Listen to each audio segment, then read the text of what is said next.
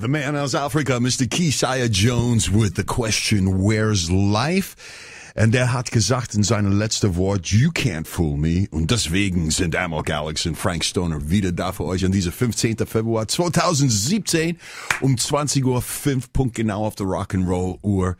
Herzlich willkommen und sei gespannt für eine großartige Sendung heute Abend. Frank, guten Abend, schön, dass du auch da bist. Ja, hi Alex, hi liebe Hörer. Where's live? Ja, hier auf Radio Emergency. Absolut. Live and alive and kicking. Amok, Alex und Frank Stoner Show heute Abend am Start. Wir haben wirklich heute eine ganz besondere Sendung, auf die wir uns auch lange gefreut haben.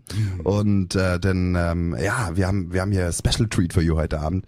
Fast live haben wir einen Gast da, aber wir haben ihn eben nicht live da, sondern einen großartigen Mann hier, Ole Dammegard, internationaler Researcher, Autor, Webseitenbetreiber, großartiger Mensch und wir wollten unbedingt so seine Arbeit so mal ein bisschen hier in Deutschland auch mal öffentlicher machen, weil hier in Deutschland kennt den fast niemand so. Es ist ja diese Sprachgrenze, da haben wir schon öfter drüber gesprochen, Alex. Ja? Hier, auch wenn wir offen sind, aber letztens, wir schwimmen immer noch so im eigenen Saft, sowohl jetzt wir als deutsche Truther-Szene, wir sind noch nicht wirklich verbunden mit dem, was international passiert und so ist es halt, dass jemand wie Ole Dammegard, der im englischsprachigen alternativen Medien ganz groß ist, hier in Deutschland vielen Leuten noch gar nicht bekannt ist.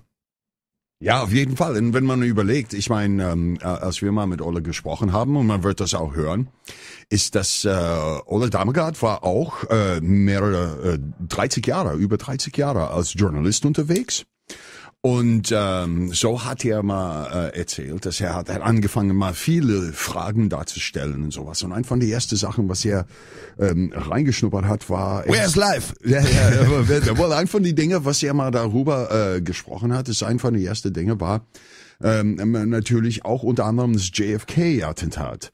Und für diejenigen, die das mal bei Social Media verkehren, zum Beispiel auf Facebook, so wie unsere Promotion für die Amok, Alex und Frank Stoner Show, Ole Dammegard hat auch uns mal Fotos geschickt, die wo er mal betitelt hat, er hat gesagt, die sind der Hammer, oder? Na, was man das alles sieht und so weiter. Und man kann das mal sehen, auf jeden Fall, und wir würden mal das auch denn zusätzlich posten, so dass man das auch auf YouTube sehen kann und so weiter. Und es ist einfach mal großartig. Und der Spirit, das der Mann hat. Also ich habe mal tatsächlich Gänsehaut während diese ganze Interview gehabt. Und das war so großartig, Frank. Ja, es war echt ziemlich stark. Es ist ja auch so, wir haben das Interview halt auf Englisch geführt. Können wir leider ja nicht anders machen so. Und das ist ja immer das Problem, was wir hatten. Wie können wir jemanden, der halt Englisch spricht, wie können wir den hier in unsere Show bringen? Weil wir wollen jetzt ja nicht den ganzen Abend auf Englisch gestalten, weil dann gibt's halt wieder viele Leute, die halt vielleicht nicht so gut Englisch sprechen und für die es dann total anstrengend wird und so. Und das ist so eine Frage, die wir uns ja immer stellen. Deswegen haben wir uns jetzt entschieden, wir haben das Interview aufgenommen mit ihm diese Woche, also es ist brandaktuell. Und werden heute Abend euch dieses Interview vorstellen. Das heißt, wir werden das immer so in Teilen spielen, immer vielleicht ein paar Minuten muss man mal sehen, wie groß wir die Blöcke machen und dann vielleicht irgendwie so ein bisschen drüber reden, um was es hier geht in dem Gespräch. Genau. Wir werden aber gleichzeitig auch für die Leute, die gut sind in Englisch, die sich das zutrauen, das komplett zu hören. Und das ist echt nicht schwer. Ich meine, Ole Dammegard ist auch kein Amerikaner, er ist auch Europäer. Er ist eigentlich Däne, aber in Schweden die wohl aufgewachsen, so die meiste Zeit. Und also wir sprechen jetzt hier kein Academic Englisch oder sowas. Also man kann auf jeden Fall mal reinhören und wir werden das komplette Interview auch hochladen. Ja. Also dass dann beides halt zur Verfügung steht. So dann auch für die International Audience. Absolutely. Wir sprechen halt auch ein paar Themen dann so die mit Deutschland zu tun haben. Ja, aber Ole Dammegard, der ist international renommiert. Ich meine, der hat schon echt hunderte von Interviews und Talkshows auch gemacht. Der Am0k ist auch viel größer, so diese alternative Medienszene. Und wir haben ihn auch ein paar Fragen gestellt, so Deutschland betreffend und auch ein paar aktuelle Dinge erzählt er und so ein freier Flow, aber es ist wirklich extrem inspirierend, jemand wie Ole Dammegard so am Start zu haben, also mit ihm zu sprechen. Stark. Ja, auf jeden Fall. Und interessant auch ist es, dass so wie bei uns, Frank, mal in unserer Show grundsätzlich. Ne, wir müssen mal gucken und wenn wir mal die Teils von dem Interview anhören, wir müssen mal das stoppen, weil wir sind mal hin und her überall gesprungen, so viele verschiedene Themen. Ja, so sind wir, so ist aber auch Ole. Ja, ich meine, genau. so sind wir als Freigeister. Ja, ich meine, ey, das ist, wir betrachten es von allen Seiten so halt immer wieder. Absolutely. No, und das Ding ist das natürlich, hat Ole auch gesagt, und man wird das hören, der freut sich mal wieder bei uns mal in Sendung zu kommen, weil es geht darum, ist, dass mehrere von diesen Fällen, ob das JFK ist oder ob das mal mit Barschel ist oder ob das mal mit Olaf Palmer gewesen war, der hat gesagt, ist, dass das richtig zu verstehen, dass das dauert mehrere Stunden, das alles aufzuklären, so dass man versteht, wie die ganze Sache mal zusammenkam, ne? Ja, das ist extrem viel Material. Es gibt wirklich wenig Leute so, die so viel in diesen Themen geforscht haben wie Ole Dammegard. Der hat das jahrelang durchgezogen, jahrelang erstmal anonym, nur für sich selber so. Noch in Zeiten, da gab es doch gar kein Internet. Ja, wir reden jetzt irgendwie von ich meine, der hat in den 80ern, glaube ich, angefangen, Ende der 80er. Und durch die ganzen 90er durch halt immer so voll anonym, ja. Aber der hat das richtig weit getrieben. Das hat jetzt gar nicht in dem Gespräch kam das vor, aber ich meine, Ole Dammegard kenne ich schon eine ganze Weile so und verfolgt seine Arbeit. Und an irgendeiner Stelle hat er das mal so erzählt. Ja. Ich meine, der hat sich da echt so nah rangewagt, der hat so intensiv recherchiert. Der hat zum Teil die Leute, die er recherchiert, also die zu diesen kriminellen Netzwerken bekommen, der ist dann so nah an die Pelle gerückt, dass er zum Teil was in derselben Hotelbar saß wie die, was am Nachbartisch. Und so. Ja, ja. Also ich meine, weißt du, das ist echt nochmal was, also der Typ ist halt wirklich authentisch, echt, der hat das sein Leben lang hat er sich dem gewidmet. Und das ging dann auch so weit, dass irgendwann das zu heiß wurde auch. Diese ganzen Informationen und in seinem Umfeld ist dann auch schon irgendwie ein Kollege, der auch so in der Richtung recherchiert hat, ist dann da auch umgekommen und da ist dann Ole Dammegard aus dem Land auch gegangen, also aus Schweden raus und nach Spanien übergewechselt und seitdem lebt er in Spanien. Und dann hat er sich wohl beschlossen, so die Flucht nach vorne anzutreten und hat dann sein ganzes Wissen und alles, was er da recherchiert hat über die Jahre, hat er dann in ein super dickes Buch gepackt. Coup d'État in Slow Motion heißt es, kommt in 2 Volumes raus und ist halt dann offensiv nach außen und seitdem geht er halt überall hin und verbreitet diese Dinge. Nicht zuletzt auch damit es halt kein geheimes Wissen mehr ist. So, ja. Ja, genau. Aber das ist nicht die einzige Buch. Der hat mehrere Bücher, was er geschrieben hat und er hat mir auch mal jetzt gerade mal eine Nachricht gegeben und da Ole eine sehr inspirierende Mensch einfach ist. Na, wie ich gesagt habe, während der ganzen Interview habe ich selber mal Gänsehaut bekommen. Ich habe ihm gefragt, wie wir ihn unterstützen können. Und das Ding ist, dass ich habe mal eine dritte Link reingesetzt zu Ole Dammegards hier Introduction bei uns auf der Radiosendung. Und das wird ihr aber auch bekommen. Ole wurde gewählt oder nominiert für das Light Tower Award in Schweden als Journalist, als Researcher und so weiter. Und ja, wenn wir mal ihn unterstützen können und sagen, hey, gerne Ole Dammegard, man, wir würden mal für ihn wählen, dann sollen wir mal das tun, auf jeden Fall. Und diese Link und so weiter natürlich wird er auch heute bekommen. Und wir geben das zu euch weiter, mal genauso wie in Chat und sowas.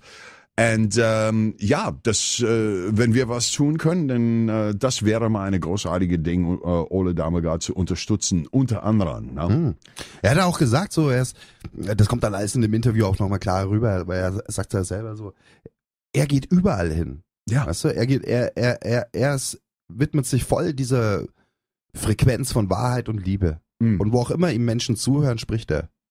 Und deswegen war er auch so, hat sich auch gefreut irgendwie, dass wir ihn eingeladen haben, also weil er war halt noch nie in Deutschland. Und er hat auch gemeint, er würde auch nach Deutschland kommen, also als Redner auf, im Grunde genommen egal welche Veranstaltung. Also auch alle, die das heute hören so und die vielleicht Redner suchen oder irgendwelche Kongresse oder ähnliche Dinge machen. Ole Dammegard wäre bereit nach Deutschland zu kommen. Man muss ihn halt nur irgendwie halt ran schaffen. Also man müsste ihm halt irgendwie die Reise organisieren so. Genau. Ansonsten ist er überall bereit. Also der braucht da auch keine fetten Gagen oder sowas, muss ihn halt irgendwie herbekommen. Ja. Und er würde es gerne machen. Also auch da bin ich mal gespannt, ob es Leute gibt, die das inspiriert, was er heute erzählt.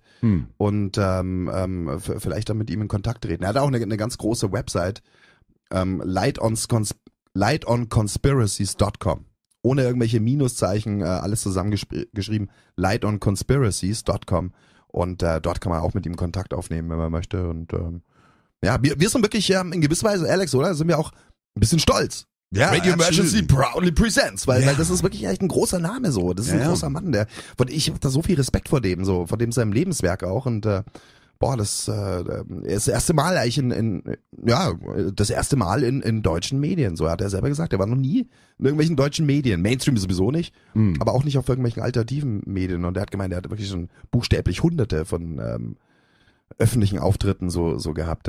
Ja, und wir freuen uns natürlich mal, dass wir diese nennt man das, wie man will, das Bonbon bekommen haben und dass er gesagt hat, dass er das bei uns gerne machen will.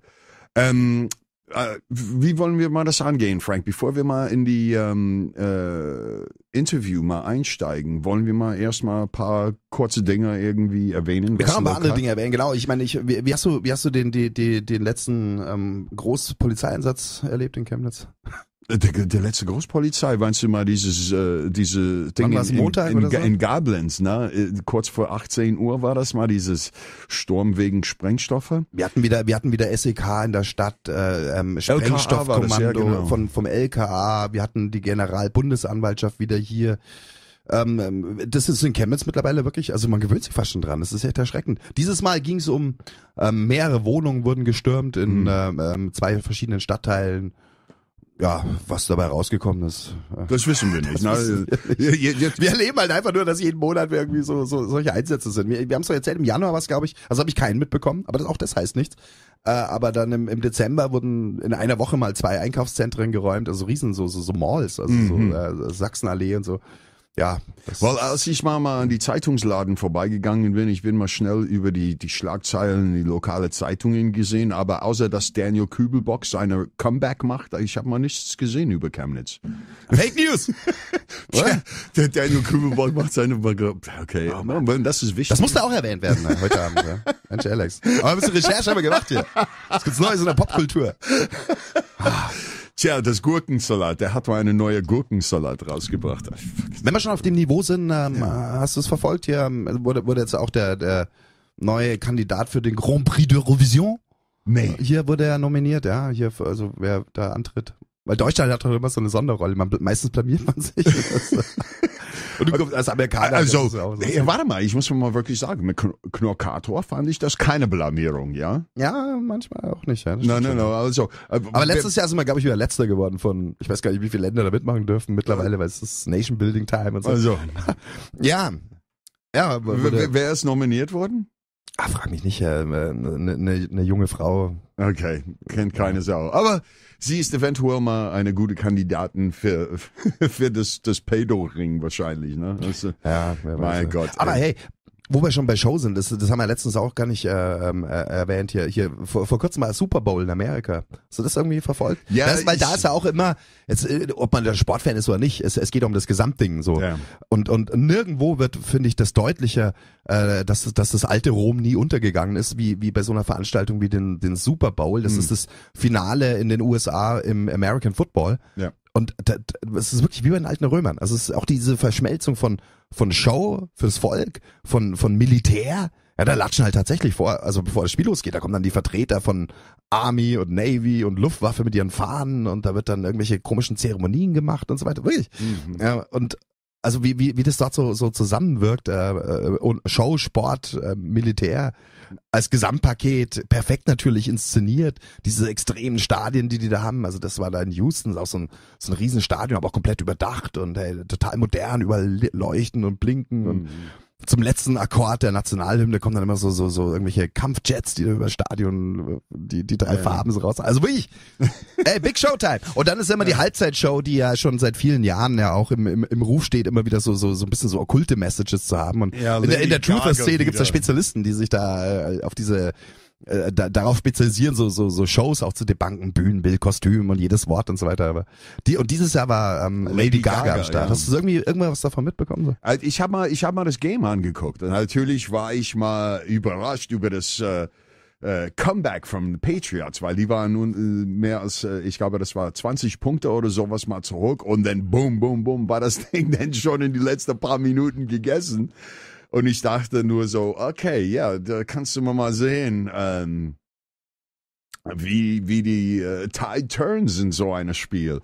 Aber das Drumherum, das hat mir eher mal gar nicht interessiert. Ich habe mal die Halftime-Show nicht angeguckt. Also ich habe auch gar nichts davon gesehen. Ich habe mal das Game angeguckt. Ich habe mal die letzte Teil des Game angeguckt, weil alle anderen, weißt du, die sitzen da alle und die haben ihre Football-Trikots an und eine für die Mannschaft, für die Patriots, New England und die anderen. Also, du warst ja da noch in New York, oder? Ja, natürlich. Hast du New York in irgendeiner Sportsbar dann angeguckt oder so? Ich habe mal in TGI Fridays genau gegenüber von meiner Hotel gesessen. Aber wenn ich mal ehrlich bin, ich glaube, ich bin nur ein von 10 Leute, die dort gesessen hat. Weil das ist kein richtiger Bar, wo man herausgeht, Sports anzugucken. Da geht man in so eine Bar, wo die Leute grundsätzlich mal Baseball und Football und sowas gucken. Ja, ein bisschen plebejisch dazu. Ja, genau. Und alle gehen in ihre Trikots von ihrer Lieblingsmannschaft dort rein und saufen Bier und diskutieren, was man hätte besser machen können. Ne?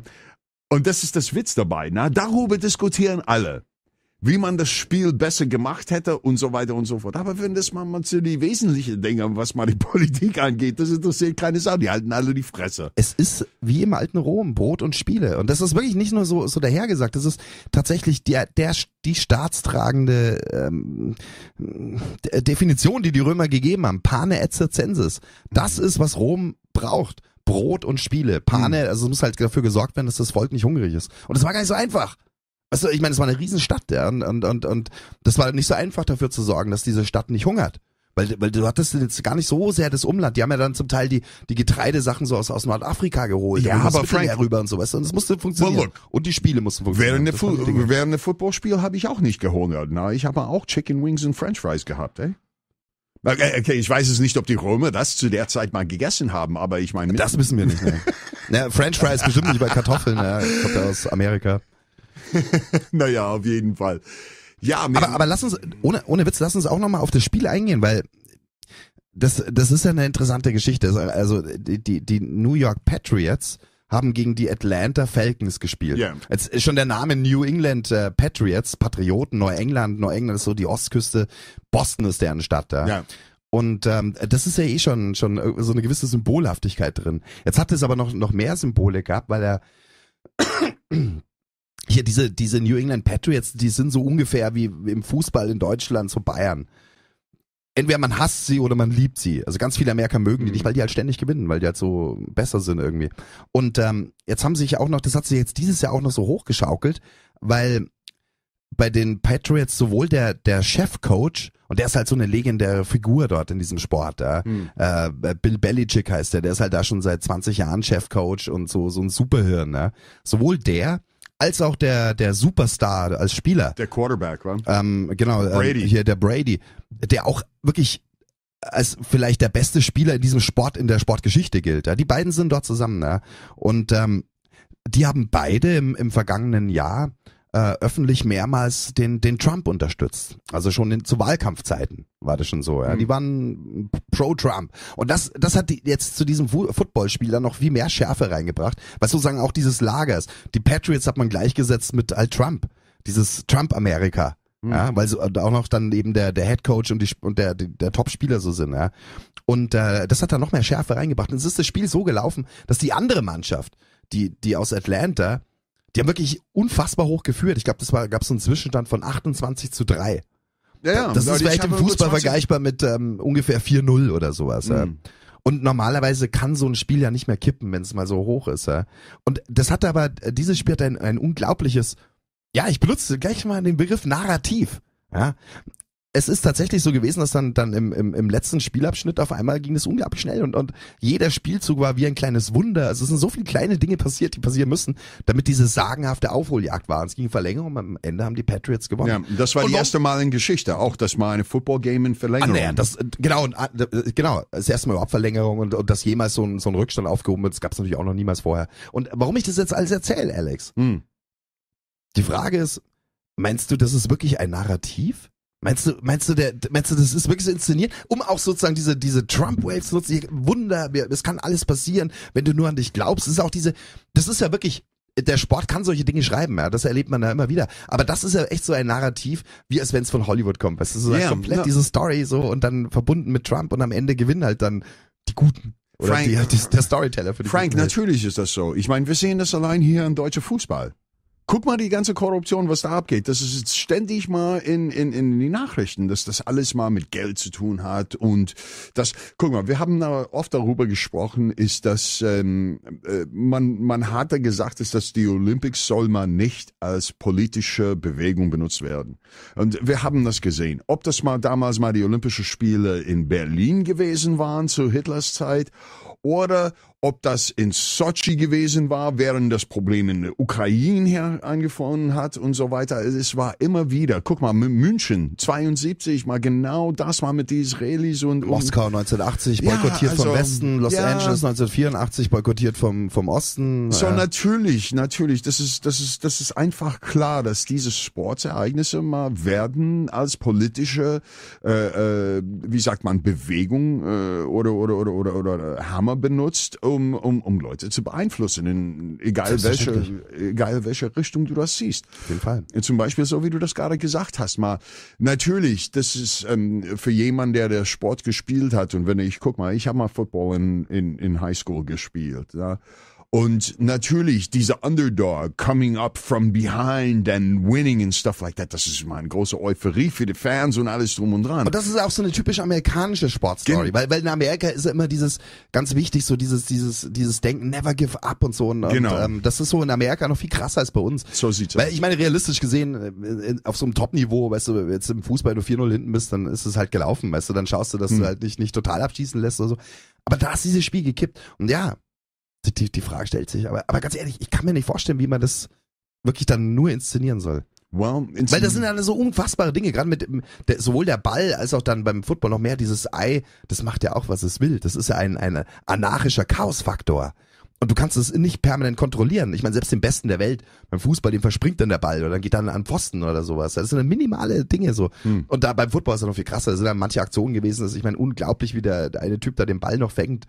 Millimeter über dem Boden, das kannst du ja nicht inszenieren. Das ist richtig. Aber ich habe auch mal mit ehemaligen Sportlern gesprochen, ist, dass jetzt mittlerweile, Frank, die Equipment, was die Leute haben, allein Football zu spielen, haben wir damals in die 70er Jahre mehr, also ich hab mal wie ein richtiger Muscle-Man ausgesehen. Heute ist alles so High-Tech. Wenn du guckst mal, die Footballanzüge, wir haben normalerweise Pads in die Knien gehabt, Hüfte, wie sagt man, hinter an die Stießbeine und sowas, Cup und wie sagt man, Oberschenkel und sowas. Du hast richtig Pads gehabt. Jetzt ist das alles in die Hose integriert und das ist alles so functional Sachen. Also meinst du, das sind dann schon so im Handschuh vielleicht ein Magnet drin, das dann auf den freaking Ball nach, das aktiviert so zack und dann tatsächlich diese Handschuhe, was die haben, mit denen das diese Wide Receivers benutzen und die Running Backs und sowas, die haben irgendwie so eine klebrige Zeug, dass du mal mit einer Hand daran kommen kannst und das Ding klebt an deiner Hand. Das ist richtig krass. Wenn wir diese Dinge damals gehabt haben, wären wir sicherlich Section 9 Champions geworden, weil die Mannschaft, mit dem ich gespielt habe, wir haben auch mal eine kleine Geschichte. Ich habe mal die 100. Anniversary gespielt, die größte Rivale in High School History von Football, Port Jervis gegen Middletown. Und wir haben knapp verloren, man. Aber natürlich, sage ich mal, ist das mal diese Equipment, was die heutzutage zur Verfügung haben. Man sieht das auch im Fußball mittlerweile. Auch so die Torwarten mal mit Handschuhe. Alter, ich habe mal Torwart gespielt. Ich habe keine Handschuhe benutzt. You know, und naja, aber Handschuhe gibt's aber schon ganz lange beim Fußball. bei Fußball, bei Torwart, okay, das weiß ich. Schon gehabt, weißt du. Echt? Ich habe mal in den 70er Jahren keine benutzt. Ja. Okay. Naja, ich meine, sei es wie sei. Interessant ist es so oder so, diese ganze Story rund um den Super Bowl und auch diese merkwürdige Spielverlauf, ja, wie man es auch immer sehen mag. Vielleicht hat auch irgendwo hier bei Trumps Schattenkabinett, vielleicht gibt's auch irgend so einen Voodoo-Preacher aus Afrika, weißt du, der den Boden irgendwie gespiked hat, weißt du, irgendwelchen Fetisch. Ja, in Afrika funktioniert sowas scheinbar, ja. Da wird sowas bei jedem Spiel gemacht, weißt du, im gegnerischen Torraum da irgendwas vergraben und dann hat der Torwart Handschuhe hin oder her. Da rutscht alles durch, so oder sowas, ja. Naja. Oder vernagelt, ja, Bus, ja. Naja. Aber hey, wo wir schon bei Trump sind, wir haben ja letzte Woche drüber gesprochen, Alex, das so in dem ganzen Umfeld von Trump, also welche Leute dort so sind. Wir haben über Jared Kushner gesprochen, seinen nächsten Berater und Schwiegersohn. Wir haben über Rex Middleman. Rex Tillerson heißt hier der neue Außenminister von USA und Nikki Haley und so weiter. Und wir haben mal festgestellt, okay, Trump twittert überall, macht dort Big Showtime und das ist überall Skandal und Holter die Polter, aber die wichtigen Dinge, vor allem für uns jetzt hier in Deutschland, Europa, die wichtigen Dinge, ist Außenpolitik. Ja, und da haben wir gesagt, ja, vielleicht kann sich was ändern unter Trump, weißt du? Ja. Weil er im Wahlkampf ja schon Andeutungen gemacht hat, NATO obsolet, diese ganzen Nahostkriege, da ziehen wir uns raus, Amerika wird nicht mehr überall Weltpolizist sein. Da haben wir schon drüber gesprochen, am Tag nach der Wahl haben wir gesendet und haben gesagt, Mensch, vielleicht ist es eine Chance für Europa und auch für Japan oder sonst wo auf der Welt, sich dort zu lösen so. Aber es sieht halt immer mehr so aus, als ob aber außenpolitisch sich gar nichts ändert. Im Gegenteil, als ob sich noch die Dinge verschärfen. Der Tillerson macht jetzt eine neue Front auf mit China, wo es ja auch schon eine Weile kriselt, aber der scheint jetzt da noch mal eine Schippe draufzulegen so. Und hier Russland ist der Böse und Iran auch und so weiter. Also da bleibt alles beim Alten. Die atlantische Außenpolitik scheint sich einfach fortzusetzen. Wo man immer noch sagen muss, okay, weil jetzt manche Amerikaner, die ich gehört habe, die nehmen das auch zur Kenntnis und die sagen aber immer noch, naja, okay, Trump weiß über die Dinge schon Bescheid, aber er braucht noch ein bisschen, um das durchzusetzen und naja, ich habe da meine Skepsis, ganz ehrlich. Ich glaube, wenn so ein Verteidigungsminister, so ein Außenminister spricht, die briefen sich schon vorher, weißt du, du sprichst ja für amerikanische Außenpolitik, das musst du schon vorher irgendwo grob die Linien abstecken. Wollen wir Russland dieses ganze Sanktionsding, wollen wir da raus und mit denen Peace machen oder wollen wir die weiterhin als Feindbild aufrechterhalten? Also so Grundlagen, weißt du, die haben die schon abgesteckt und leider sieht's da nicht gut aus. Ja genau, und darüber haben wir letzte Woche gesprochen und jetzt heute Nachmittag habe ich nochmal in die Zeitung geguckt, hier war die Headline der neue Verteidigungsminister der USA, ich habe jetzt den Namen gar nicht mehr im Kopf, hat so Europa, ich glaube, es ist sogar das Wort Ultimatum oder sowas gefallen und die Sache ist, der Verteidigungsminister der USA verlangt von Europa, sie müssen ihre Verteidigung hochsetzen, also die Budgets, wir brauchen mehr Geld und wir brauchen mehr Aufrüstung. Und wenn Europa das nicht macht, dann würde Amerika sich da aus dem Sicherheitskonzept oder wie auch immer sie das nennen, ja, aus Europa verabschieden. Das wäre, wo wir dann sagen, ja, hey, wow, echt? Aber unsere Regierungen in allen Europa, die sehen es natürlich anders. Wir brauchen unbedingt die Amerikaner, weil die uns ja wieder vor den bösen Russen verteidigen. Und tatsächlich ist das gleich hier bei uns in Deutschland auf offene Ohren gestoßen. Die von der Leyen ist da gleich on fire. Ja klar, das ist, was sie schon fordert, aufrüsten und jetzt kommt's von Amerika. Jetzt auf einmal die Trump-Administration doch wieder ganz okay. Also es ist wirklich, trauriges Theater muss da stattfinden. Also, Aufrüstung, wie soll das denn gehen? Hey, Frank, das ist jetzt hier das Bizarre. Man spricht darüber, dass Deutschland ist keine souveräne Stadt und unter das Aussage, was im Zweiten Weltkrieg zu Ende gewesen war, Deutschland darf nicht mal ihre Militär aufrüsten. Und hier jetzt kriegen die Erlaubnis, obwohl man keine Friedensvertrag steht. Was soll das jetzt heißen? Naja, das mit dem hier mit Deutschland darf nicht ausrüsten, das galt ja nur den ersten Jahren nach dem Zweiten Weltkrieg. Dann hat man wann war es, 50er, 60er Jahre dann die Bundeswehr eingeführt und dann ging es alles los, Bundeswehr, NATO und dann dann hat man Deutschland halt hochgerüstet, so als erste Reihe sozusagen gegen den Osten so. Und das ist das Szenario, was halt jetzt wieder droht. Jetzt sollen wir wieder hochrüsten. Ich meine, ist das jetzt die Zeit, wo wir mehr Waffen brauchen, mehr, und zwar bedeutsam mehr. Weißt du, der redet jetzt nicht davon, macht's halt mal 1% mehr. Der redet wirklich von Big Style. Ja, wir reden hier wirklich von Hochrüstung, in so eine neue Rüstungspolitik zu kommen. Das ist auch nicht eine Sache von 1-2 Jahren. Wir reden hier wirklich hier werden strategisch die Weichen gestellt. Der europäische Anteil an NATO muss halt so und so viel höher werden, weißt du? Ey, ist das jetzt echt, was wir brauchen? Ja? Eigentlich nicht. Das ist genau das Gegenteil von dem, was wir jetzt wollen und was wir brauchen. Nee, was wir brauchen, ist eigentlich, dass die Amis ihre Scheiß packen und gehen nach Hause. Ja, das ist, was wir brauchen. Und genau, und der NATO ist obsolet, hat's im Wahlkampf geheißen, ja. Und das sind so Dinge, die haben ja dann eben auch vielen alternativen Leuten Hoffnung gemacht. Hey, da kommt einer und der sagt hier, wir ziehen uns zurück aus diesen ganzen Militärmaschinen und so. Aber wenn man jetzt so guckt, was passiert. Ich meine, Trump selber, ja, hat schon ein paar Mal was Kritisches über Russland gesagt, aber es ist halt auch das ganze Umfeld. Verteidigungsminister, Außenminister, engste Berater und dann das andere, das haben wir ja gestern erwähnt, gestern die Nachricht, dieser Michael Flynn, hieß er, glaube ich, der musste zurücktreten und der war der nationale Sicherheitsberater von Trump. Und das war einer der wenigen in diesem Umfeld, die halt auch eben eher russlandfreundlich gesonnen waren. Ja, oder auf russlandfreundlich, was heißt das schon? Das ist immer auch dieses Lagerdenken, ja. Eher einer, der halt auf Ausgleich mit Russland aus ist. Ja. Das sind so Leute, wo man gedacht hat, naja, der könnte vielleicht wirklich eine andere Außenpolitik starten, aber der musste gestern zurücktreten. Das heißt, die Leute verschwinden langsam aus dem Umfeld.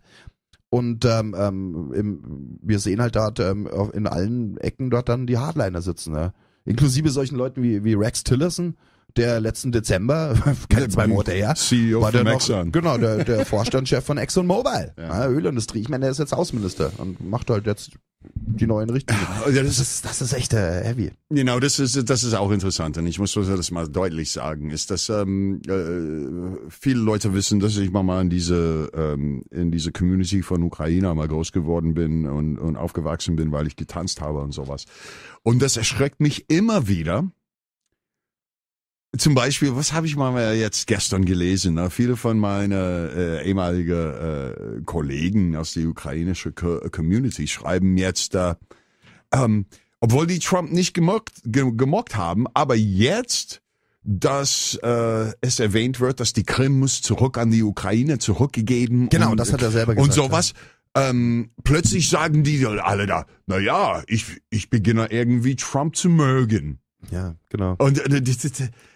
Und wenn ich das mal so denke, oder wenn ich sowas höre oder solche Posts lese von diesen Leuten, ich muss mir mal selber sagen, ich habe gesagt, Frank, guck mal, als ich zurück aus Amerika gekommen bin, du hast mir immer diese Sachen mal über Nikki Haley und diese Rex Tillerson und solche Leute erzählt. Das hat man in Amerika nicht gehört in die Nachrichten. Ja, klar. Und deswegen ist weil das... die Nachrichten beschäftigen sich die ganze Zeit mit mit dieser oberflächlichen Geschichte halt. Ja, da twittert er hier wieder und der ganze Style, wie der das macht. Ja. Kann das denn sein? Ein Präsident, der immer nur twittert und das holtert die Polter und wenn er mal wieder einen raushaut, so. Aber hey, das ist also eine Show. Das sind euch die wichtigen Dinge. Die wichtigen Dinge sind also aus meiner Sicht, als Europäer, sind vor allem Außenpolitik. Als Amerikaner wären auch noch wichtige Dinge, tatsächlich wird er jetzt das ganze Steuerrecht verändern, wie er es angekündigt hat im Wahlkampf. Das sind Dinge so. Aber ey, davon hören wir ja nichts. Ja, die Mainstream-Medien, die füttern uns ja immer nur mit diesen ganzen Stories da. Ja, guckt ihr den an, was für ein Kasper. Aber jetzt, heute, wo jetzt gefordert wird, hier, ja, NATO, aufrüsten, Europa, da auf einmal, ich glaube sogar, dass die Überschrift war heute so, von der Leyen versteht Trump. Ja, aber das versteht man. Ja, das ist natürlich, was ist dabei hier. Was ist ihr Spitzname? Flinten-Uschi, oder? Ja, sagen wir. Ja, und nur, falls es jemand noch nicht weiß, ich meine, wir haben schon ein paar Mal erwähnt, aber diese Dinge sind immer wichtig zu erwähnen. Hier von der Leyen kommt auch aus so einer Family, so, ihr Vater, der hieß Albrecht, Vornamen habe ich jetzt gar nicht mehr, der war in den 70er und 80er Jahren hatte der so eine Dynastie als Ministerpräsident in Niedersachsen. Ja, und unter anderem sind in der Zeit dort so Operationen gelaufen wie das Zeller Loch. Ja, False Flag, der Linken in die Schuhe geschoben wird, so Terrorakt, ja, hier guck, RAF, und dabei waren's GSG 9 und sowas, die das gemacht haben. Da ist keiner zu Schaden gekommen, außer er hat in diesen Gefängnisrohbau in Celle dort so ein Loch in die Mauer gesprengt. Aber das hat man so als Terror aufgebaut. Und ich meine, das war genau die Zeit, wo der Albrecht dort Ministerpräsident war. Und ohne dem sein Wissen wird sowas in Niedersachsen nicht passieren können. Also ich meine, nur so als Hinweis, das ist jetzt diese Familienlage. Jetzt haben wir die von der Leyen. Und ja, da sind die gleich voll dabei. Ja, logisch, aufrüsten und das machen wir. Klar. Wir schaffen das oder so, kann man da auch dann sagen. Ja klar, wir schaffen das, wir rüsten wieder hoch. Und das ist das Bizarre, weil, weißt du, die stellen sich diese Arten von Parteien, ja, diese etablierten Parteien, die stellen sich immer so hin, so als hätten sie die moralische Obermacht, ja, und Deutungshoheit. Was ist gut, was ist richtig, ja? Und ich meine, was machen sie? Sie isolieren uns von Russland, sie isolieren uns, na gut, mit Amerika scheint, wenn das jetzt so in die Richtung geht, wird man dort schnell wieder Freund werden. Aber sie isolieren Deutschland von seinen Nachbarländern. Ein Haufen Länder in Europa sind total sauer auf uns. In Südeuropa, da kannst du dich kaum noch blicken lassen, so. Ja, und direkt Nachbarländer von uns, selbst so Länder wie Dänemark und so sind angepisst von Deutschland. Ja. Polen, das macht unsere Regierung. Und jetzt rüsten wir hoch. Ja, ich meine, weißt du, das ist insgesamt historisch sind es doch erstaunliche Entwicklungen so. Und sich dann hinzustellen, sagen wir machen alles gut, aber ich meine, wo führen sie das Land hin so? Ja. Na, traurig. Tja, also was interessant ist, dass ich musste mal auch das hier reinschmeißen. Ich bin mal über eine Schlagzeile geflogen. Ich weiß nicht, ob du was davon gehört hast, Frank. Wir wissen, dass Griechenland in einer finanziell schlechten Lage dasteht und sowas. Und dieser junge Typ, der in Griechenland, ich weiß es nicht, ob der so, wie sagt man, wie heißt der nochmal? Das ist so ganz junger Typ, der war hier auch in Deutschland gewesen, glaube ich. Well, anyway, die Schlagzeile hat gehießen, dass Griechenland holt jetzt wieder Rothschild ins Boot rein. Das Rettungsboot. Sehr gut. Also, und ich habe das mal da gesehen und ich dachte so, okay, was sollte man mal davon halten? Sind die arm geworden, weil die aus dieser Situation heraus wollten und dann plötzlich sagen die, okay, wir beugen uns ein und wir nehmen die Hilfe wieder auf, aus dieser Schulden herauszukommen, um unser Land zu retten? Also, ach, Alex, kann man das mal so vorstellen? Ja, zu krass, ja. Ja, das sind News, ja. Also, Mensch, Alex, lass uns aus dem Nachrichtenblock rausgehen. Wir schließen mit dem Fazit Snafu. Ja, Snafu. Das Snafu-Prinzip, wie es hier schon in der Wilson in diesem Illuminatus-Büchern geschrieben hat. Snafu steht für Situation Normal, All Fucked Up. Das war, glaube ich, das soll eigentlich übrigens ein Funkcode aus Vietnam gewesen sein. Ja. Lagebericht, Snafu, okay, alles klar. Snafu, genau. Das heißt, so ähnlich wie Erich Maria Remarque schon im Ersten Weltkrieg geschrieben hat, so im Westen nichts Neues. Ja. Wie schaut's bei euch aus? Nichts Neues. Situation normal, all fucked up. Such a great word, such a great. Okay, was wollen wir machen? Wollen wir mal jetzt gleich mal lass uns eine kleine Musikpause machen und dann melden wir uns wieder und starten dann halt hier mal das Interview. Ja? Und dann fangen wir an mit Ole Dammegard. Dann würde ich mal sagen, so machen wir das. So, ich lege mal hier ein bisschen Musik ein und ich fange mal an mit a little John Lennon. The single version from a little cold turkey here an den Start in the Amok, Alex and Frank Stoner Show an diese 15. Februar 2017. Es ist 20:42 Uhr and we'll be right back. Don't touch that dial. Und Mr. Ole Dammegard ist gleich bei uns. Stay tuned. Cold Turkey from the one and only John Lennon an den Start. Hier in the Amok, Alex and Frank Stoner Show an diese 15. Februar 2017 hier auf Radio Emergency. 20:48 ist das Punkt genau auf der Rock'n'Roll Uhr and we're back in action. Und Frank, wir wollen mal hier eine kleine Geschichte erstmal erzählen über die ganze Geschichte, wie das mal abgelaufen ist, das ist mit Ole. Ne? Das ist interessant ist ja schon, wie überhaupt an Ole Dammegard, wie der Kontakt hergekommen ist. Wir haben ja mal, das ist schon eine ganze Ecke her, Alex, so vielleicht vor 2 Jahren oder so, als wir noch richtig unterm Radar geflogen sind und wir wirklich nur eine Handvoll Zuhörer hatten. Da haben wir aber schon mal einen ganzen Abend, eine Sendung lang Ole Dammegard gewidmet und haben halt so seine Arbeit vorgestellt, insbesondere die Geschichten hier von Operation 40 und all diese Sachen so. Und diese Sendung haben wir dann irgendwann auch mal bei Kulturstudio im Nachhinein hochgeladen. Und irgendwie ist Ole Dammegard da drauf gekommen, weil wahrscheinlich halt einfach sein YouTube Programm hat ihm halt irgendwann angezeigt, dass da was ist und ist halt neugierig geworden, mal drauf geklickt und auf Deutsch und ja. Und dann hat er uns angeschrieben. Und hat gemeint, hey, ich habe eine Show gemacht, sind cool und so. Und dann haben wir halt mit ihm Kontakte aufgenommen, haben ihm geantwortet und haben jetzt eben diese Woche mit ihm ein Gespräch geführt. Und jetzt vorgestern war das, am Montag haben wir das aufgenommen. Und war echt ein intensives Gespräch, ganz starke Kommunikation auch für uns. Und als wir dann fertig waren, ihn verabschiedet haben und dann in die Post-Production gehen wollten sozusagen, Alex, das haben wir dann festgestellt. Wir haben den Stream gehabt, aber da war keine Bytes drauf. Die ganze Sache war weg. Und interessanterweise, ich musste das Frank beichten. Ich habe mal erstmal Degel kontaktiert, der könnte das auch gar nicht erklären.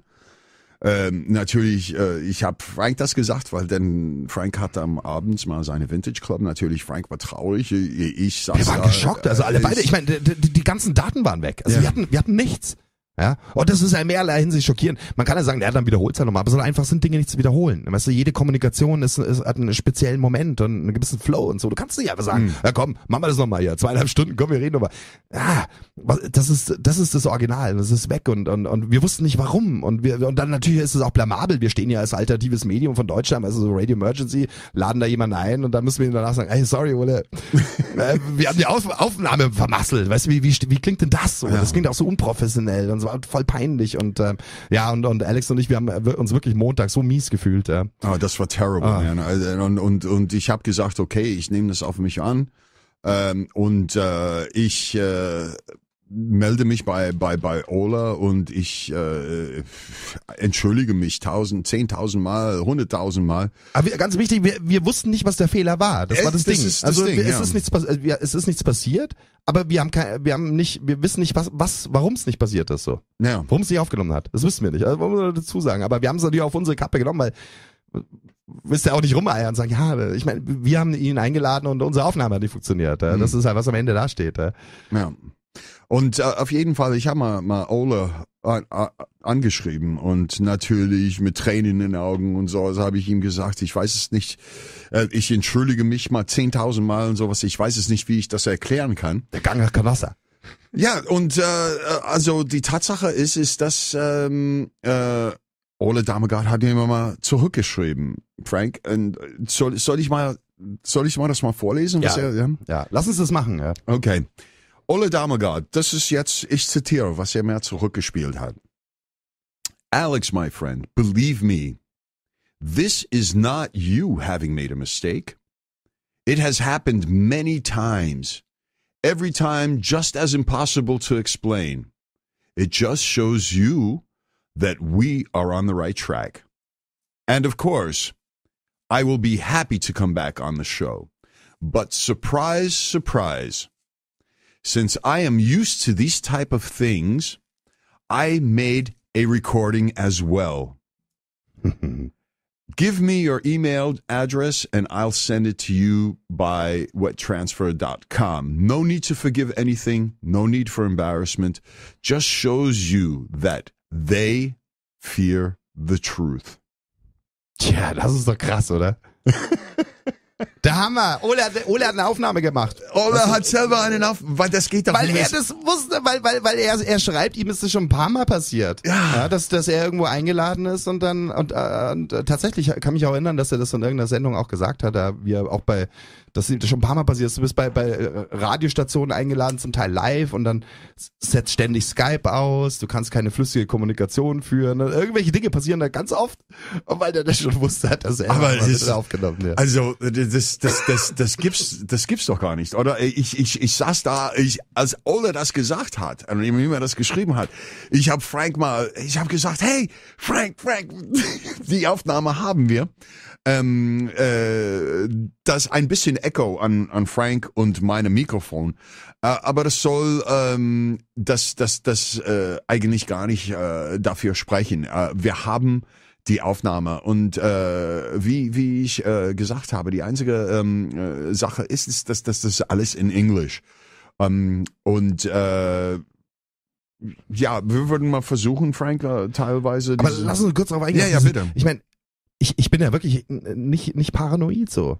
Und eigentlich denke ich mir immer, weißt du, ich kann mir jetzt echt nicht vorstellen, dass jetzt wirklich irgendwelche Geheimdienste oder sonst, von wem auch immer, also ob das jetzt staatlich ist oder vom Deep State oder von Breakaway Civilization, dass die wirklich jetzt unseren Stuff hier anschauen. Ich kann es mir nur schwer vorstellen, weil letztens, ich meine, wir machen so viel und wir sind dann auch nur wenige. Also es gibt so viele, die so viel machen. Also wie viele Leute sollten ständig alles überwachen, was wir erzählen, so.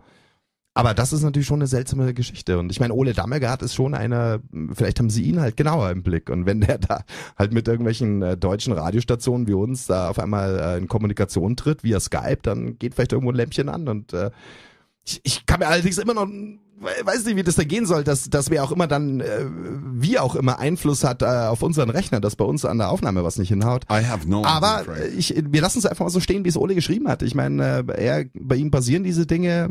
Wir sollen uns da mal nicht so viel Gedanken machen. Wir wissen nicht, warum es nicht aufgenommen hat. Wir haben aber eben dieses Backup von Ole, arbeiten mit den Profis und ja. Absolutely. Ich jetzt auch sagen, gehen wir rein ins Gespräch. Ja? Gehen wir rein ins Gespräch. So, Ladies and Gentlemen, dann würde ich mal sagen, ich spiele das ab und Frank, gib mir mal dann ein Zeichen, wo wir mal erstmal... Wir wissen selber nicht genau, wie wir das machen. Wir werden halt mal alle, was weiß ich, vielleicht in 10 Minuten oder so, oder je nachdem, wann sich irgendwie anfühlt, werden wir halt mal reingehen und ein bisschen so zusammenfassen. So. Okay, und ich würde mal sagen, einfach Interview up. Ladies and Gentlemen, Mr. Ole Dammegard hier auf Radio Emergency. Listen, guys, I just want to let you know that I've come across people from Germany who lives abroad and so on. Everyone speaks very, very highly of you, so that I just wanted to pass it on. From us? They speak very highly about you and your show.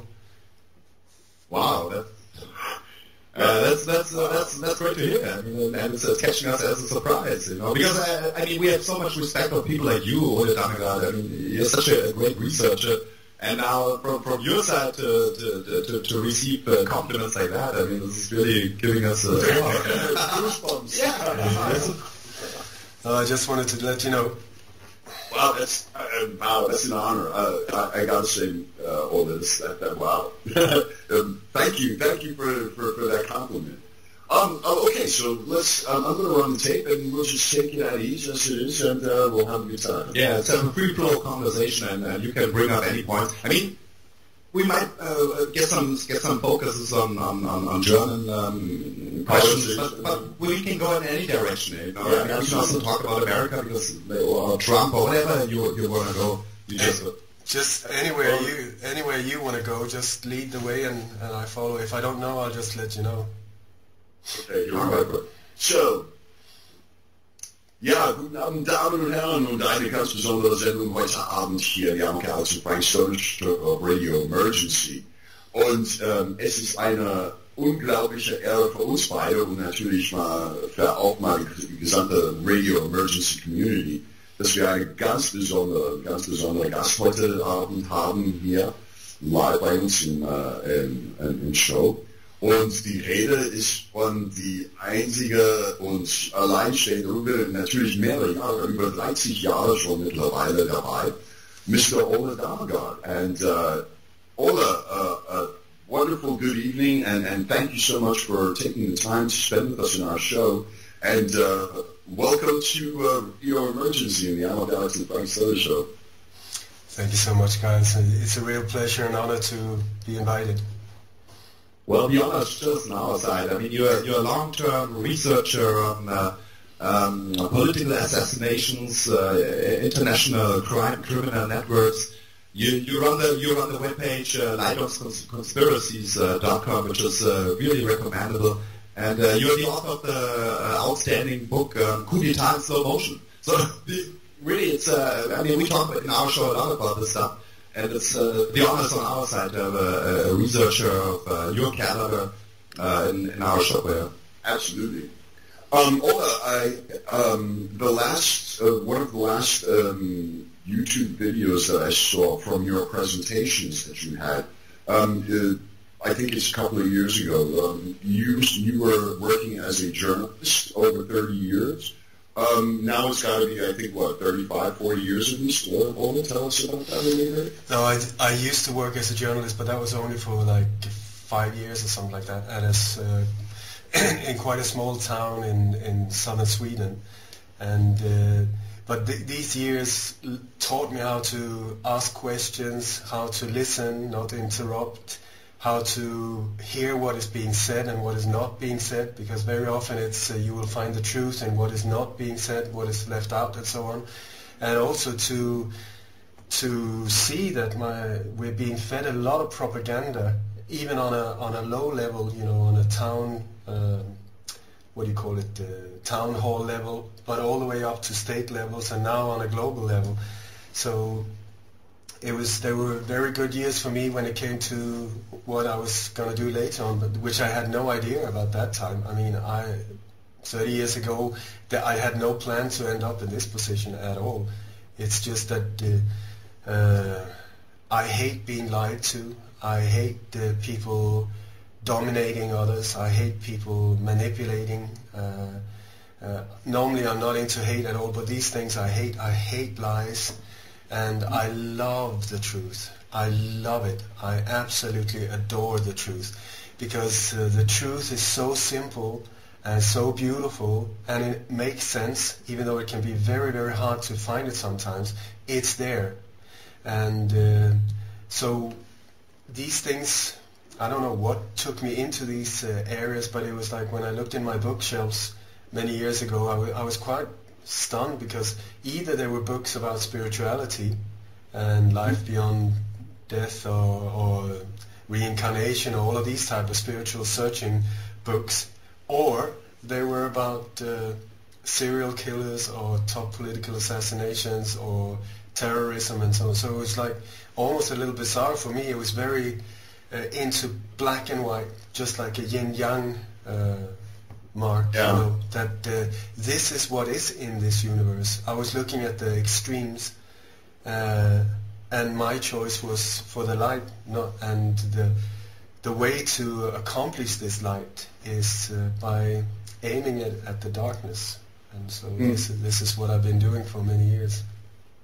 It's interesting that you say that you worked as a journalist.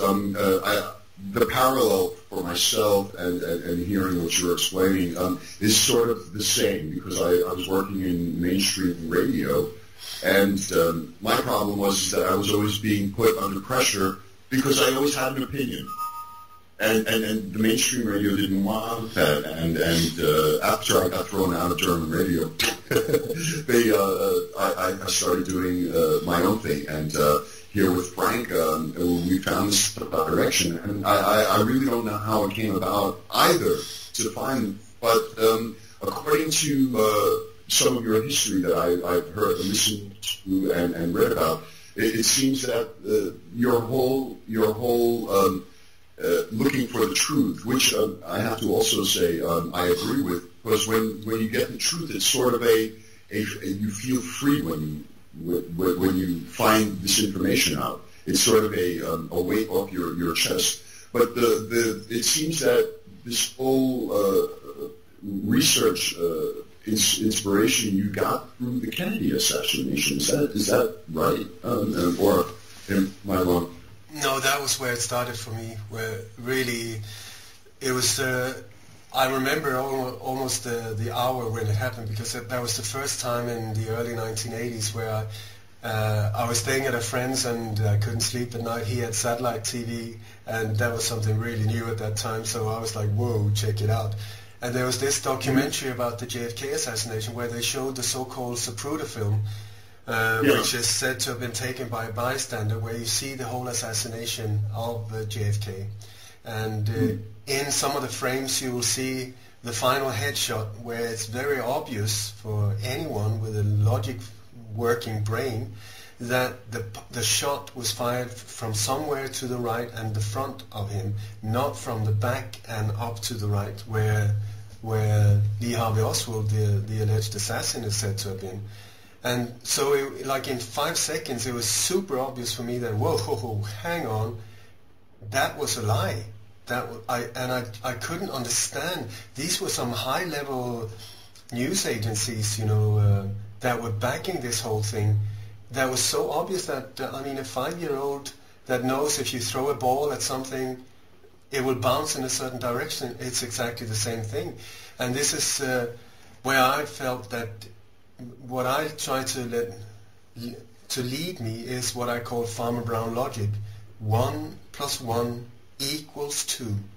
I don't care. I do not care if you can show in 3D animation, or you got like a whole team of professors in white coats and they say 1 + 1 = 34. That is just fantastic for me, because that shows me somebody is very aware that there's some massive lying going on, and there's a reason why they're trying to hide, to cover it up. So this is perfect for me. But the last thing I do is to accept that as truth. I'll just say, thank you, that's very kind of you to make it so obvious to me that you're lying. So I will track down and expose your butt.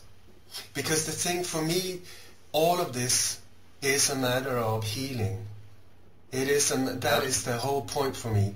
I'm not into this even though I find some conspiracies interesting, but the whole thing is about peace for me, Stop messing with us. Stop bullying us around. Stop killing us.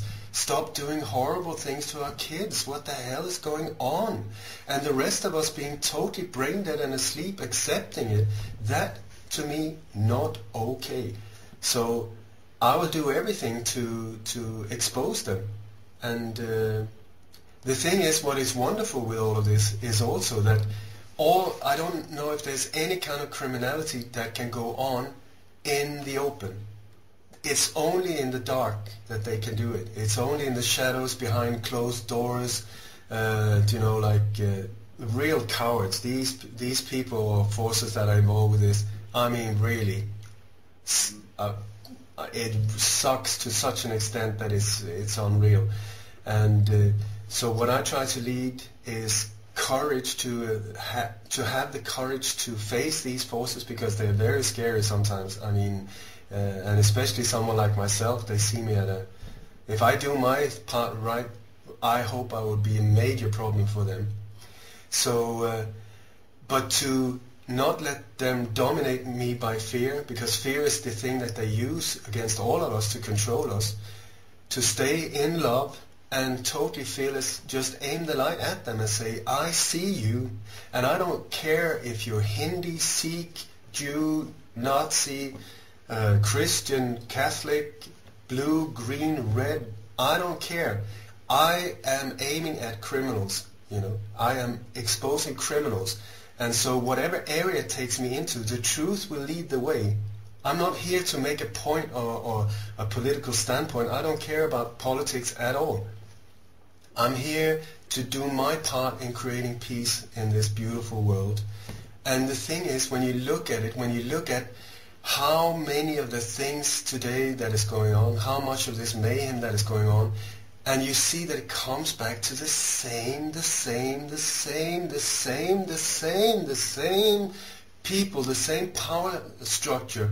It doesn't matter if you go from the GMO or vaccines or chemtrails or political assassination or satanic rituals, or you come back to the same, which is fantastic, I think, because then it's like I don't have to worry about having millions of horrific individuals out there trying to do awful things to us. It's a small little tiny group, like a cancer growth, that is messing us up and trying to divert our attention all the time, trying to keep us fearful so that we will not have the courage and the time to open our eyes and just focus it at where the problem is, which is them. And so I think we're at a fantastic point in history, because suddenly we know who they are. I mean, it's all over the place. We've identified so many of them.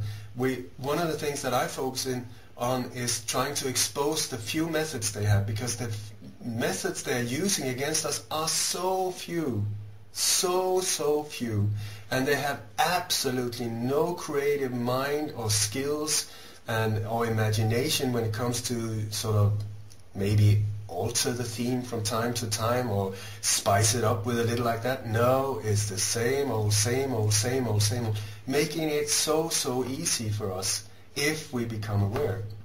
So I'm super optimistic. Tja, Frank, Ja, jetzt sind wir wieder live hier. Ja. Aber es hört ihr wahrscheinlich schon an der Klangqualität. Es ist leider nicht so eine ideale Tonqualität, oder? Aber hey Leute, bitten da um Nachsicht. Es ist sozusagen ein Not-Backup, eine Not-Backup-Aufnahme. Ja? Ja. Wir sind froh, dass wir diese Aufnahme haben, so, weil es geht vor allem um den Content. Und sorry, wenn halt die Soundqualität jetzt nicht dem Radio Emergency Studio Standard entspricht, den wir eigentlich gehabt hätten, wenn halt Fahrradkette, wenn die Aufnahme bei uns auf unserer Seite funktioniert hätte. Aber ja, Ole Dammegard, ich meine, was hat er jetzt hier im ersten Blog so gesagt? Zunächst mal, wie er halt überhaupt in diese Themen gekommen ist. Sein erstes großes Thema, und wie gesagt, der Mann ist Jahrzehnte am Start, war die Kennedy Assassination. Ne? Ja. Absolutely. Und, der berühmte Film, wo man eben sieht, dass die Schussrichtung von hinten kommt oder so. Ja. Na, der hat gesagt, er sieht, dass die letzte Schuss kam von vorne, ja, genau, von vorne links, weil der letzte Schuss so geht, nach hinten gefallen ist von John F. Kennedy, und der hat gesagt, Ole hat gesagt, dass als er das gesehen hat, das erste, was ihm aufgefallen ist, dass wenn er von hinten geschossen wurde, so wie das mal dargestellt wurde von Lee Harvey Oswald, der fragte sich, wie ist das möglich, dass er denn nach hinten kippt? No? Und das war die erste Sache, das ihm erstmal in Frage gestellt hat. Und somit hat er so angefangen, diese ganze Geschichte zu forschen. So weit, Frank, dass er mal auch nach Dallas hingeflogen ist. Und er hat die Fotoaufnahmen gemacht dort. Genau. Und witzigerweise hat er erzählt, diese Pyramidenstrukturen, die alle überall aufgetaucht haben. Ne? Da geht er nachher noch ein bisschen mehr ins Detail ein. Aber hier, guck mal, Alex, wir bekommen gerade eine Nachricht von unserem Freund und Kollegen Micha vom Kulturstudio. Der hat gemeint, er kann vielleicht an der Aufnahme noch ein bisschen was arbeiten. Okay. Post-Production. Micha hat ein Studio und ist da natürlich Soundmaster. Und das heißt, wir haben die Hoffnung, dass wenn wir das Interview, wir werden es als komplettes auch via Kulturstudio TV auf YouTube hochladen, dass dann die Qualität ein bisschen besser ist. Ja, haben wir Hoffnung. Und interessant auch, genau, wenn wir jetzt gerade bei Micha sind, vielleicht können wir auch welche von diesen Bildern, die er uns geschickt hat, auch dem Micha schicken, dass wir die dann dort mit einblenden. So, ich meine, das eine oder andere. Absolutely. Ja, also so ist er also zu diesen Dingen gekommen, und dann, das ist halt auch so spannend, in diesem Gespräch, es zieht sich da auch wie ein roter Faden durch. Wir reden nicht die ganze Zeit nur über die rein düsteren Dinge, sondern bei Ole Dammegard ist immer auch ganz viel so eine lebensbejahende, optimistische Weltsicht auch da. Es trägt er eben auch rüber. Das ist seine Message. Ich meine, und das finde ich so interessant, weil das ist durchaus ähnlich, wie es auch bei uns ist, oder Alex? Ja. Wir reden über wirklich düsteren Stuff und stellen den vor. Und dann gibt's ja immer wieder Leute, die sagen, ja, aber weißt du, wenn dieses ganze Düstere, damit stärkst du vielleicht doch nur diese Energien. Und sollten wir nicht alle so eher positiv meditieren und so. Aber wir sagen dann immer, aus der Sicht des Heilers, musst du das anschauen. Angucken, ja, natürlich. Wenn der Körper krank ist, dann musst du dir die Wunde angucken, und die ist nicht schön. Die eitert vielleicht, die kann auch stinken und sowas. Aber das ist nun mal, was du schauen musst. Und als Heiler darfst du nicht so zimperlich sein. Im Namen auch, aber eben mit dieser Vibration von Liebe, und das ist bei Ole Dammegard ganz, ganz stark. Und der sagt das auch. Der hat selber gesagt, gerade in diese Passagen, was er erzählt hat, der hat gesagt, dass der versucht, nicht eine Änderung mal politisch zu stellen, weil die Politik interessiert ihm gar nicht. Der hat gesagt, es ist einfach mal klar zu werden, dass man sieht und lässt die Leute oder diejenigen, die diese Schaden an uns antun, wissen, dass wir wissen, was die tun. Genau. Und keine Angst davon haben, weil er hat gesagt, Angst ist ihre stärkste Waffe, und das ist, was die versuchen, uns damit mal zu unterdrücken, und wir müssen diese Angst wegschauen. Und er hat gesagt, erwähnt er das, ist, dass man muss dieser Hass und diese Bösheit mal mit die Liebe entgegekommen. Genau. Und somit, egal wie man mal das sieht, ob das mal in die Bibel oder was weiß ich, was Trip du drauf bist, es ist immer die Liebe, die siegt. Genau. Und er weist auch darauf hin, und das gefällt mir auch so, dass es dadurch, dass diese doch kleinen Gruppen uns so viel Angst machen, das ist das Einzige, dadurch machen sie sich selber größer. Durch die Angst erscheinen sie uns manchmal so als übermächtig. Ja, und es sind sogar ihre eigenen Narrative. Darüber haben wir jetzt hier gerade in dem Gespräch nicht gesprochen, aber wir erwähnen es immer wieder. Sie überhöhen sich sogar bis hin zu Göttern, ja, machen sich zu Göttern wie früher. Oder heute ist es dann, ja, das wäre sogar die Alien Connection und so. Und das ist ja dann, wenn's so wäre, dann wären wir wirklich Snafu, wir Leute. Dann könnten wir jetzt machen, weißt ja, du? Dann, genau. Ich meine, was wirst du machen, wenn irgendwelche Superhelden sind? Aber er weist darauf hin, hey, das ist nur eine kleine Clique von Leuten. Die sind gar nicht so mächtig. Und sie haben halt ein paar Tools in der Hand, ja. Das, worauf er halt schaut und was er ist, das Wichtigste, wo sie ist, dieses Terror, Angstmachen-Tool. Und indem wir, wie auch seine Webseite heißt, Light on Conspiracies bringen, also dort Licht drauf bringen. Einfach mal den Stein hochheben, dann verringert das auch die Macht, die davon ausgeht. Aber wir einfach sehen, hey, es sind immer die gleichen Muster und die sind gar nicht mal so super kreativ. Die sind schon intelligent. Wir haben auch gestern hier auf NASA mit Werner und auch darüber gesprochen, über dieses Thema. Klar sind die intelligent und sie haben viel Erfahrung, weil sie schon so lange machen und sie haben die Menschen genau studiert und in den letzten 200 Jahren nochmal ganz besonders. Aber letztens sind es auch nur Menschen und es sind nicht viele. Und wenn wir die Muster doch schauen, dann können wir frei werden von der Angst und dann können wir diese Welt halt tatsächlich verändern. Ne? Well, Frank, die Beispiele, die du gerade gegeben hast, mal diese Stein hochzuheben. I mean, wenn du mal in die Natur reingehst, ne, was hast du mal unter diese Steine? Würmer, Assen und alles Mögliche. No, ja, genau. Und wenn du das Ding hochhebst, was passiert man mit dieses, was du sagst, lichtscheue oder die krassen Brüder, wie sie gestern Werner genannt hast. Eine coole Formulierung. Die krassen Brüder. Das kann mir gefallen. Naja, und was passiert, wenn du diesen Stein hochhebst? Auf einmal verschwinden diese ganzen Dinge, weil die rennen weg. Die kriegen Angst. Schnell wieder ins Dunkel. So. Ja, genau. Und deswegen Light und Conspiracies. Das ist bewusst gewählt. Das ist wirklich so, Ole Dammegard ist eben auch, ja, es ist auch ein Philosoph im Leibnizschen Sinne, also so halt, wir gucken uns das an und dadurch können wir tatsächlich was bewirken. Und was er auch sagt eben, und jetzt ist auch eine erstaunliche Zeit in Geschichte angekommen, weil wir jetzt erstmals diese Leute erkennen und zum Teil beim Namen nennen können. Das ist, was Ole Dammegard auch macht. Das ist übrigens auch was seine Arbeit gerade in jungen Jahren sehr gefährlich gemacht hat, weil er die wirklich kennt dann. Da kann die dann sagen, das ist der hier zum Beispiel. Ja. Ja, nicht nur so allgemein, ja, die da oben, sondern auf einmal wirklich hier, guckt, das sind diese Fälle, schau mal an. Und er sagt, es gibt auch keine Ideologie, die ihn irgendwie reitet, sondern egal welche Hautfarbe, welche Religion, das ist ihm alles egal. Es geht darum, Kriminelle als Kriminelle zu benennen und darauf hinzuweisen, damit diese Aktivitäten aufhören. Nur darum geht's. Ja. Es geht nicht darum, wir gegen die oder die sind besser. Es geht wirklich nur darum, was kriminell ist, muss auch als solches benannt werden. Das ist so seine Herangehensweise und stark.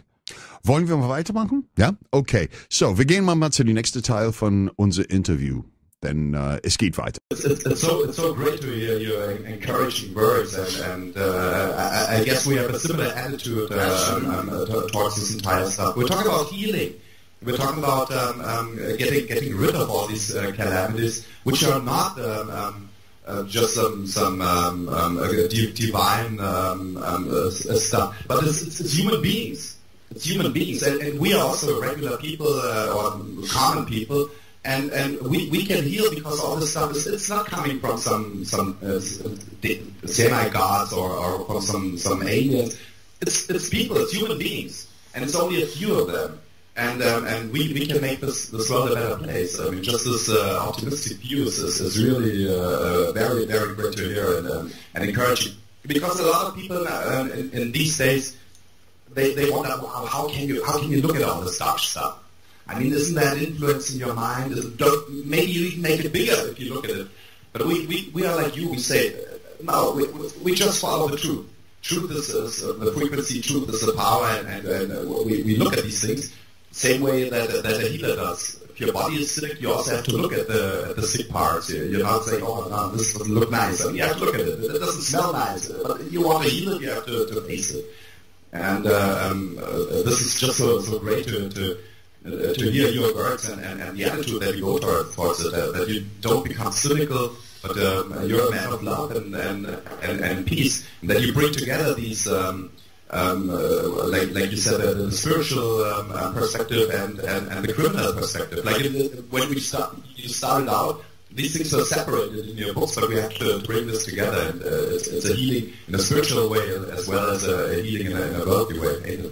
I would like to add a couple of words to what you said, Ole, because actually, while you were explaining all of this about your attitude and how you go about researching these things and what your goal is, it opened up my heart because I just got back from the United States and there was a lot of bad things that I noticed. Maybe it's because working in the alternative media, I have a different perspective now for things that I'm looking for. But what I have noticed, Ole, and I'm sure maybe you can say something to this through your lectures that you hold and meetings that you have with people. Do you have the same impression that that it doesn't, as you mentioned before, it doesn't matter what creed, what color you are? I have noticed that there's groups of people like us, and we're searching for each other, and we're trying to get into contact and come together. And I think that this is, as you mentioned, a very important time in our life right now, where these people are searching for each other. They're going to find a way, whether it be through the communication that we are offering them, to come together. And we're going. I see a mass of these, how do you say, awakened people coming together, and they're the ones that are going to somehow influence a difference in what's happening today. How do you see this? What's your perspective on that, sir? I feel that according to native Indians, we, the souls that are here now, are the strongest of the strong. We have been fighting each other almost to get down here at this point in time in evolution. If you believe in these things, I don't know, but I have big respect for these tribes. And what they say is that we have been selected by our ancestors. We have volunteered to come down here at this point because this is a very, very important time and extremely intense in so many ways, but not a time for wimps. We have come down here to excel and to become, to live by example, to become light lovers. I don't want to say warriors because I don't believe in fighting, even though indirectly this is what we're doing. But it's like, I'm not a freedom fighter, I'm a freedom lover. Yeah. So I also feel that it's like so many of us have been tried in combat. You know, this can be spiritual combat in our families, in our lives, but we have been tried and proved ourselves in so many different directions. And now it's like coming to a point where we're being pulled together in a beautiful way.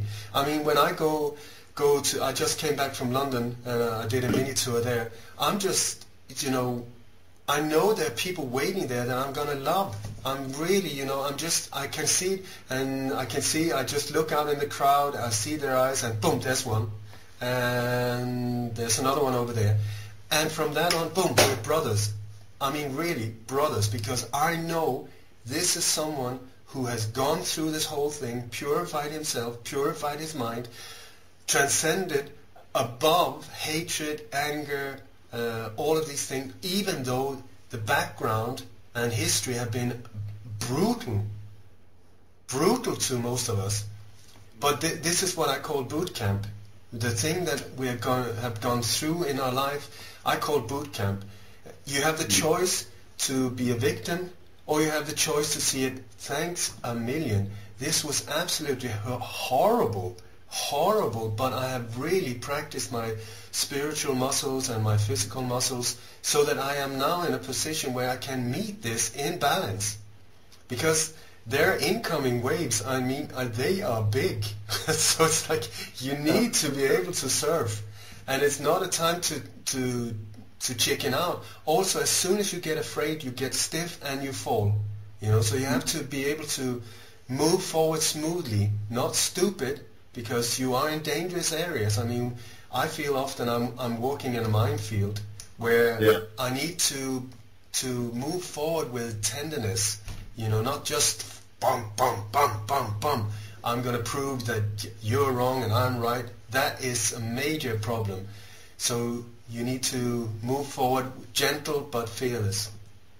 Ole, it's so interesting that you mentioned these Indian tribes. I'm going to ask you, I'm sure you know about the information about what's going on at the Dakota Access Pipeline.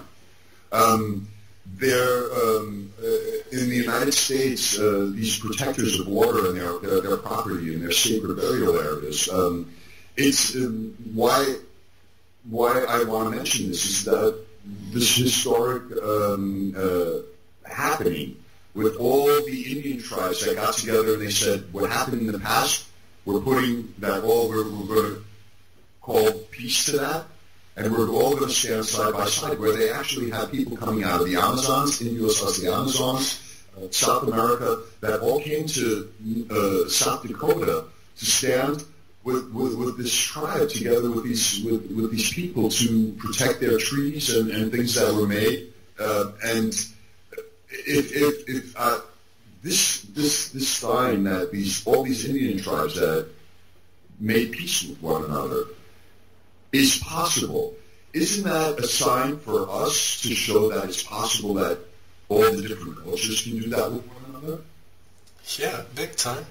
Big time. It's all coming together on so many different levels.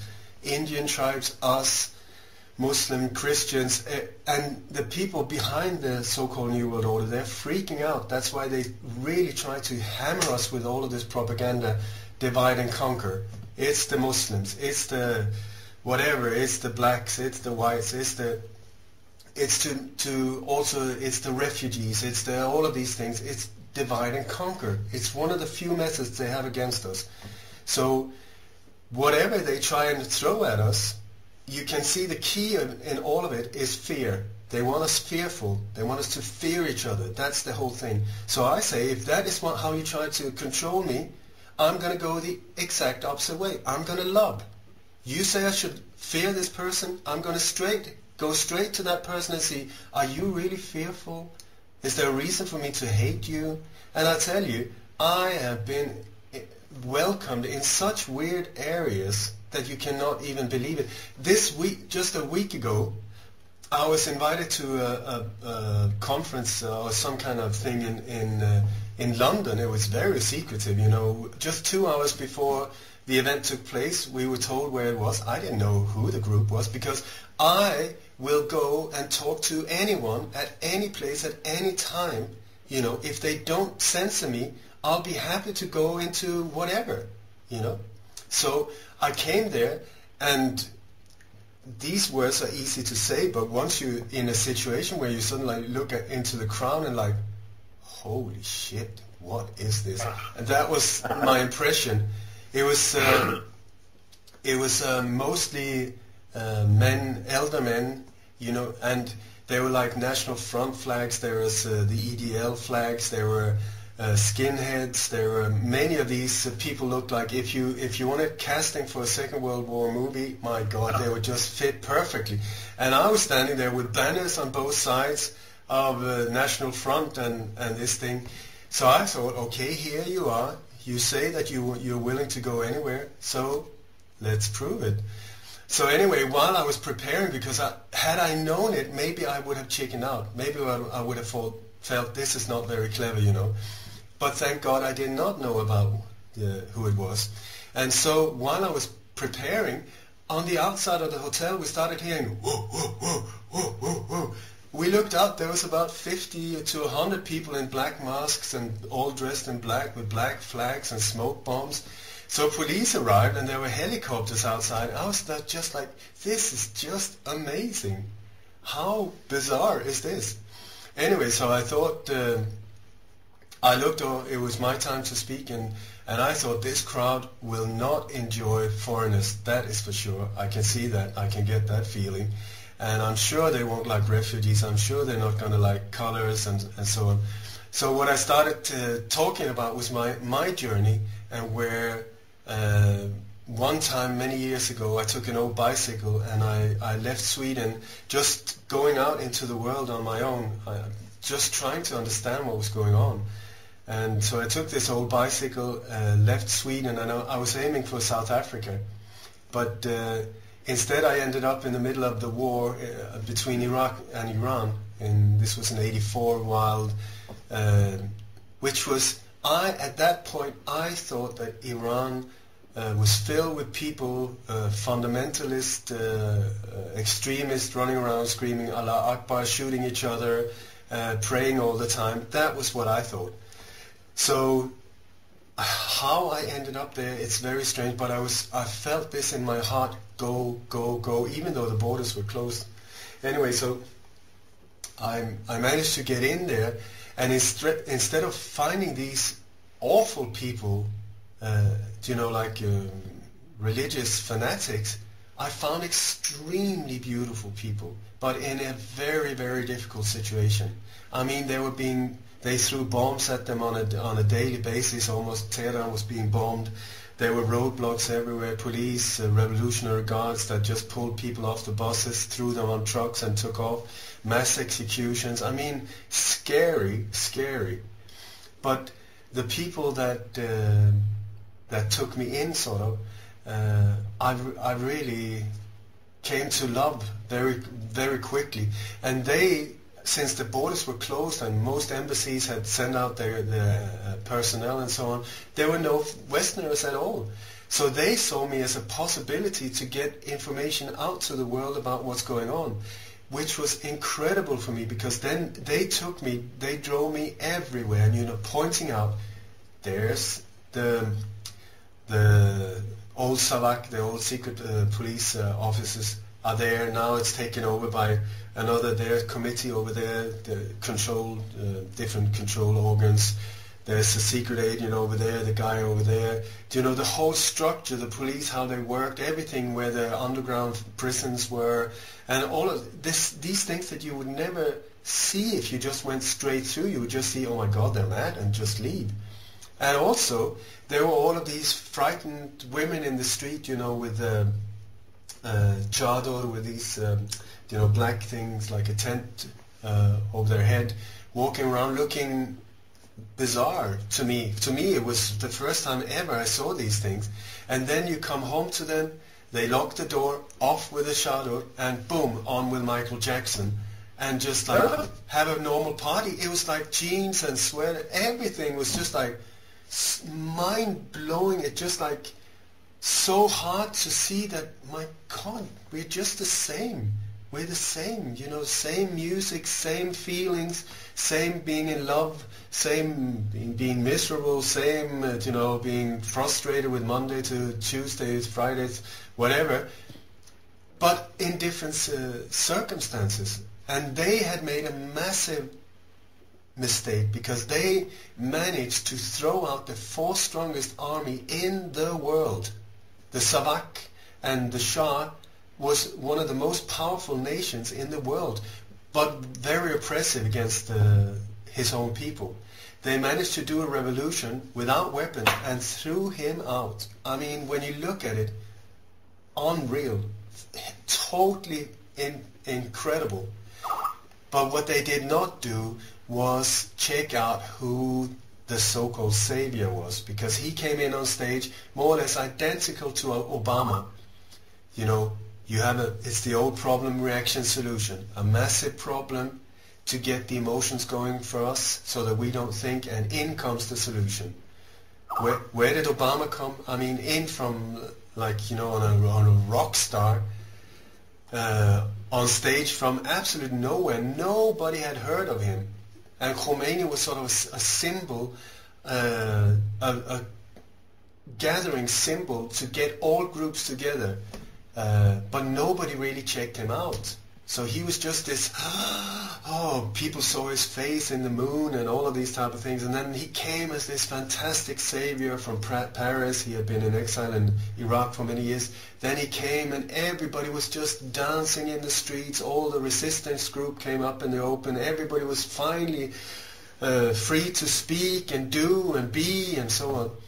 But what they did not know was that the secret police of the Shah, called the Savak, was given an option by the new government, Khomeini's guys.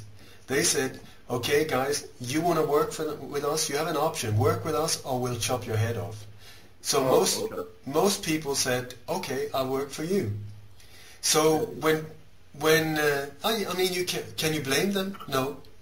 Of course not. So the first 6 months, what they did was that the whole future resistance network was being mapped, you know, in all of these places where people were finally speaking openly after all of these years and you know, dancing and showing who they really were, you know, waving their flags. All of it was being photographed, mapped, and categorized. And then about 6 months later, over one night, there was mass arrest of thousands and thousands and thousands of people, including family members, friends, children, and so on. And overnight, just like with the Berlin Wall, boom, the jail door was locked, and nobody had even seen it coming. Yeah, but Ole, what you're saying right now, this is the same scenario that we're having in the Ukraine. It's the same scenario that we're having in Syria. So, we're back again, here live. Ja, Frank. Ja, langer Block, ey. Krass, ja, was er langer erst Block. erzählt Ja, hat. das ist, was Ole da gesagt hat, ist, als er in Schweden gewohnt hat, er ist auf ein Fahrrad gestiegen und er ist mal einfach losgegangen, um zu sehen, was in der Welt los ist. Ja, er wollte mit dem Fahrrad nach Südafrika fahren. Ja. Also, sowas gefällt mir. Ich meine, bei meiner Bio, ich habe ja auch diese großen Reisen gemacht. Schau dir mal die Welt an. Ne? Ja. Das ist, um dann so das eine oder andere halt auch zu erkennen. Ne? Ja. Ja, interessant. Ja, ich versuche es mal hier, wie sagt man, hier chronologisch nochmal aufzudröseln, was er jetzt hier alles gesagt hat. Am Anfang hat er, glaube ich, erzählt, jetzt in diesem Segment hier, ein bisschen so eine Lebenseinstellung, wie sie auch die Indianer, die Prärie-Indianer halt so sagen. Also so die Idee, dass wir jetzt in einer ganz besonderen Zeit leben. Ja, und die Menschen, die jetzt leben, die jetzt hier sind, die besonders starke, tapfere Seelen sind, ja. Die vielleicht sogar von ihren Ahnen ausgewählt wurden, von ihren Seelenclans, um jetzt hier auf der Erde diesen Schritt zu gehen, so und diese dunklen Kräfte, die schon über so lange Zeit hier herrschen, denen denen entgegenzugehen, also dort halt dass es zur Heilung kommt, zur Konfrontation, wie auch immer, ja. Und naja, okay, ich meine, das mag jetzt für den einen oder anderen ein bisschen New Age klingen. Und ich kann nur sagen, ich habe so ein ähnliches Narrativ auch gehabt, mal eine Weile in meinem Leben, so dieses, okay, wir sind halt so eine Art Soul Warriors oder Soul Rebels, wie Bob Marley geschrieben hat und so weiter. Mittlerweile kann ich das gar nicht mehr sagen, ja, weil ich es einfach nicht weiß. Letztens, ich kann nur sagen, ich weiß nur das Hier und Jetzt, ja. Ja. Und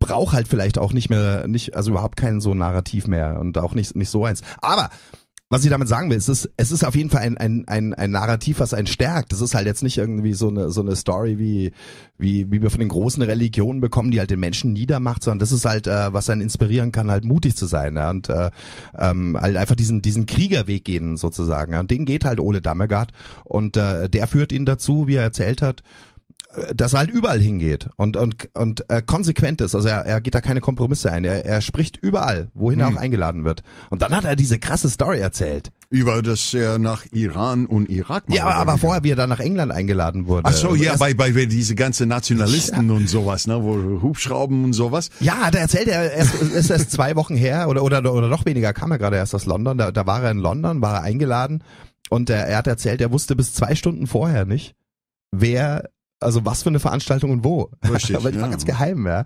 Und als er dann dorthin kommt, es ist halt so eine Veranstaltung von englischen Nationalisten, wirklich auch Hardcore-Rechten, White Pride und alles und so diverse Banner und so. Und er steht da vor diesem Publikum so, und, mit seiner Love Message.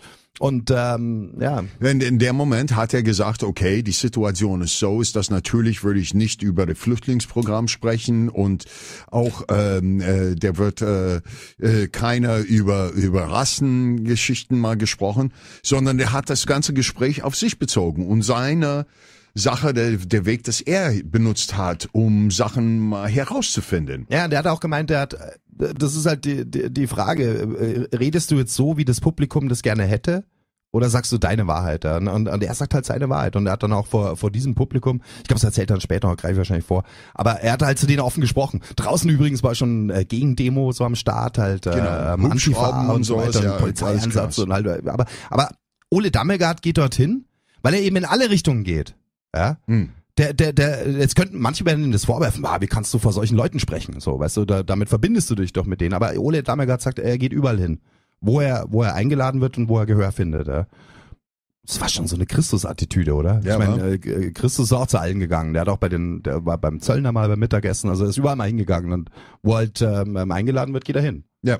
Face everything, avoid nothing. Ja? Das ist eben dann schon, er ist halt echt so eine tapfere Seele auch, weißt du, so kräftig und tapfer und mutig auch, weißt du, der geht da hin, der macht da keine Kompromisse so. Aber nicht nur das, Frank, das ist die Sachen, die zum Beispiel mal Gänsehaut erregt haben bei mir, als er das erzählt hat, weil, so wie du gesagt hast, er face everything und er tut das und er sagt, ist das die Wahrheit ist das, was das Heilung bringt. Genau. Und da gibt's keine große Rede um die Wahrheit. Der Wahrheit braucht keine Erklärung. Genau. Und er ist eben, das unterscheidet ihn eben von irgendwelchen New Agern oder sowas. Dieses Face Everything, Avoid Nothing. Ja. Ich meine, der geht da wirklich, sowohl in die Themen geht er tief rein, als auch er tritt in Kontakt mit allen Menschen. Und es ist ihm letztens egal, ob welcher politische Art die sind, wo die herkommen, welche Religion die haben. Wer ihn der mit Respekt behandelt dort, taucht auf. Also auch hier wieder so der Hinweis, Leute, wenn ihr den nach Deutschland holen wollt, ist möglich. Ole Dammegard geht überall hin, wo er offen eingeladen wird. Absolutely. Ja, und dann hat er eben diese Anekdote aus seinem Leben erzählt. Die hat er eben vor dieser Veranstaltung dort halt auch gehabt. Und da hat er eben erzählt, er ist als junger Mann 1984 einfach mal aus diesem Drang raus, die Welt mal kennenzulernen, wollte er mit dem Fahrrad von Schweden nach Südafrika fahren. Ja. Und es ging aber im Iran ging es für ihn nicht weiter, weil es war 1984, es war genau die Zeit, wo der große Golfkrieg war zwischen Iran und Irak, wo damals auch so der Westen ja Irak aufgehetzt hat gegen den Iran und ein unglaublich krasser Krieg, der auch in Iran dermaßen viele Leute das Leben gekostet hat. Es sind wirklich Millionen gestorben und Millionen auch Invaliden geworden. Und heute ist das ganze Land von Iran noch voll. Weil Irak hat eine ziemlich moderne Armee so und Iran hatte halt die Massen und das Kämpferherz. Aber die haben geblutet, unglaublicher, um ihr Land halt zu verteidigen. Da ging es um diese Ölquellen dort im Süden vom Iran, die eigentlich den Engländern gehören, also aus ihrem Selbstverständnis und so. Aber egal, wir schweifen ab. Nee, was hat er darüber erzählt?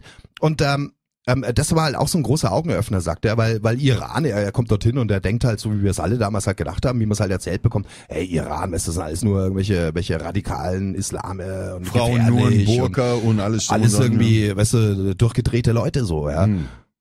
Und er sagt, aber wie er bei Iran erlebt hat, ist halt ganz anders. Ja. Zwar schon außen auf der Straße ist schon dieser Druck, weil da eben dieses Regime war damals, dieses Khomeini-Regime, und da war schon der Druck groß und weißt du, aber dann kaum geht's in die Häuser rein, auf einmal runter mit der Burka, den Chador sagt man, glaube ich, im Iran, und dann hat er gemeint, sind diese Iraner ein unglaublich herzliches Volk einfach. So, ja, Michael Jackson gleich angemacht und Jeans mal angezogen und dann ging's los. Und die haben das Moonwalk geübt und sowas. Das habe ich aber, Frank, das haben wir mal auch gesagt. Ja. Du bist mal viel gereist, ich bin mal viel gereist, und wenn man unter diese Leute kommt und findet diese Leute und irgendwie passiert das natürlich, weil du bist auch mal so ein Mensch von Charakter hier. Man stellt fest, dass wir alle irgendwie gleich sind, ne? Beziehungsweise dieselbe Probleme, halt mal ein anderer Kontext, aber das ist alles das Gleiche. Ja, Vielfalt in Gleichheit oder so ähnlich. Also ich meine, wir sind alle halt Menschen so. Da ist was Vereinendes und das ist tatsächlich so. Können wir als Weltreisender auch sagen. Weißt du, egal wo auf der Welt, so grundsätzliche Körpersprache läuft überall. Also ein Lächeln ist ein Lächeln, ne? Egal wo auf der Welt, und der Faustballen oder so oder Zähne fletschen. Ich meine, selbst die Tiere verstehen das. Wir kommunizieren miteinander. Ja? Und dort stellen wir halt fest, überall sind es halt Menschen, da gibt's Euch und solche, und natürlich gibt's auch diese Verbohrten. Er erzählt dann auch darüber, über die iranische Revolution dann gegen diesen Polizeistaat des Schah, Ja, und wie das da gelaufen ist, aber wie dann von außen dieser Khomeini gebracht wurde, der eigentlich aus Frankreich kam, dort im Exil war und sozusagen den Iranern untergejubelt wird, und die haben sich auch täuschen lassen natürlich, und dann ist man von einem Polizeistaat dann in den nächsten gerutscht, ja, der halt dann andere Vorzeichen hatte, und wieder war das gleich, und das ist die Situation, wo die vielleicht heute noch irgendwo stehen. Aber das Entscheidende ist eben, und das sagen wir auch mal wieder, es geht ums Volk. Also es ist halt Volk, nicht irgendwelche Nationen, sondern es geht um das Volk, wir, die Menschen, so. Ja, und in allen Ländern haben die Menschen halt Grundbedürfnisse, und die sollten wir ernst nehmen. Und dieses ganze Power Game, das kommt nur von wenigen. Ja, das ist in anderen Ländern auch so, Russland oder so. Wir müssen uns wehren gegen diese Feindbilder. Und Aufwachen hilft halt natürlich sehr, wenn man mal rumreist und dann einfach tatsächlich in anderen Ländern sieht, hey, das ist tatsächlich genau das Gleiche. Die Menschen haben dieselben menschlichen Dramen und dieselben Grundgefühle und Emotionen, und egal, ob du die Sprache sprichst oder nicht, Kommunikation ist möglich, weil uns da was eint. Ja. Und das ist halt was Ole Dammegard ist. Er ist einfach auch ohne jetzt irgendein Label da stricken zu wollen, aber er ist auch so ein radikaler Humanist halt, also so ähnlich auch wie wir halt. Es setzt den Menschen in den Mittelpunkt, ja. Und der hat dann auch keine Scheu halt wirklich, selbst bei irgendwelchen Hardcore-Leuten so, wo du vielleicht Angst haben könntest, auch zu denen zu sprechen, ganz offen zu sagen und auch offen in Liebe zu sprechen, so, und hat keine Angst, da irgendwie als Weichei darzustellen, weil es eben nicht ist, weil der ist eine tapfere Seele, so. Ja, der ist ein Kriegertyp auch. Ja, obwohl er selber sagt, ja, Warrior ist natürlich vom Wort schon hart, aber halt, er geht halt drauf, er geht dahin. Er geht voll rein ins Leben, so. Er hat keine Angst. Oder er hat Angst, weil Amethyst hat es, glaube ich, auch im Chat geschrieben, ja, Angst, gibt schon manchmal Situationen, wo man Angst haben kann, ist klar. Natürlich, Angst ist ganz wichtig. Die ist so ein Instinkt von uns, ja. Das ist, was uns Menschen ausmacht, auch Tiere. Tiere haben auch Angst. Da ist mal ein Geräusch, zack. Angst schärft sofort unsere Sinne. Bei den Tieren gehen die Ohren, gehen spitz, ja. Witterung wird aufgenommen, das ist super. Nur der Krieger oder der Ritter, der überwindet halt die Angst, ja. Du lässt dich von der Angst nicht leiten, und dann stehst du da wie ein Reh, sondern okay, du nimmst die Angst, nutzt die, damit du wach bist, und dann schaust du, was da los ist, ja. Ja, wobei Ole hat auch mal erwähnt, ist, dass Angst ist ein Spiel in unser Kopf. Er sagt, wenn du die Augen zumachst, ist das Angst weg. No, so, das ist auch eine Sache der Einstellung des Menschen. No, aber der spricht darüber weiter in die Interview, und da würden wir mal dazu kommen. Wollen wir mal jetzt weiter? Genau, wir waren in dem Interview zuletzt, hat er über Iran erzählt, eben seine Erlebnisse, und die hat er eigentlich erzählt eben auf dieser englischen Veranstaltung. Ja, machen wir einfach mal weiter. Ja. It's always the same game that these people are creative about, but you see the same domino setup every time. I don't know, am I being misled over there, or am I not seeing something? But it seems to me that way. I mean, what you're saying. It's very important not to jump to conclusion when things happen, but my God, so many things repeat themselves. That is why I find it so important to become aware of these patterns, so that we can even predict. You know, when you start seeing, okay, it's coming, if this is following the same template, then this will happen. And if we see that, then, my God, let's do everything we can to stop it before it's too late, because they want total control, and that is not a nice future for us if we let them do it to us. Exactly, and that's one of these great contributions that you gave to the public, is that you showed how these patterns look like. You laid it open, and you connected all these different assassinations, and you showed there's always the same pattern. There's always a story with a patsy. There's always a different narrative that you give out in the public. And the book that you wrote, the coup d'etat in slow motion. So like in slow motion, we see it. You get this once. You will recognize this pattern again and again, and that's why it's so important. So please, Ole, I know it's a funny question when you're doing research for 30 years, but like in a nutshell, I mean, what is this pattern that is repeating itself again and again? When we talk about assassinations, that you saw with Kennedy, that you saw with Palme, and so on. First, just let me give 20 more seconds from that meeting in London, because these were very right-wing people, most of them. But I feel I don't judge people because I feel everybody thinks they're right. So how can you judge somebody that do and believes in a certain way? That individual believes they're right. They do what they think is right. So I don't judge them. I do not agree with them many times, but my judgment, I take that away. Anyway, so I was looking out into this crowd with all of these powerful faces, and I normally finish with a prayer, and I just felt, oh my God, am I going to do it here too? And I said, yes, I'm going to do it here too. So I finished with a prayer, and it goes like this. May the entire universe be filled with peace and joy, love and light. May everyone, and especially the ones who hurt us, be filled with peace and joy, love and light. Victory to that light. Anyway, afterwards, two people, one woman and a man in a very high-quality business suit came forward, both of them hugging me and both of them almost crying. Do you see? Because I come from the heart, and I before I give a speech or anything like that, before this interview, all kind of interviews, I say, please help me. Get my ego out of the way.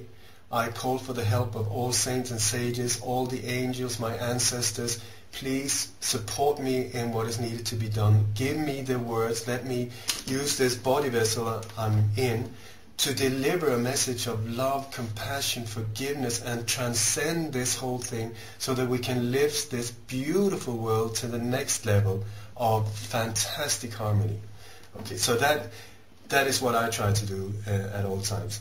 And then the power, something, in my opinion, when you're inspired, in spiritus, as it says, body and spirit aligns, body and mind aligns, and spirit can enter.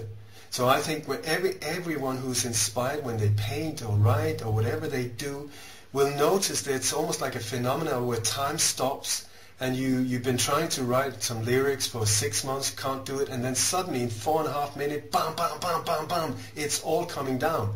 And these things I don't take credit for when it happened to me. I'm just so grateful to be part of it because I just feel download mode, something is being downloaded here and I can just enjoy the ride. But it's when I get out of the way, the download is easier, and that is the thing, the heart connection that happens there. So what I love is this thing where people that have been so frightened and so angry and so frustrated for such a long time, and then you manage to bypass all of this armor and reach the heart. Fantastic. For me, it's like, this is why people say, oh, there's only 40 people here. I don't care if there's 4,000 or 2. If I can somehow reach one individual or 2, that is magic, absolute magic. This is, I have to say, I've done, I don't know how many interviews I've done, hundreds and hundreds and hundreds. I was sitting in my bathroom with a computer on the toilet, with a blanket over my head to avoid the echo, real undercover work, having no idea if there was anyone out there hearing or listening or anything, just like we are here. Is anyone going to hear this, or how is it going to affect them? I have absolutely no idea. The only thing I can do is focus on doing my part as good as possible. So, back to your question. What do you want, a terror attack or an assassination? Oh, we have a choice here. Yeah, they're very similar. They're quite similar, so I would say maybe a terror attack would be better. Well, give it to us, Ole. Okay. Knock us out. Okay, so the template for a terror attack will be, you have to understand that we're looking at not individual countries. Just because an attack happens in one country does not mean that it's not connected to other attacks. Because the power behind these people, the power behind these attacks are part of what is called the New World Order. They play this world as a chessboard. And countries that these things happen to are either connected to NATO or other security agreements and the US. You got Saudi and Mossad. Israel is very, very, very dominant in many of these. But I have from inside sources that it's not a matter of you got Mossad over there, you got MI6 there, you got CIA there, you got Boss over there. It's not like that. It's like that on a street level, but once you get up a bit higher up in the power hierarchy, they're all connected. So it's just a matter of how we're going to play this country, how we're going to play that, and so on. So, for instance, a terror attack. The reason for terror attacks are fear porn. We need you to bend over and say, thank you so much for screwing us from behind. We will do anything and lick your feet, including paying you to totally control us and manipulate us and do horrific stuff to us. How can the few in power do that to the masses? How can a few thousand control billions of people? They do not have a lot of options, and these are old Roman tools that they have been, I don't know if they've upgraded them, they made them digital, but it's the same old crap that they're using all the time. So it's divert and conquer or problem, reaction, solution. The few in power secretly create a problem. This will be in a terror, so-called terror attack, a virus scare, a mass invasion of refugees, or a natural disaster, or something like that. Something that freaks you out. And the way they freak you out is they go emotional. So it will involve children and women. Women and children. These are the things. It does not matter with guys like us. If we get blown up or something like that together with a tractor and a cow, would not make the impact. But a daycare center or a hospital or invalids, depending on what is the theme of this terror attack. So they secretly create a problem to get the emotional reaction from us. The one they want is where we go totally emotional, do not use our brain and say, wait a second, before I react, I'm going to have a look at what actually happened. But they want us just to go like this. And then we, thinking that we're under attack, then turns towards the people that are there to protect us, not understanding that they are actually the ones who have created the problem. Saying, please, please save us, we need protection. And then they will say, well, since this problem is so big, the only way we can protect you is, and in comes the solution. And the solution is every single time something we would never, ever have accepted had it not been for the problem. Problem, reaction, solution. It is super simple, and you will see it on a daily basis, so many different areas of life when it comes to how to control you. So, this means also that when something like this happens, and you go, then wait and see who will serve this solution, because they will be the people behind it. So the people that steps forward in nice suits and say, we will not bend down in the face of terror, our nation will stand united, and these are the killers. These are the ones that are doing it to us. This is the one. So it's perfect. You don't have to look for them because they're right in your face. Problem, reaction, solution. And they are the ones that will make absolutely sure that there's a super investigation there that will find absolutely nothing. They will point at a patsy. Let's go back to the template. Okay, so let's say that there will be a terror attack. Give me a city where this terror attack should happen. Give me a country. You mean right off the top of my head? Yeah, give me a country. So, wir sind mal wieder drin, denn jetzt gerade in dieser Passage hat Ole über Sachen gesprochen, was Frank und ich mal mehrere Mal hier in Sendung schon erwähnt haben, diese Problem, Reaction, Solution. Genau. Hegelsche Dialektik könnte man es auch nennen. Problem, Reaction, Solution hat es, glaube ich, David Icke genannt. Und es ist ein ganz einfaches Konzept, aber man muss es einfach verstehen. Wenn man das verstanden hat, dann wird so vieles klar. Um was geht's? Bei Hegel war es These, Antithese, Synthese. Problem, Reaction, Solution ist das Gleiche. Man kreiert ein Problem. In dem Fall, wo Ole jetzt drüber spricht, das Problem ist Terror. Man kreiert also Terror. Die Reaktion, die dann folgt, die Antithese, ist Angst vom Volk. Das unterstützt man natürlich auch noch medial und so weiter. Ja. Die Reaktion ist dann Angst. Wow, hey, boah, emotional. Ja. Emotional. Genau. Weil das ist, wo wir mal am meisten verletzlich sind. Vor allem, wenn das mal, so wie Ole gesagt hat, mit Frauen und Kindern zu tun hat. Genau, das gehört dann immer dazu. Also das ist halt ausgefeilt, wie man das halt macht, damit man den maximalen Effekt hat von dieser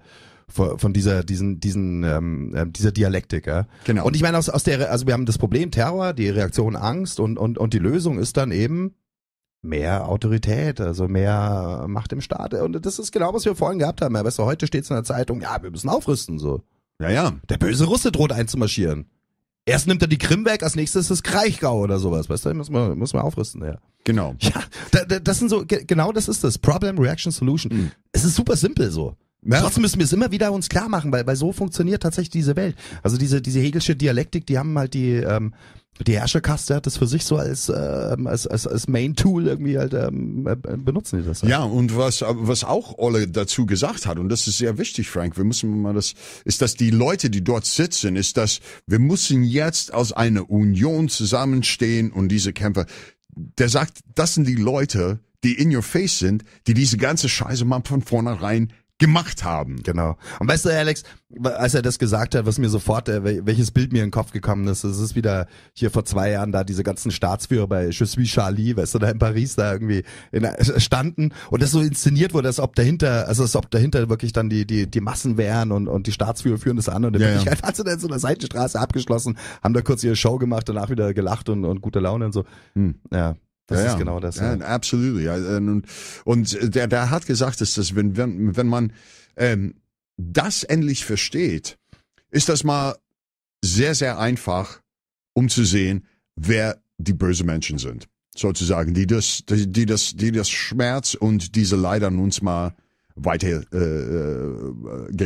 Genau. Und es geht halt um Mustererkennung. Das ist, was halt Ole Dammegard halt so gezeigt hat, indem er eben diese und wir haben ja mal eine ganze Sendung ihm auch gewidmet und deswegen haben wir vieles von dem Stuff damals, was zu Ole Dammegards Arbeit gehört, in diesem Gespräch da gar nicht so rangenommen. Die ganzen Sachen mit Operation 40, wie halt diese Gruppen gegründet wurden und so, kommt eigentlich heute nur eher am Rande vor, aber er hat halt diese Muster freigelegt und offengelegt und das, guck an, ob du Kennedy anguckst oder Olaf Palme oder John Lennon und so und du siehst immer dieselben Muster. Genau. Ja, und das ist, worauf er halt hinweist und warum das so wichtig ist, das zu verstehen. Weil das dann auch gar nicht so wirklich kreativ ist und so. Das ist nicht irgendwie, dass die uns allen voraus sind, so. Ja, und das Problem ist, was der gesagt hat, ist, dass wir kaufen das immer wieder ab. Ja. Und der Punkt ist, dass wir müssen mal das erkennen, so dass das nicht immer wieder abgekauft wird. Ich meine, wir sehen das mal allein hier in Chemnitz mit diese ganze Sprengstoff. Sachen, die Fälle, die hier, was ist das, die 3. oder 4. Mal oder so ein Scheiß. Ne? Ich meine, das ist wirklich absurd. Mittlerweile ist Chemnitz mal mehr populär und terroranfällig als Berlin. Wir sitzen mittendrin, Alex. Na, ja, unfassbar. Krass, so. Ja, aber hier noch ein Ding, bevor wir jetzt wieder weiterkommen, weil wenn wir jetzt gleich weitermachen, am Anfang von dem, was wir jetzt gehört haben, hat er auch noch was Interessantes gesagt. Da war er nochmal zurückgekommen auf diese Konferenz oder was auch immer da in London war. Und was er halt auch macht, er ist immer, wenn er so eine Rede hält irgendwo, dann bringt er auch ein Gebet rein. Und das ist auch wieder so. Klar, viele Leute von uns sagen, Gebet, ist schon Religion oder so. Aber was er dort in dem Gebet sagt, das ist halt wirklich so der Grundkonsens von Beten. Ja, das ist so die Botschaft, mögen alle glücklich sein. Ja. Und das ist interessant, ich meine, da gibt's ja wirklich in mehreren Kulturen taucht so das heißt so ein Grundkonsens auf, weil ich meine, das kann man wirklich so sagen, mögen alle glücklich sein. Ja, in Indien gibt's da das Gayatri-Mantra, was genau das so im Fokus hat, oder auch so ein Mantra wie Loka Samasta Sukhino Bhavantu. Mögen alle Wesen glücklich sein. Dabei kann man jetzt falsch machen. Ich meine, das ist so eine Grundaussage. Alles Weitere ist dann schon wieder die Frage, weißt du, betest du für dies? Bist du vielleicht schon wieder ein Kontra zu dem und greifst du dann schon wieder ein? Aber hey, mögen alle glücklich sein, alle, die halt leben, so. Ja, das ist so eine Grundaussage, die man treffen kann. Und das macht er auch immer. Und ich weiß jetzt nicht bei Ole Dammegard, inwieweit er diese ganzen Indien-Connections hat. oder ob es halt einfach so eine universelle Weisheit auch ist, die halt auch einfach aus ihm rauskommt, weil weil er halt einfach ein weiser Mann auch ist. So. Ja. Aber das wollte ich nur darauf hinweisen. Das ist echt so ein Grundkonsens, den wir, glaube ich, als Menschen alle haben können. Ja. Ich meine, bei so vielen Dingen unterscheiden wir uns, aber das können wir, glaube ich, immer uns rauswünschen und das ist, was er wirklich bei jeder Veranstaltung macht. Also dieses Gebet im Sinne von mögen alle glücklich sein. Also jeder halt nach seiner Fasson auch.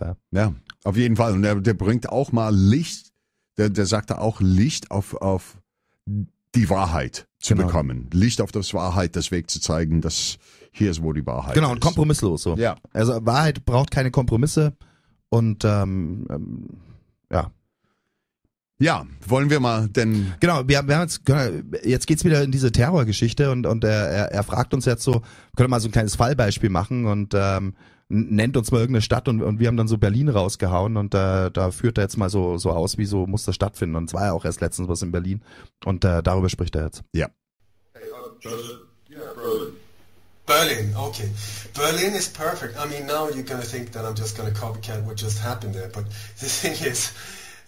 wherever it will happen in a very important strategic location. There will be some very symbolic building or something that has happened there. In Berlin, it was the Kaiser Wilhelm Memorial Church. You know, that is the symbol of Berlin, the power of the people from Berlin.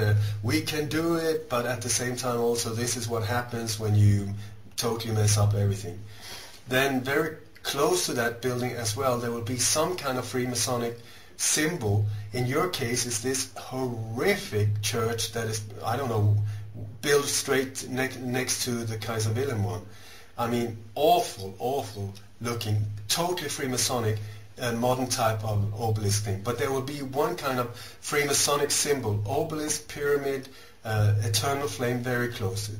There will also most of the time be that there's some kind of a graphic looking, if you look from Google Map from above, there will be a pyramid shape of streets where the attack will happen at the exact top of the pyramid. And that top is also where this building normally is located.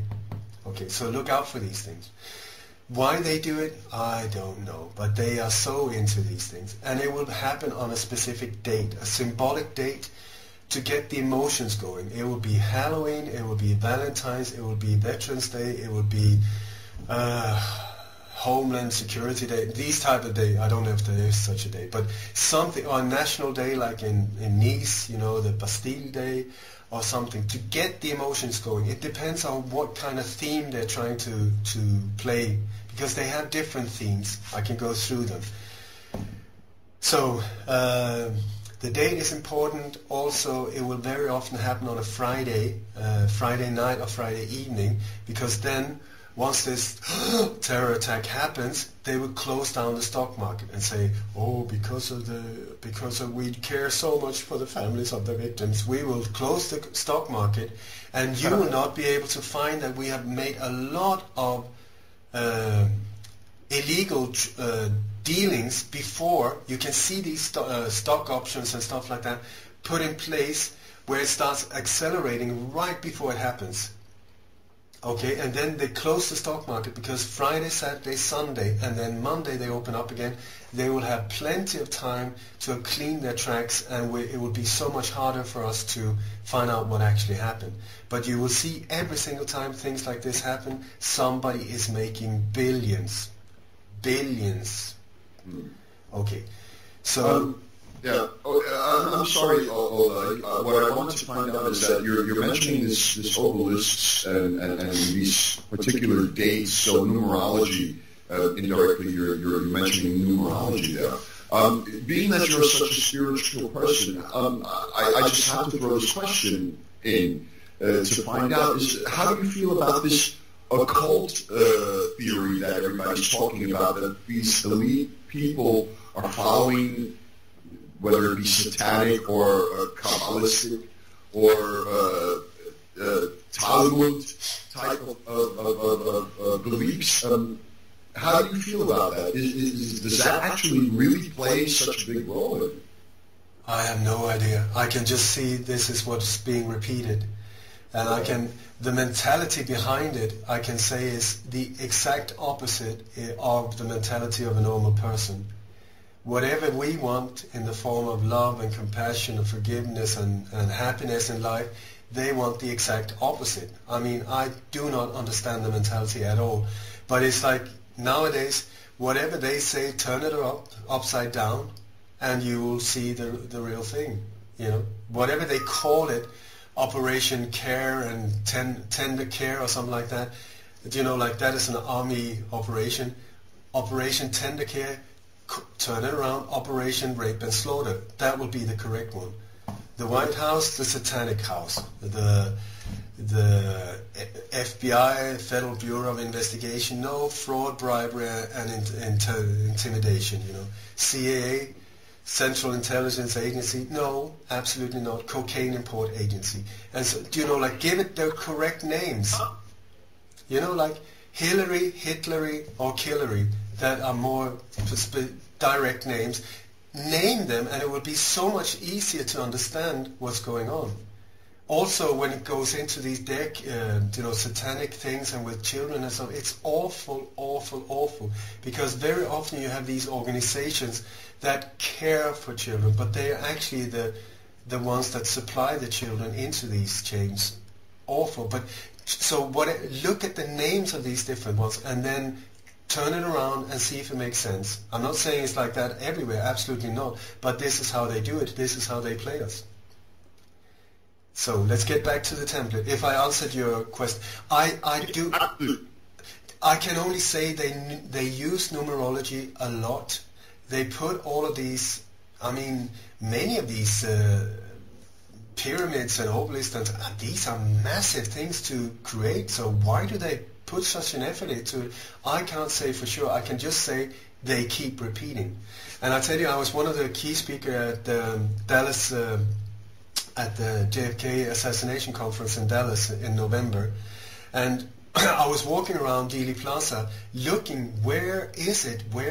There is one old obelisk on Dealey Plaza. And Dealey Plaza was, it is exactly in a pyramid shape, the streets, if you haven't noticed. And there is an obelisk there, an old one, because this was where the first Freemasonic lodge was in Dallas in the 18th century, 1800s. But anyway, so I was walking there, and I thought they always wanted from the point of the pyramid shape of the streets. So that was exactly where the triple underpass is, you know, where the bridge where the motorcade went in under. So I walked over there, and I crossed the triple underpass, and I put myself in the exact position of the point of the top of the pyramid, if you looked at it from above, how the streets are.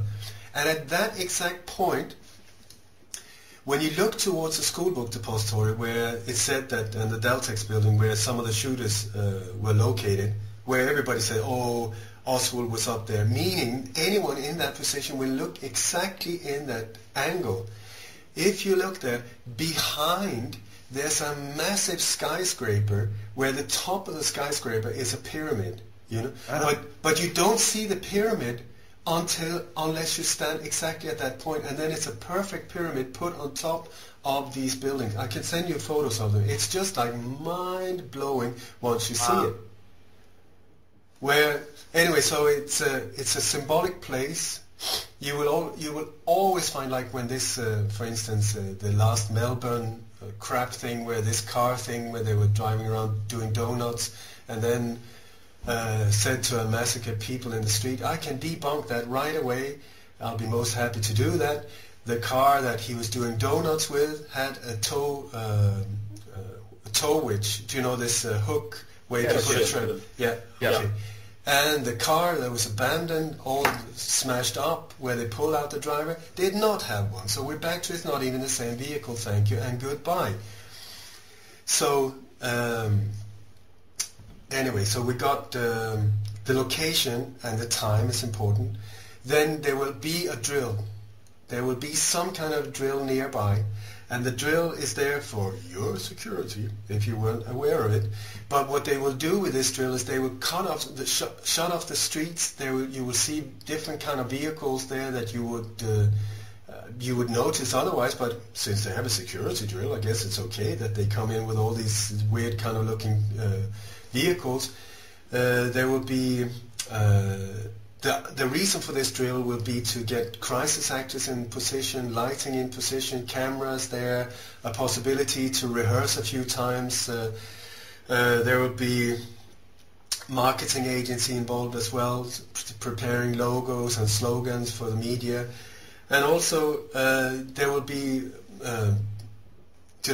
get the vehicles in position, also logistics as toilets, catering, these type of things. And people involved that are good with explosives, smoke bombs and makeup facilities. These will be driven there often in the evening, so that people don't really notice, and should they ask questions, it's just a security drill. So the drill is one of the fantastic things for us, because as soon as we hear about a drill, that should make us go, wait, hang on, here's a possibility for a security drill, a real one for our protection, or this is the first step of another alleged attack that will be used against us. So what I always suggest is when people hear about a drill, it would be very nicely put on a poster or in a radio commercial, like very smelling like a deodorant or something like that, so you won't even notice. But the thing is to go there the day before and while the drill is ongoing, bring your friends and family and film them, make it very, very obvious that they are being filmed while they start to set the whole thing up. And there's especially one app called Bamboozle, I think there are several others, where you can go from just filming to straight live on YouTube, which is perfect if you get approached by some security guard, because they always have these, well, I call them bouncers, like buffalo type of looking guys, former militaries, these type of things that are there in jogging suits, but they're not. They're there to make sure that nobody enters or leaves the area, because they need to check the crisis actors as well. So they will approach you, or a police officer or something like that, you're not allowed to film here. Well, sorry, I am. And if they get aggressive, then just inform them before you even sort of consider hitting me in the head with something hard. Please notice that you're being filmed, and it's live on YouTube at this very moment. This has a very calming effect many times. And also this, by exposing them while they're in the process of just setting the whole thing up, can even make it defuse the whole operation. And I believe that I've been part of stopping several of these planned operations. Anyway, so it's not easy to explain this easily. There will be a patsy, a lone crazy guy. The reason why they want him alone is because then by law there's no conspiracy. And if this person is suicided or shot dead on sight, then case closed, thank you and goodbye. They don't even have to look into it because he was only one. And then the reason why they want him crazy or fanatic is because then there's no motive. He was crazy. He just went up and shot him for no apparent reason. What a bummer. And now bugger off and don't stop wasting our time trying to look into this. That's the thing they do. So you will also see that after these operations, there will right away be a conference. The police chief will stand forward and say, "Oh my God, this horrible, horrible thing has happened, and now we are really going to look into it." Not, which they will then. The investigation will be put there to absolutely not find anything except pointing at the patsy, and become aware of people like myself with too big a nose that will just go looking into areas when we're not supposed to go. This investigation will also have cleanup teams that will take care of people like myself if we get too nosy. Not nice, not nice. And should this investigation, this investigation is controlled by key people. We're not talking about everyone involved at all. We're all the time talking about key people in key position that is very much connected to Freemasonic Brotherhood networks. So the chief of police or the judge or whoever it is, the DA and so on, will be connected behind the scenes in these Freemasonic networks. So they control them. And should people not give up and keep asking questions, then this investigation will be followed by a commission. This commission will be given some fancy name like the Freedom and Information Truth Act or something like that. And then they will spend about a year or so doing absolutely nothing except throwing darts, drinking brandy, smoking cigars, laughing at the rest of us, and then have people write thousands of documents saying zero, but pointing out a few critical points in the investigation, or they didn't do their job properly. But otherwise than that, everything is fine. So now we've done our job, thank you, and good, go back to sleep here. If we do not accept that, it will just be followed by another commission. And another. After the Olof Palme assassination in Sweden, there were 3, almost 4 commissions following each other, just boring us to tears with the whole intention of go back to sleep. Go back to sleep. So, wow. Right.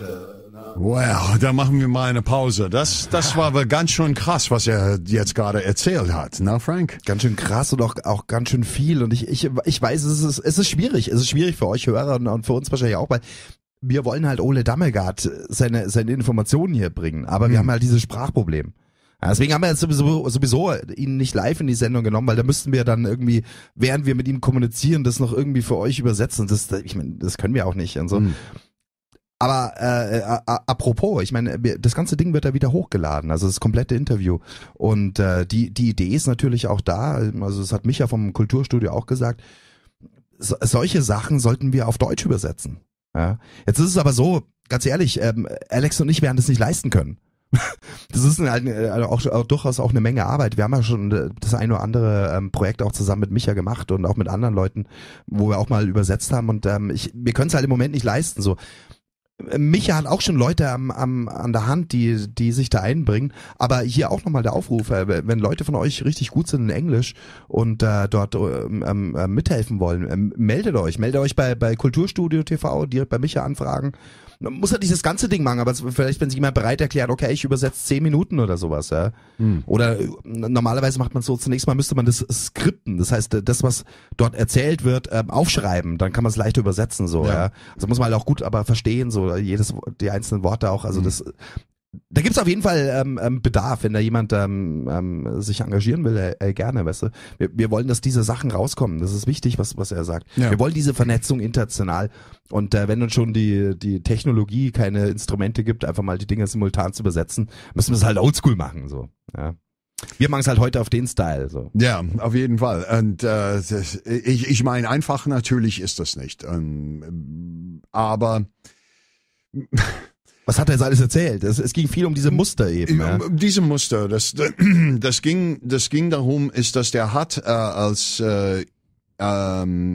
über Patsys gesprochen. Warum Patsys da sind. Patsy ist der Sündenbock. Der Sündenbock, genau. Und warum das immer nur eine Person ist. Weil wenn der getötet wird oder der begeht Selbstmord oder sowas. Oder er ist total irre. Ja, genau. Und das ist der Grund. Naja, was wollt ihr mal? Der war sowieso verrückt. So, musste ihn irgendwie eliminieren. Entweder ausschalten oder sowas. Wir haben das, was ich mich mal in Deutschland daran sehr gut erinnere. Was war das, die Schäuble, der mal von dieser Frau mit einem Messer attackiert worden ist, der mal gestochen wurde? Ja. Klapse. Ja, genau. Oder schon in den 60ern, Siran, der den Bobby Kennedy erschossen hat, Klapse. Mark David Chapman, der John Lennon umgelegt hat, ja, irre, ja. Anders Breivik, ja, irre. Ja, stimmt. Alle irre. Ja. Oder tot. Genau. Und wir haben das mal hier in Chemnitz gehabt. Ja. Der Typ, der war der irre und tot oder so. Ja, Leipziger, der abgehauen ist. War das nicht derselbe Fall mal jetzt? Der Albacker, hieß er. Also, und das, was Ole da erzählt, ich meine, wir sehen das. Das ist mehr als offensichtlich. Da ist immer so ein Bock dabei. Und der wird entweder getötet oder begeht Selbstmord. Der eine Typ, der mal sich in der Zelle sich aufgehängt hat. Na, das war der Typ von Leipzig doch. Und die haben ihn jede 5 Minuten gecheckt. Also, wenn da keine Beihilfe mal dazu gesteuert war, das ist die nächste Frage. Ne? Und dann hat er auch darauf hingewiesen, es ist auch fast immer, es gibt immer wahrscheinlich auch Ausnahmen, wenn du jetzt so wie Ole Dammegard wirklich buchstäblich hunderte von diesen Dingern anschaust. Der hat sich weltweit um diese Dinge gekümmert, auch Lateinamerika und so. Da war in den 70er, 80ern, da gießt er noch viel rauer zu als hier bei uns. Das sind echt unglaublich große Listen auch.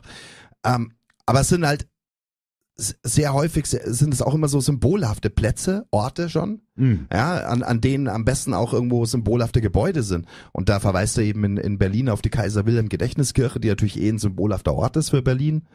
Und Connection Zweiter Weltkrieg und eben auf diesen bizarren Neubau, der da daneben ist, weil dieses alte Ding ist dann nur noch eine Ruine und steht als Ruine, Mahnmal. Genau. Und daneben ist er dann so in schwarz gehalten. Schwarz-blau, das ist ein Hexagon oder Oktagon. Ja, genau. Oder ein Oktagon, glaube ich, ist genau. es. Kaiser Wilhelm Gedächtniskirche. Und das identifiziert er halt auch als als maurerisches Symbol, ein Obelisk. Oh, ja.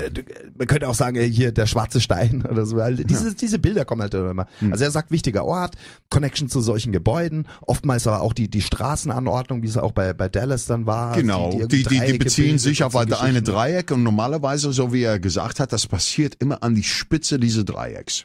Ja, auch interessant. Na, wo der sagt auch, ein von diese Kennzeichnungen von Pyramid oder Obelisk oder sowas mal zu finden wäre. Na, und als er gesagt hat, als er im November bei dieser John F. Kennedy Assassination Conference gewesen war, der hat geguckt die ganze Zeit, wo ist dieser Obelisk? Wo ist dieser Obelisk? Und ich habe mal jetzt die Fotos weiter an mich an Kulturstudio geleitet, weil ich habe versucht, die hier im Chat hochzuladen und das geht leider nicht. Aber das ist deutlich dort zu sehen, ist das von diesem Fenster, wo Lee Harvey Oswald angeblich geschossen hat, genau das Gebäude dahinter, das siehst du in einem Punkt, wo das mal eine komplette Pyramide ist. Und dann auf diese Delaney-Platz, da wo Kennedy erschossen worden ist die Spitze von das Pyramid auf die Straße, wenn du schaust. Und das geht dann von dort aus in der Tunnel, wo die dann mal abgehauen sind Richtung Krankenhaus. Ne? Richtig abgefahren. Und das hat... Und er meint, das kommt halt immer wieder, das Muster. Ja. Also egal, wo du schaust, ob du Lady Diana guckst, wo auch immer so. Das sind immer diese Muster. Dann hat er erwähnt, was auch auffällig ist, und dass es eben sehr gerne gewisse besondere Daten sind, also an einem besonderen Datum basiert, wo das ein bisschen Numerologie reinspielt und solche Geschichten. Und gerne auch freitags mit dem Blick aufs Wochenende, damit man so börsenmäßig da reagieren kann. Ja. Die andere Sache, was er auch erwähnt hat, was auch ziemlich wichtig ist, dass nicht nur die Geschichte mal mit den Banken, sondern der hat auch gesagt, das passiert an einem gewissen Tag. Das muss man mal eine bestimmte Feiertag oder irgendetwas und so weiter, wo ich ihm gefragt hat, ob er der Meinung ist, ob das mal mit Okkult zu tun hat. Er hat gesagt, nein, der weiß nicht. Der hat gesagt, aber man sieht viele Nummern, Zahlen in dieses Spiel. Das fand ich richtig stark, genau. Also die Frage war richtig und auch was er da geantwortet hat. Weil das ist wirklich eine wichtige Frage. Wir sehen dort halt immer auch diese Perspektive hin zum Okkulten hin und irgendwelche magischen Dinge auch, ja, diese ganze Symbolik und so. Und was Ole Dammegard, der sieht das natürlich auch. Ich meine, der zeigt das auch auf. Aber letzten Endes sagt er kann das jetzt auch nicht alles erklären und das müssen wir vielleicht auch gar nicht, weil das ist ja letzten Endes wiederum nur diese wahnhaften Mindfucks, die diese Leute haben, so. Wir können es einfach nur identifizieren als, hey, hier ist kriminell, und gucken wieder das aus dieser rein menschlichen Perspektive an. Wir müssen gar nicht jedes Detail von ihrem Wahn nachvollziehen. Natürlich ist es jetzt schon okay, sich damit zu beschäftigen, ja, aber er bringt es halt auf diesen Punkt, hey, hier ist einfach Kriminalität. Ja. Und da muss man erstmal einfach hier von so einer, wie sagt er immer, so Farmer Brown Logic ausgehen, also so Bauernschleue oder halt mal die Dinge ganz direkt angucken. Ja. Und diese ganzen okkulten Motive, letztens ist es egal, aus welchem Motiv der das macht. Wenn solche schweren kriminellen Dinge sind, dann muss man die einfach beenden. Ja. Und was er auch gesagt ist, wie würden wir pazifiziert damit? Der wird mal natürlich der Polizei, der Richter und auch tragische Geschichte und sowas. Wir stellen eine Kommission zusammen, das mal zu investigieren, um herauszufinden, was der Hintergrund ist. Und diese Dinge dauern teilweise bis zu einem Jahr. Und er sagt, dass die Leute, die dahinter stehen, sitzen da, rauchen ihre Zigarren, trinken ihre Brandys und so weiter. Aussitzen ist das. Ja, aussitzen. Und die stellen mal Leute einfach mal ein, um irgendwelche Sachen mal zusammenzustellen. Und plötzlich Tausende von Papiere würden in eine Kommission, Investigation, und was haben die dabei herausgefunden? Gar nichts. So, in other words, das ist die Antwort auf unsere Fragen, ist quasi, leg dich wieder hin und schlaf mal schön, da ist nichts, was gefunden worden ist. Wo der mal den Olof Palme erwähnt hat. Na, allein durch diese Assassination an Olof Palme. Es gab 3 bis 4 Commission Reports an die ganze Geschichte. Wir haben das aber beim 11. September auch gesehen, Frank. Kennedy, 11. September, immer das Gleiche. Genau. Das ist eine Strategie. Ja, man setzt auf diese Karte Zeit, man sitzt es aus, ja, es ist so eine Kommission und die beschäftigt sich damit, die kommt dann aber irgendwie zu keinen befriedigenden Ergebnissen und dann macht man halt nochmal eine Kommission und so vergehen halt die Jahre. Ja. Und das Narrativ hält sich. Das ist übrigens, weil du 9/11 gebracht hast, das erwähnt jetzt eher nicht, aber so Einwurf von uns hier, weil du 9/11 erwähnt hast, das ist ja genau auch das, wie die Gatekeeper von 9/11 arbeiten. Also aus meiner Sicht diese Engineers and Architects for Truth und hier Academics for Truth oder wie sie heißen so. Die verzögern einfach nur. Die setzen auf die Karte Zeit. Nichts passiert von denen. Die ziehen nicht vor Gericht und sagen, hey, hier, guck, wir haben jetzt Beweise. Machen die nicht. Sondern die sagen auch wieder, ja, vielleicht müssen wir eine neue Kommission einsetzen und so weiter. Das ist einfach nur auf die Karte Zeit setzen. Ja. Irgendwann die Zeit vergeht und dann sagen wir, Leute, es ist jetzt auch nicht mehr wichtig. Ja, genau. Ja, das ist Geschichte wir haben dann, sowieso keinen Bock History. mehr. Ja, klar. Ja, ganz krasse Geschichte. Dann erwähnt er auch, was hier das halt oft das Phänomen ist, dass irgendwelche Übungen da stattfinden. Das hatten wir auch bei 9/11, das hatten wir in Autor hier mit dem Breivik und in London und in Madrid. Ja. Übungen. Und er sagte, die dienen halt auch dazu, um letzten Endes ein Cover-up zu sein für das ganze Setup. Ja. Also er spricht auch in Berlin, sagt er, ist es inszenierter Terror. Und da sagt er, die Übungen dienen sozusagen dazu, um halt die Crisis Actors, also die Schauspieler dort zu bringen und alles um Catering, um die Dinge zu organisieren so. Und um die organisieren zu können, wird eine Übung gemacht. Ja. Und er führt jetzt auch hier das Beispiel Berlin an. Ich bin mir da nicht so sicher, aber hey. Tja. Wer weiß, ja. Aber dieses Muster von Übung, das sehen wir natürlich ganz oft. Und er sagt dann selber, glaube ich auch, und wir haben es auch schon oft gesagt, hey, wenn irgendwelche solche Übungen stattfinden, dann Alarm. Ja? Also dann hellwach sein, am besten gleich filmen und so und irgendwie sagen, hier, guck, Übung, jetzt wird's gefährlich. Ja, machen wir weiter, Frank? Ja, auf jeden Fall. So, Ole Dammegard wieder. Now that we're on Ole Palme, and you were also talking about the patsy, the crazy guy, the loony one that is always to blame. You mentioned, because you researched this Palme case very, very deeply, and I guess there's nobody else that has gone that far. And one of these really freaky details that you mentioned there that are also interesting for the German-speaking audience, because there are also people from Austria listening, is this connection of a guy called Josef Fritzl with the Palme assassination. And just for the people who don't know Josef Fritzl, he's an Austrian, and a few years back, he got arrested, and the case was that his own daughter, he kind of locked her down in the basement for 20 or something years, and forced his own daughter as a personal sex slave, and was raping her, and was even they even got more children and stuff like that. A horrible story. A regular-looking guy in a small Austrian town, and now, which was a big case here in the German-speaking world. And now you connected him to the assassination of Olof Palme back in the 80s in Sweden, the Swedish Prime Minister. Could you please lay this out on us, the connection there? That one just blew my mind. I mean, I could not believe it when I found it. I just felt, oh my God, I wish I hadn't found it because nobody's going to believe me. It's just so bizarre. But the whole Olof Palme assassination is, if you want to, we can do a separate show, but like a 2-3 hour show, and I can just go through step by step by step by step. The Olof Palme assassination is so multi-layered, so complex, so mind-blowing, I tell you, that I normally try to avoid it, except if I got like a whole day lecture. I'd be happy to come to Germany and do one. I've been to Belgium and England, and so I'm doing whole day lectures about this assassination. But part of the setup of the assassination of Olof Palme was to blame it on a patsy. And the investigation, just like with the other ones here, were involved in the murder itself.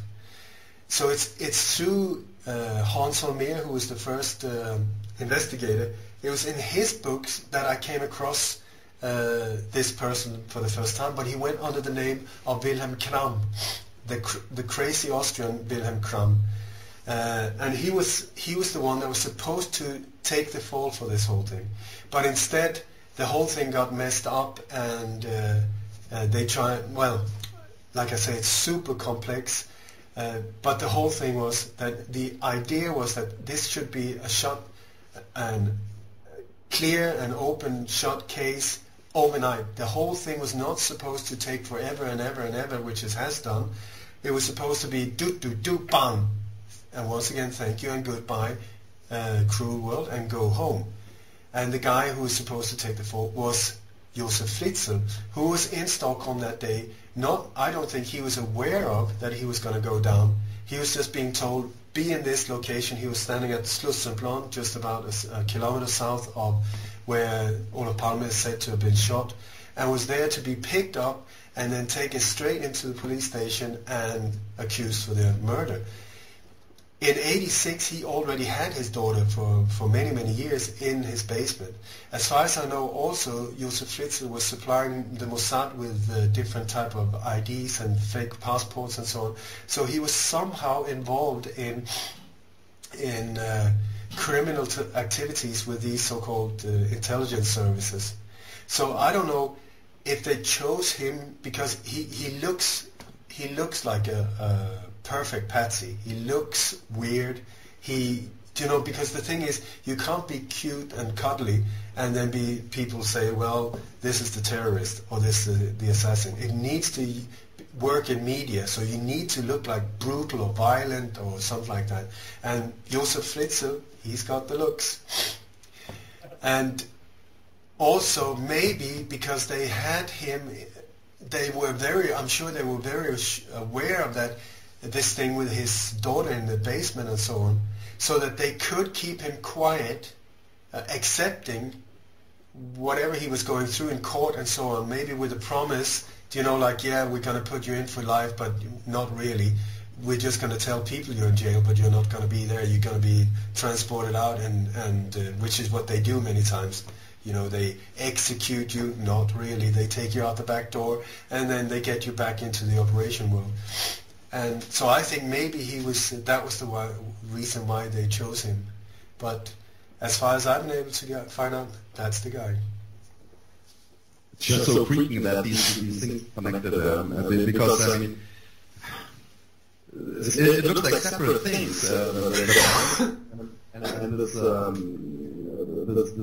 doorway to all this rapist and sexual slave stuff, but it seems to be the same kind of people. It's the same. It's the same, and the same, repeating itself in different variations. And please understand that these people are into violence. They sort out problems with violence. So if somebody gets in their way, they kill them, meaning assassinations. they have a brutal way of dealing with partners, killing them, meaning other murders and so on. They're very much into these bizarre sexual rituals. They're into drugs, into big money, and so on. So wherever you go into, you will bump into the same people again and again. And I know a friend of mine who's a former assassin, Chip Tatum, a CIA whistleblower. He says that the world of assassins and this whole world of criminality on that level is really small. You will see the same people there again and again and again and again. And this is what I keep saying. It's like the same. So every time something new happens, it's almost boring because I'm just like, where are you? I know you're here somewhere in the background. And there, boom, there's one. And where's the other one? He is over. And here he comes. You know, it's the same team. And I would humbly suggest that what we're looking at when it comes to terrorism is not terror. One terror group in Sydney and one in Melbourne and one in Austria and one in Canada and one in Germany. It is just like a rock group, a Rocky Horror Show, a theater group on a global tour. The same people carrying it out, the exact same theme in different countries with the same backup, the same logistics, everything is the same. So that is why I try to with facial recognition, spot if I can find the same people running around in the background in Sydney, as in Ottawa, as in Canada, as in Copenhagen, as in Berlin, and so on and so on. Because I tell you, same group. I believe they're being transported from country to country in army planes. So they land on NATO bases, Air Force bases, American air military bases, and so on. And then they're transported in buses to location where they then carry out the same old theater play where it's aimed at not to convince the people on location. It's aimed at the media. It's through media that they want to pump this out, this horrific image of porn, fear porn, and terror. So why do you think all of these SWAT teams are running around with balaclavas? Why do the police nowadays look exactly like terrorists looked in the old days? And I tell you, one of the things, I truly believe that this is true. You got, for instance, at the Bataclan shooting in Paris, you had the exact same description of the shooters, the few shooters that was really there, as in San Bernardino a few days later, the exact same description of the people shooting. Okay, they were said to be in dark military-looking clothes, but without masks while they were shooting. Then came the SWAT team with military dark clothes, but with masks. Meaning, I think the shooters bam, duck down, put on the mask, wait for the SWAT team. SWAT team comes in, 10 people, SWAT team leaves, 13 people. Do you see how to get the shooters in and out on location? They use it again and again. It's the same. And this is also why, like when somebody just happens to film one of these terror attacks, I love it because, like, what are the chances? Especially when they start filming before it even starts. That is just like, hang on, why did you even pick up the camera before it happened? Normal people will like, bam, something happens, you pick up the camera, you take a photo. No, here's the other way around. So I always really look into who's filming, and just because it's shaky does not mean that it's authentic. Okay? And how come they managed to get it blurred with these HD mobile cameras? Everybody has got fantastic quality on their cameras nowadays, on their phones, but no, every time there's one of these things, it's blurry like an old VHS porn movie from the 70s. How the hell is that possible? It even has to be some kind of app they add or filter to mess it up like that. So, who filmed the Charlie Hebdo, for instance? Do you remember the one where the police officer were rolling around on the pavement? That guy, by the way, he's doing great. He lives in Buenos Aires. He's a Mossad agent. I tracked him down. He was paid $666,000. Very interesting number, I would say. And he was said to stay down there for about 6 to 7 years until everything has cooled down. A little plastic operation, and welcome back. So, These numbers. Do you know when the bomb in Boston, where that went off? Boylan Street 666. I kid you not. That's so funny because just to throw this in, we were talking about. So, ja, oh, das war richtig krass jetzt. Ja, Heavy Stuff. Ne? Der hat gleich losgelegt mal mit dieser ganzen Geschichte über diese Typ, der sagt über Charlie Hebdo, dass die Leute mittlerweile hier die SWAT-Teams, diese GSG 9 und sowas, die ziehen sich an und verkleiden sich wie die Terroristen vor ein paar Jahren hier. Und was er erklärt hat, ist, dass wenn solche Dinge passieren und da sind irgendwelche Shooters, die haben okay keine Maske an und so weiter und so fort, aber wenn die GSG 9 oder SWAT-Teams mal einrollen, die Jungs, die verstecken sich, ziehen mal ihre Maske auf und die sind mit 10 Leuten reingekommen und verschwinden mal mit 13. Ja, und er meinte, die werden halt international eingesetzt, also ja. auf NATO-Flügen, da hast du wiederum keine Hoheitsrechte, du kannst ja nicht kontrollieren, wer da ein- und aussteigt, werden die eingesetzt, dann mit Bussen zum vermeintlichen Tatort gekarrt, um dann ihr Ding auszuführen. Und das mag eben manchmal inszeniert sein, manchmal eben dann auch echter Terror, manchmal eine Mischung aus beiden. Ja, das ist dann im Einzelfall schwer zu sagen so.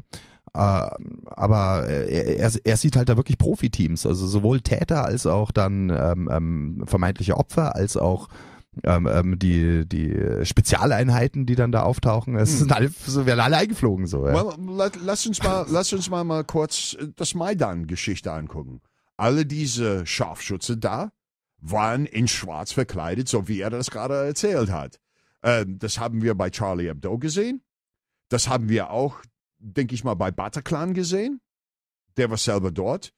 Hatte da auch der Sänger seinerzeit von den Eagles of Death Metal, hat das ja auch genau, gesagt. So, da waren schon Typen rumgelaufen, die da eigentlich, wo er schon gespürt hat, das ist doch jetzt nicht irgendwie die normale Club-Security, sondern irgendwas ist ja anders. Ja. Genau, und als er das erwähnt hat, was war das mal, 1-2 Tage später, hat er gesagt, naja, ich traumatisiert. Ich war traumatisiert, ja. Sehr interessant, was sie erwähnt. Und richtig krass fand ich ja, die Geschichte von Josef Fritzl. Genau. Also das ist auch schon, als ich eben Ole Dammegard das erste Mal gehört habe, das hat, it blew my mind. Und das ist so cool, dass Ole Dammegard genau das Gleiche gesagt hat. Also als er diese Info hatte, that blew his mind. Mhm. Es geht um diesen Fall Josef Fritzl und den kennen wir natürlich in Österreich, war das doch vor ein paar Jahren. Der Typ, der seine eigene Tochter eingekerkert hat und dann die missbraucht hat über Jahrzehnte. Und Ole Dammegard sagt, dieser Josef Fritzl war 88 oder 86 dieses Palme-Attentat. Der Mann war in Stockholm an dem Abend. Und dem war eigentlich dem war die Rolle zugedacht des Patsy, der Sündenbock. Der Fritzl sollte eigentlich derjenige sein, der dann irgendwie zum falschen Zeitpunkt am falschen Ort ist und vielleicht eine Knarre in der Hand hält. Und alle sagen, ja hier, der war's ja, österreichische Spinner, irgendwie Kommunistenhasser, was auch immer so, weißt du. Und ist aber dann eben einiges schief gegangen und Ole sagte, das ist auch sein Spezialgebiet unter anderem, da könnte er stundenlang nur über dieses Palme-Attentat reden, wie das alles dort gelaufen ist. Aber was auch immer schief gegangen ist, der Fritzl war nicht am Tatort, wenn ich mich recht erinnere, hat der Ole irgendwann mal erzählt, der Fritzl wäre vorher schon von der Polizei aufgefasst worden, von der schwedischen, weil der halt irgendwie besoffen in einem Bordell randaliert hätte. Ja. Naja. Und was er auch dazu erwähnt hat, ist, dass er hat gesagt, dass diese Geschichte mit seiner Tochter war angeblich für die Leute bekannt. Aber dadurch, dass das wird gesagt, dass er hat irgendwelche falsche Ausweise und sowas für die Mossad besorgt, dass die haben gesagt, dass das mal mit seiner Gerichtshalten dort, wo die mal ihm bedroht haben, lebenslange Haft und so weiter und so fort. Der hat gesagt, was sie sagen, ist, dass die karren diese Leute aus der Land und bringen die irgendwo hin und sagen, okay, bleib mal so ein bisschen unter der Radar. Er hat gesagt, hier, glaube ich, direkt, einer von diesen Bataclan-Attentätern soll mit $666.000 abgefunden Bezahlt worden sein. werden, ja. Für ein paar Jahre musste er irgendwo in Argentinien sein. Ja, Richtig, 6 oder bis ein bisschen 7 untertauchen, Jahre. vielleicht sogar die Breaker-Base, egal. Aber halt untertauchen und Aber dann... komisch, Argentinien schon wieder, ne? Ja, Südamerika. Es ist, aber auch da, was erkennen wir? Was ist Oles Botschaft? Das ist immer dieselben Muster, so, weißt du? Ja, das ist das Ding. Ja. Ich meine, Merkel war da, Obama war da, der hat sogar mal Nancy Reagans Beerdigung mal Aber du abgesagt. weißt doch, Alex, das ist halt einer der schönsten Golfplätze der Ja, Welt. klar. Naja, aber alle diese Dinge und ich meine, man sieht, dass das, was Ole da steht, hat eigentlich Hand und Fuß.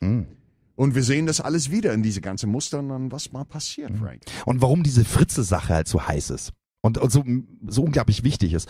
Nicht nur, weil es jetzt ein Kuriosum ist und weil wir halt jetzt diesen Fall auch so gut kennen, weil es halt in Österreich war, sondern diese Fritzel-Connection, ja, die verbindet ja zwei eigentlich unterschiedliche Dinge. Zum einen haben wir ein politisches Attentat auf Olaf Palme, bis heute unaufgeklärt, also es gibt so ein Narrativ, aber wirklich wissen tut man es nicht. Und zum anderen haben wir diese ganze pädophilen Geschichte. Ja. Ein Psychopath, der eben schon damals in den 80ern seine eigene Tochter eingesperrt hatte. Und der gleichzeitig auch irgendeine Rolle schon hatte in diesen Geheimdiensten. Ole sagte, er hätte eben auch so Pässe gefälscht. Also er hat da schon mitgespielt. Und da muss man natürlich die Frage stellen, haben wir nicht, aber die müsste man ihm beim nächsten Mal stellen.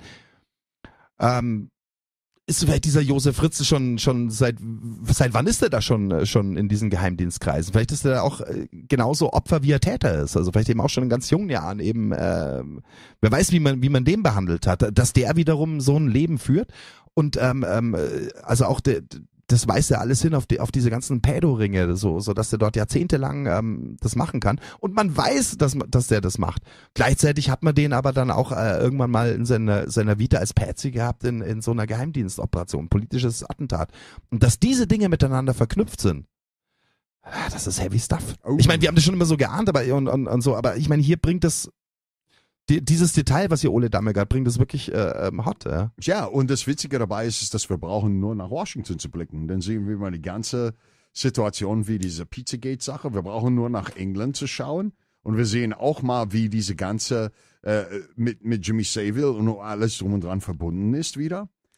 Ich meine, das kommt dann offensichtlich, dass diese Sachen mal verbunden sind und miteinander connected sind. Das ist, was Ole Dammegard halt sagt. Er sagt immer wieder, the same, the same, the same, the same. Du guckst an die verschiedenen Sachen in verschiedenen Ländern, zu verschiedenen Zeiten, in verschiedenen politischen Systemen, verschiedene Dinge, politisches Attentat, Revolution, False Flag Terror, diese ganzen Pädo-Verbrechen, diese ganzen okkulten Geschichten.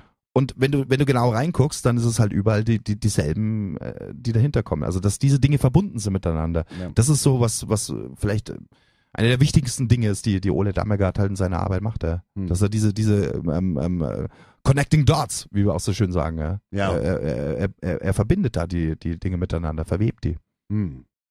Ja, ganz schön krass, Frank. I mean, das, wie ich gesagt habe, als wir die Interview am Montag gemacht haben, also was er erzählt hat, das war richtig, richtig abgefahren. Und ich kann das nur jeder empfehlen. Ist, dass man sollte mal seine Sachen und auch mal in YouTube mal anschauen. Witzigerweise, die haben ihm nicht gesperrt. Oder? Nee, der macht das mal. Das sind Interviews, das er macht. Der hat seine eigene Webseite. Der ist geschützt bei dieser Geschichte. Ja, wenn wir jetzt weitergehen im Interview, wenn ich mich recht erinnere, Alex, geht's jetzt dann auch darum, er hat ja schon erzählt, so wie man eben auch die Dinge dokumentiert, also dass da immer jemand ist, der es filmt, meistens dann die Aufnahme immer ganz wackelig, damit man nicht wirklich genau die Dinge sieht, was auch komisch ist, heute jedes Handy macht eigentlich gute Bilder, aber die Beweissachen sind immer so ein bisschen komisch und jetzt, glaube ich, wenn ich mich recht erinnere, geht er jetzt dann auf diese Geschichte rund um den Gutjahr ein. Hier der Nizza gefilmt hat und dann auch München. Ja, genau. Das Ding ist, dass der Punkt, was er bringt, ist, dass mittlerweile ist das so, dass wenn wir sehen diese Videos, die vom Handys mal gefilmt worden sind, dass der Kamera ist immer an, bevor irgendwas passiert. Wo er erklärt, ist, dass man die Situation, was man normalerweise kennt, ist, dass irgendwas ist passiert und dann gleich mal Leute machen mal ihre Kameras an. Aber nicht, dass die machen das mal vorher an und dann plötzlich passiert das alles. Und wenn er schaut, hinter der Kulisse, wer diese Leute sind, die das gefilmt haben, der spricht dann auch mal auch darüber, dass diese Leute tauchen immer wieder auf in die verschiedenen Terror Act, Assassinations oder was auch immer der Fall in der Moment gewesen war. Und die tauchen immer auf. Und das Witzige dabei ist, dass allein von dieser Nizza-Geschichte, der Typ, der das gefilmt hat ja gesagt, dass er hat das nachgefolgt und seine Frau, große Mossad-Agentin und sowas mal zu... und Mitglied des Parlaments. In Israel. In diese Dinge. Abgeordnete. Und das Gleiche ist bei einem anderen Fall passiert.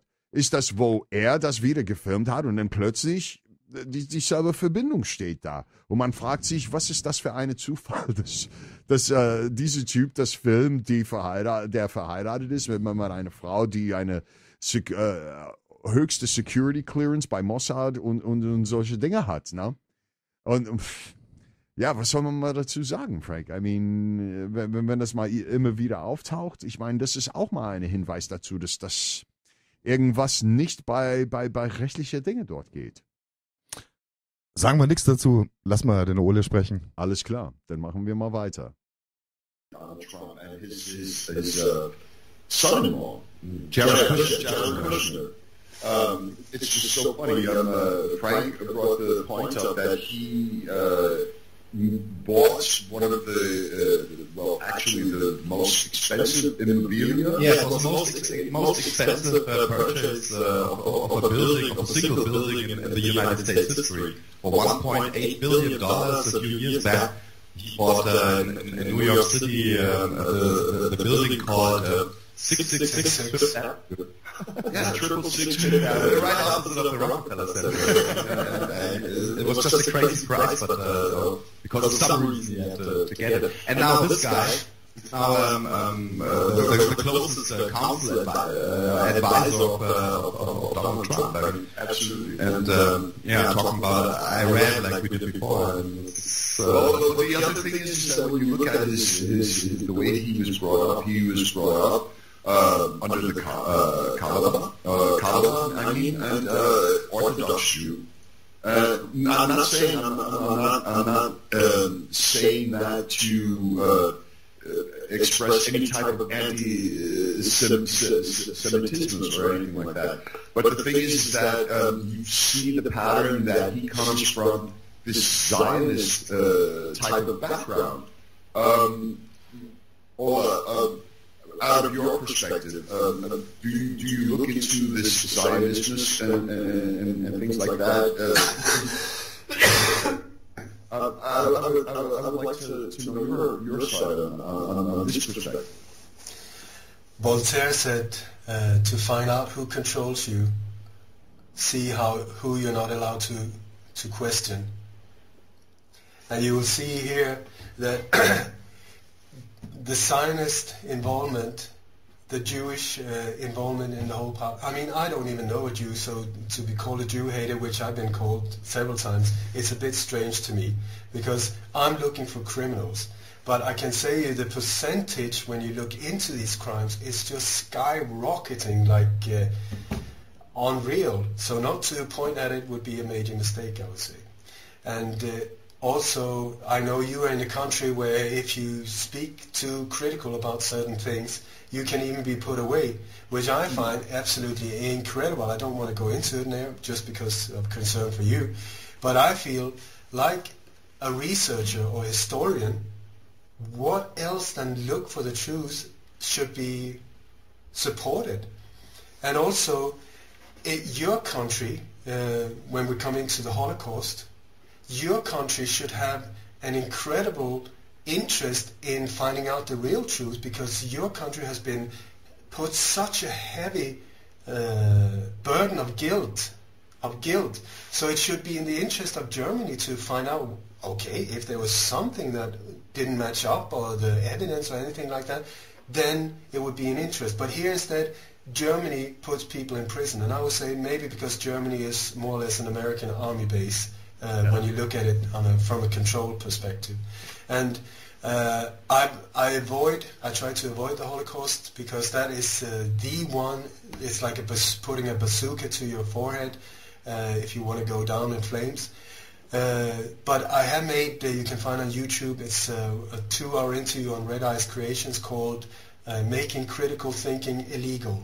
Making critical thinking illegal. Because that is the thing that really bugs me, is that this is, as if they cannot use anything else against you or in trying to stop the truth, boom, they will hit you with this one.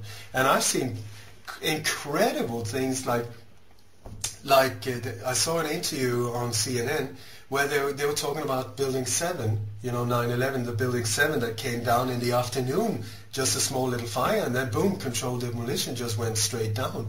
And they were talking to this constructional engineer, and he said, well, it was controlled demolition. It's very obvious when you look at it. And they said, suddenly they attacked him of being a Holocaust denier. And I'm just like, we're talking about the structure, concrete, steel. How could it just go down like that? How could these massive big towers be dustified? And then suddenly they hit you with this one. And I saw there was an interview with a former, I don't know if she was a foreign minister of Israel or whatever.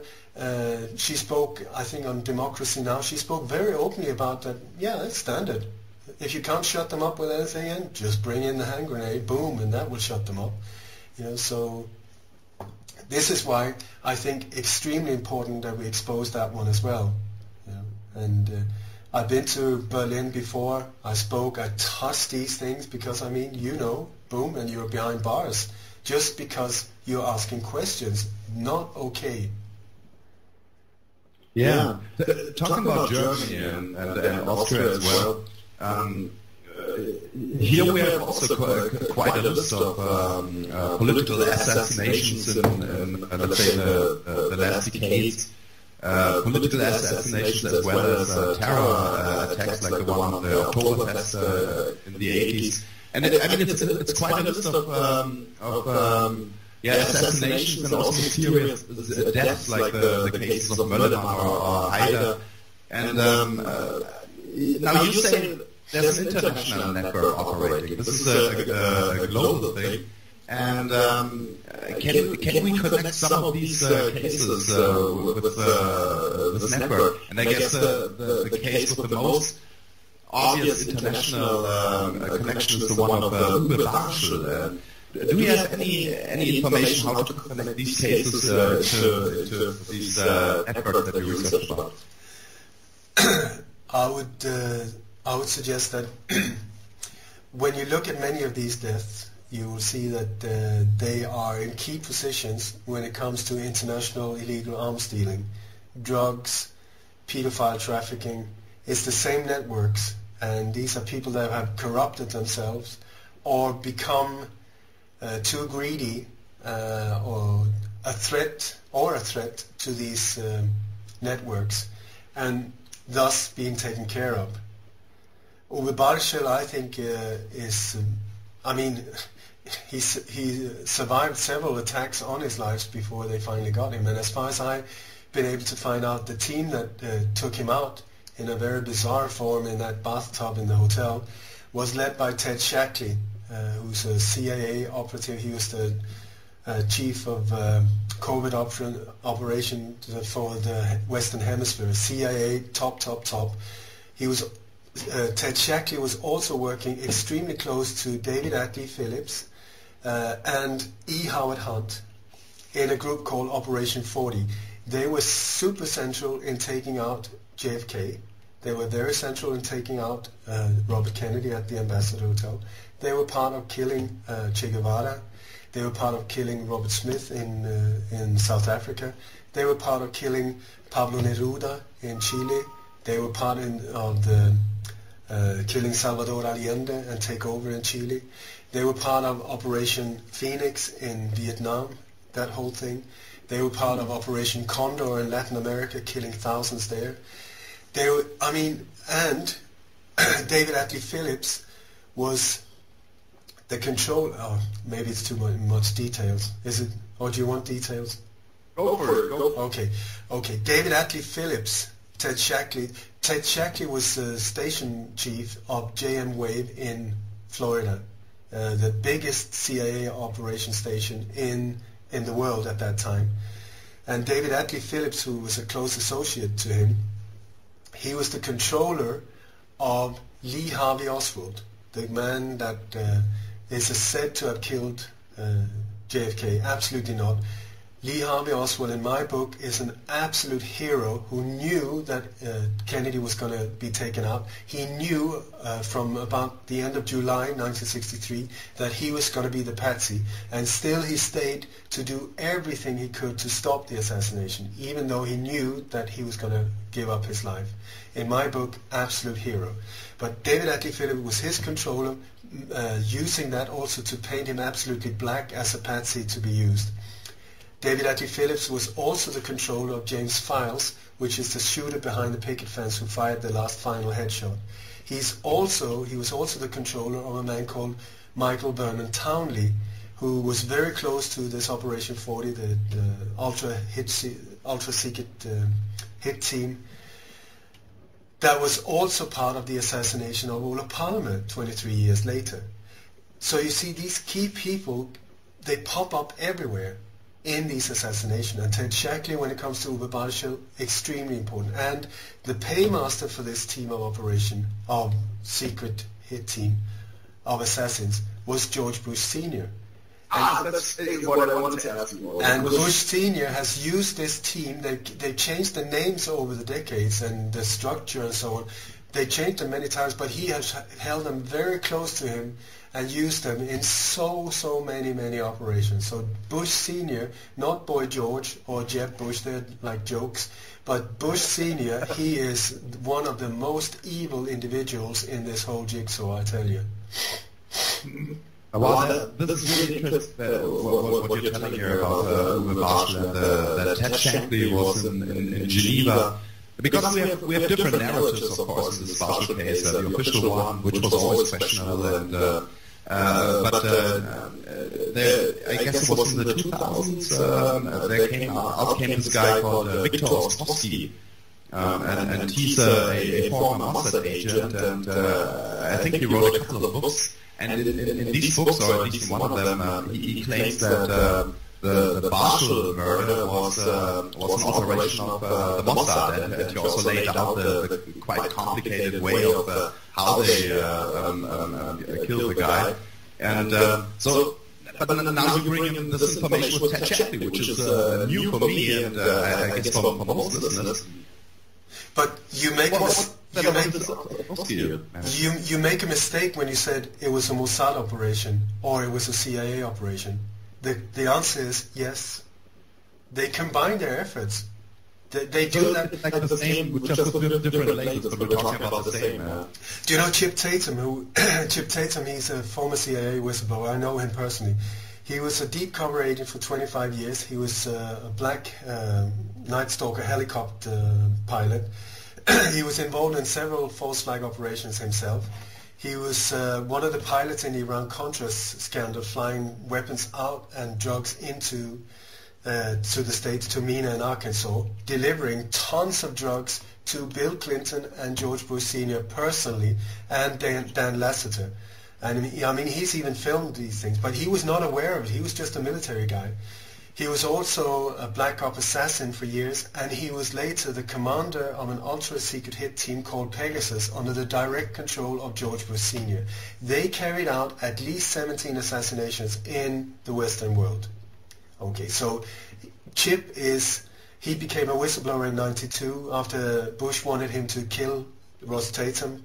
If you remember Ross Tatum, he was a billionaire who wanted to run for president himself, and Bush Sr. wanted him taken out, but that was just too much for Chip.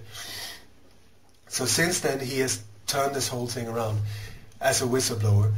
But what he says is that these operations, it is a mistake to see them as like, oh, it's a Mossad thing, it's an MI6. They use each other, all the time. He said when, for instance, the CIA could not do hits in their own country, So out of moral, not, but out of certain rules, they were not to kill people in the US. So they had the mafia do it for them, or people through the FBI do that job.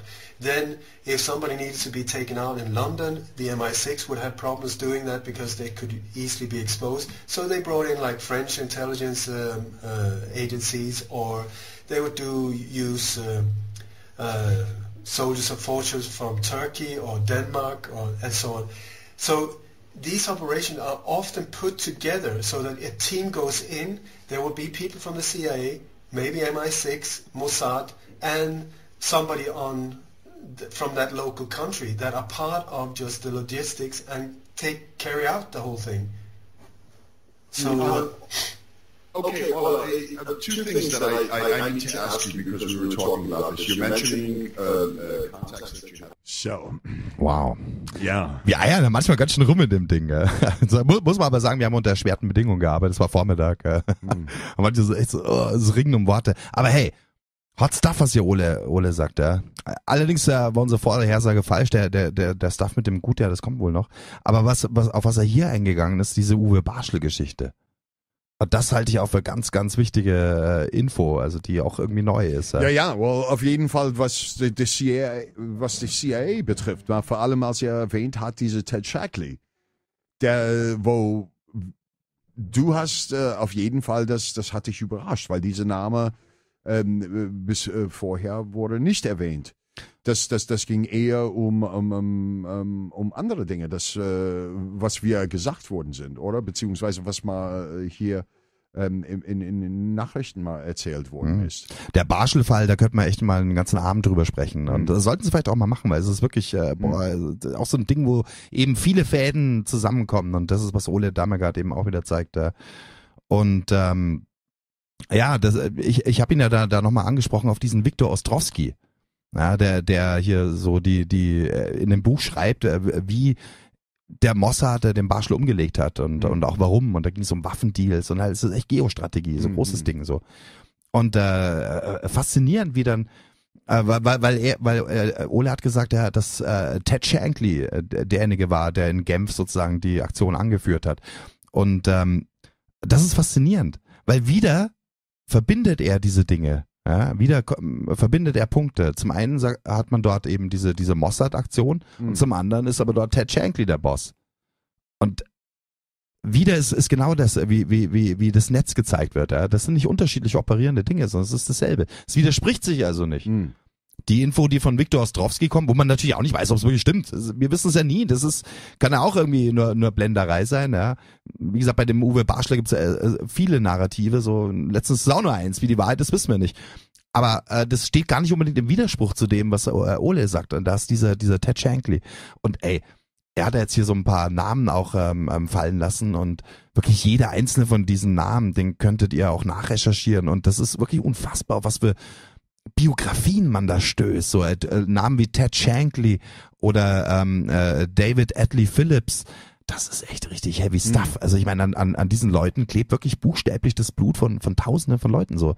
Attentate, die in diese Größenordnung gehen. Das sind Profis, die machen sie ihr Leben lang so. Und er benennt die auch beim Namen und es ist keine Geheiminformation. Wie gesagt, ihr findet es leicht raus. Weil der hat gesagt, dieser eine ehemalige CIA-Assassin kennt er persönlich und das war mit dieses, wie hieß der, Rossmann, glaube ich, der Typ, der mal als amerikanischer Präsident, der George Bush mal weglegen wollte, der Billionär. Anders hieß der irgendwie, aber ich weiß das, da bin ich auch gar nicht so vertraut mit dem gewesen. Ja, well, anyway, die Tatsache ist, dass das ist, wo dieser Typ mal gesagt hat, dass es ihm ein bisschen zu viel.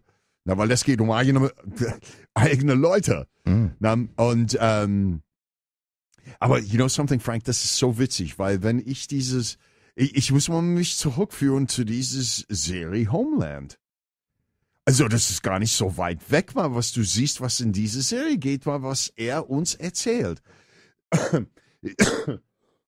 Ich wollte mal darauf hin, weil er hat gesagt, dass die Mossad grundsätzlich in Ausland das nicht in die Hände nimmt. Wobei als ich mal nach Amerika geflogen bin, ich habe meine Dokumentationsfilme angeguckt, mal auf dem Flugzeug. Das ging um 72 um die Olympischen Spiele in München, wo der Mossad beziehungsweise Gilda Meir war die Ministerin damals von Israel. Und die haben tatsächlich Leute geschickt in verschiedene Länder und Leute umzubringen, die gesagt haben mal mit diesem Netzwerk, die dort in 72 in München die Sportler umgelegt haben. Bis das sollten ja also aufspüren, die Täter. Und genau, und umbringen. Und das Krasse dabei ist, dass in dieser Dokumentation ging das mal nach der zweiten, dritten Person dann schief. Die fingen an, mal Leute verwechselter Identität und ganz normale Bürger umzubringen. Leute, ein Typ, der in einem Restaurant gearbeitet hat, der mal seine Frau, eine Kind erwartet hat und sowas. Und das flog auf. Wo das war ganz groß, denn in der Geschichte, dass der Mossad Leute in verschiedene Länder, ohne dass jemand das weiß, dorthin als Mordkommandos mal Menschen mal umzubringen oder zu jagen. Ganz krasse Geschichte. Ich meine, der erzählt auch mal ein bisschen davon, wo der eigentlich seine Antwort darauf ist, well, what else is new? Ja, und Ole, genau, und Ole sagt halt, was auch uns nicht ganz neu ist, aber es ist halt nur wieder, er kann halt da so viel das mit Fakten belegen und zeigt halt Dinge auf.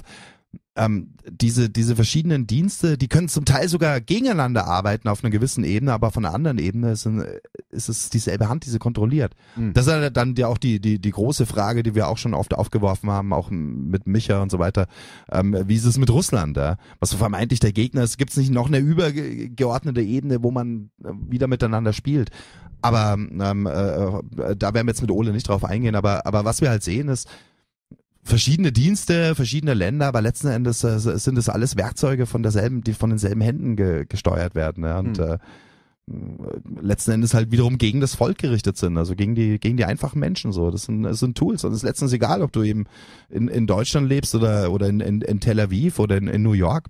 Es sind dieselben Mechanismen, die also mit uns halt arbeiten, ne? Ja. Und uns halt in diesem Fear-Porn halten, wie es Ole nennt. Ja, also immer wieder. Ich höre mir das jetzt mal wieder, seit wir das am Montag mal besprochen haben. Und es ist schon erschreckend, was man alles hier hört. Ne? Also ja. Die Zeit schreitet voran, Alex, aber wir werden das ganze Interview sowieso nicht mehr schaffen heute. Nee. Ja, das ist offensichtlich schon. Nee. Denn wir sind jetzt in dem Interview ungefähr bei der Hälfte angekommen. Oder ein bisschen drüber. Ja. Und wie gesagt, wir werden das Interview komplett online stellen. Und hoffentlich ergibt sich was mit, dass es auch übersetzt wird. Und für jetzt würde ich sagen, wir fahren einfach mal fort und dann schauen wir mal, ob wir es nächste Woche weitermachen. Ja, absolutely. So, wir schauen mal weiter dann. CIA and stuff like that, and what they as whistleblowers. I wanted to throw in the name Ted Gunderson. Yeah. But at the same time, I just finished watching a documentary about following the assassination of the Israeli sports people in Munich in 1972, I believe it was, where Gilda Meir and the Mossad went about assassinating people in different countries undercover. And I'm sorry, I don't remember his name, but the man that was in charge of it had made a couple of mistakes. For example, they had found, I believe it was one person in Africa or in France who the identity was mistaken. It was just a normal guy that worked in the library, something like his wife was expecting a baby, and they started finding out that the Mossad was taking it upon themselves to do assassinations in different countries without anybody knowing about it. Pretty amazing documentary, and those are the two things that I wanted to throw in, because you were mentioning that they work together, but here you have the Mossad story, or an Arab saying that the Mossad took it upon themselves to go into countries illegally and take out people without anybody having any idea about it. What do you say about that, or how do you see that? What else is new? It's like you have to see, when you look at it from a global point of view, you have to see that Israel is not just a tiny little country. When Benjamin Netanyahu went to the Congress in the US, as far as I remember, he had 25 standing ovations. 29 or 25, something like that. I mean, unheard. Obama had like 15 at the most. What does that tell you? What does that tell you? A small little country where you look from the outside and you think, oh my God, this is it's mass murder of a small little minority. What the hell is going on? And then you have in the US where the standing ovations more than anywhere else, it will show you who is in control. Who is in control. Otherwise they would never do a thing like that. So Israel are totally, it's based on all the first prime ministers, all of these people were assassins. They were so-called terrorists, all of them. That is how they grew up. And their methods in the world have been terrorism. They are the ones who invented terrorism. They are the ones who invented terror attacks. And they are the ones that are showing the way. So all of these soft, cuddly type of versions that, they went out on their own, and they've been doing that all the time. They are brutal forces, very brutal forces. And you will see the theme. I used to think that false flag operation was quite new, or I was just aware of from Boston and onwards, sort of that, is it like this they do? I had no idea. I was learning more and more. But now when I start going back in time, it's sort of like, are you kidding me? That one as well? And that one as well? It's like we have to unlearn and start looking at these events from a different perspective. And one of the things that they, in many operations, are that they want the Palestinians to be the bad guys and Israel to be the victim. When once you look at it from an objective point of view, just like there's a so-called war going on in Gaza and so, no, there's not. They're behind walls, they have no weapons, and you fly in F-16 fighters and bomb them. That is not sort of like a war. Yeah, but they threw like a rock at us or a sand pedal or whatever. That doesn't make it right that you do that. It's like sending Mike Tyson into a daycare center and he beats the crap out of these children because they peed in the pants, and make that okay. It's not. There's absolutely no balance in this whole thing. So I've been starting to look into this thing with the Olympic Games in München as well, because that was the same theme. And also when you look at these current terror attacks, they very often link them to things that have happened in the past, so that we will emotionally go again. We will, I remember, yes, it will hit you somewhere in your subconscious. Like when there was this Dallas police shooting, I was just like, are you kidding me? Really, Dallas? And I said, by any chance, not Dealey Plaza. Not Dealey Plaza. No, it was not Dealey Plaza. It was like 200 meters away from Dealey Plaza. And I was actually staying, where the conference was actually the Crown Palace Hotel, which is where they filmed this mass shooting or this killing in Dallas, which was absolutely crap. I went down there, there were no bullet holes. It's called fire sparks instead, these film effect things that looks like ricochets. It's like, when I just had to reverse. I'm sorry, I get tired sometimes. But if I can please make a quick rewind. Who filmed Charlie Hebdo? Was it some French guy on a tour, sitting on his terrace having a tea in the summer morning? No, it was not. It was one of the chief editor or the deputy editor of the second biggest TV channel in Israel that just happened to be there filming that. Okay, so we go to Nice. Who happened to film that? Do you know why was he even filming this truck before it even started attacking? His name was Richard Gutjahr, one of your fellow Germans. Major question mark around this individual. I was track his butt down and put him up against the wall, expose this man. Anyway, so Richard Gutjahr just happened to be there filming. He was at the Westminster Hotel in Nice. Okay, that's where the attack is said to have said, because they said that's where he started filming. Then the shootout was at the casino, and it's said to have been 1.2 miles further down the road. But it's not. It's 215 meters. Okay, so the whole thing is very limited, closed-off area. So Richard Gutjahr. Who was Richard Gutjahr? So I always track down these people. Who are the ones that films it?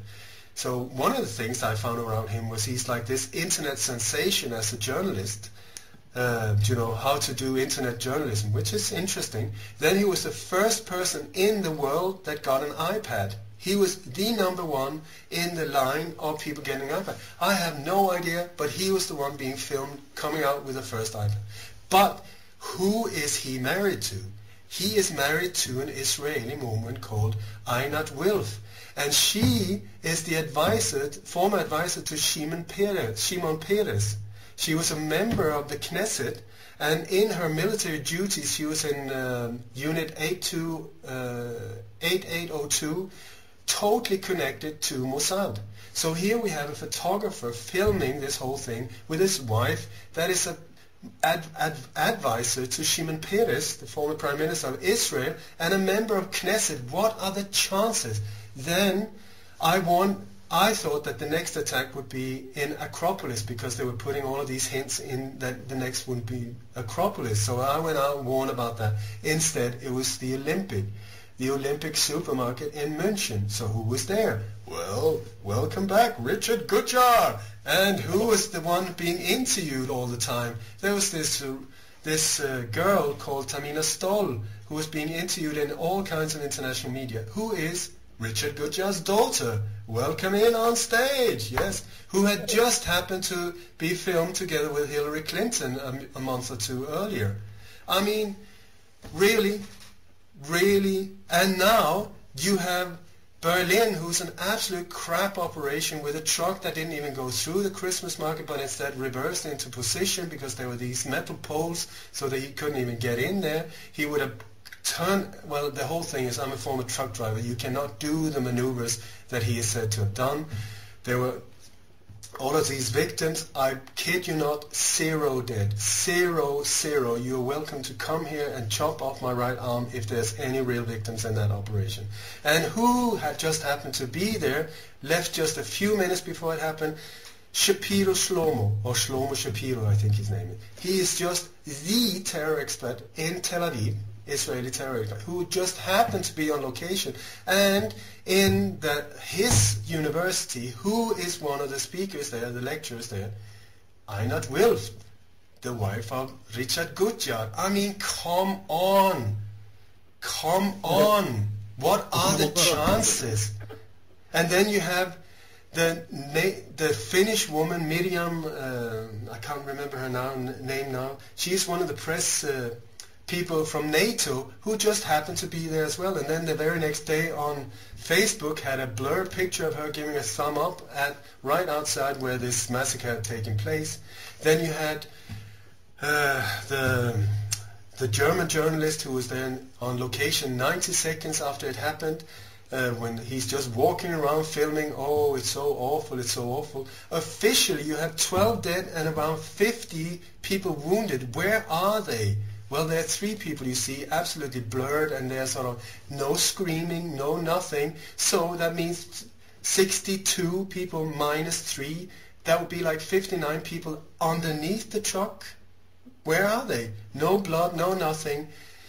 Oh, God. And then BBC and CNN was on location before German press was even there. I mean, really? What are the chances? Really? Yeah, amazing. I'm speechless. I'm sorry. But as a joke, I need to. So. Ja, erstaunlich, wie er hier diese ganzen Berlin-Geschichten oder überhaupt letztes Jahr, wie er das da so alles runterbricht. Ja, Ole Dammegard heute Abend hier in der Amok, Alex und Frank Stoner Show, International Researcher und interessant halt auch da seine Perspektive zu haben, weil auf die Ereignisse, die da eben in Deutschland auch sich abgespielt haben, und weil ich meine, das ist sozusagen der Blick, der von außen jetzt zu uns kommt, wo wir profitieren können, so weißt du? Wie der das von außen einschätzt. Weil der hat mal selber gesagt, er ist eine LKW-Fahrer gewesen und der hat gesagt, das ist unmöglich, wie das LKW dort gelandet ist, dass man so das mal manövrieren kann. Vor allem, wo der sagt, ist, dass diese Schlomo, oder wie heißt der, nochmal dieser Typ da gewesen war und Terrorexperte. Ja, so alles kurz mal auf dem davor. Weihnachtsmarkt hat getrunken. Ja, und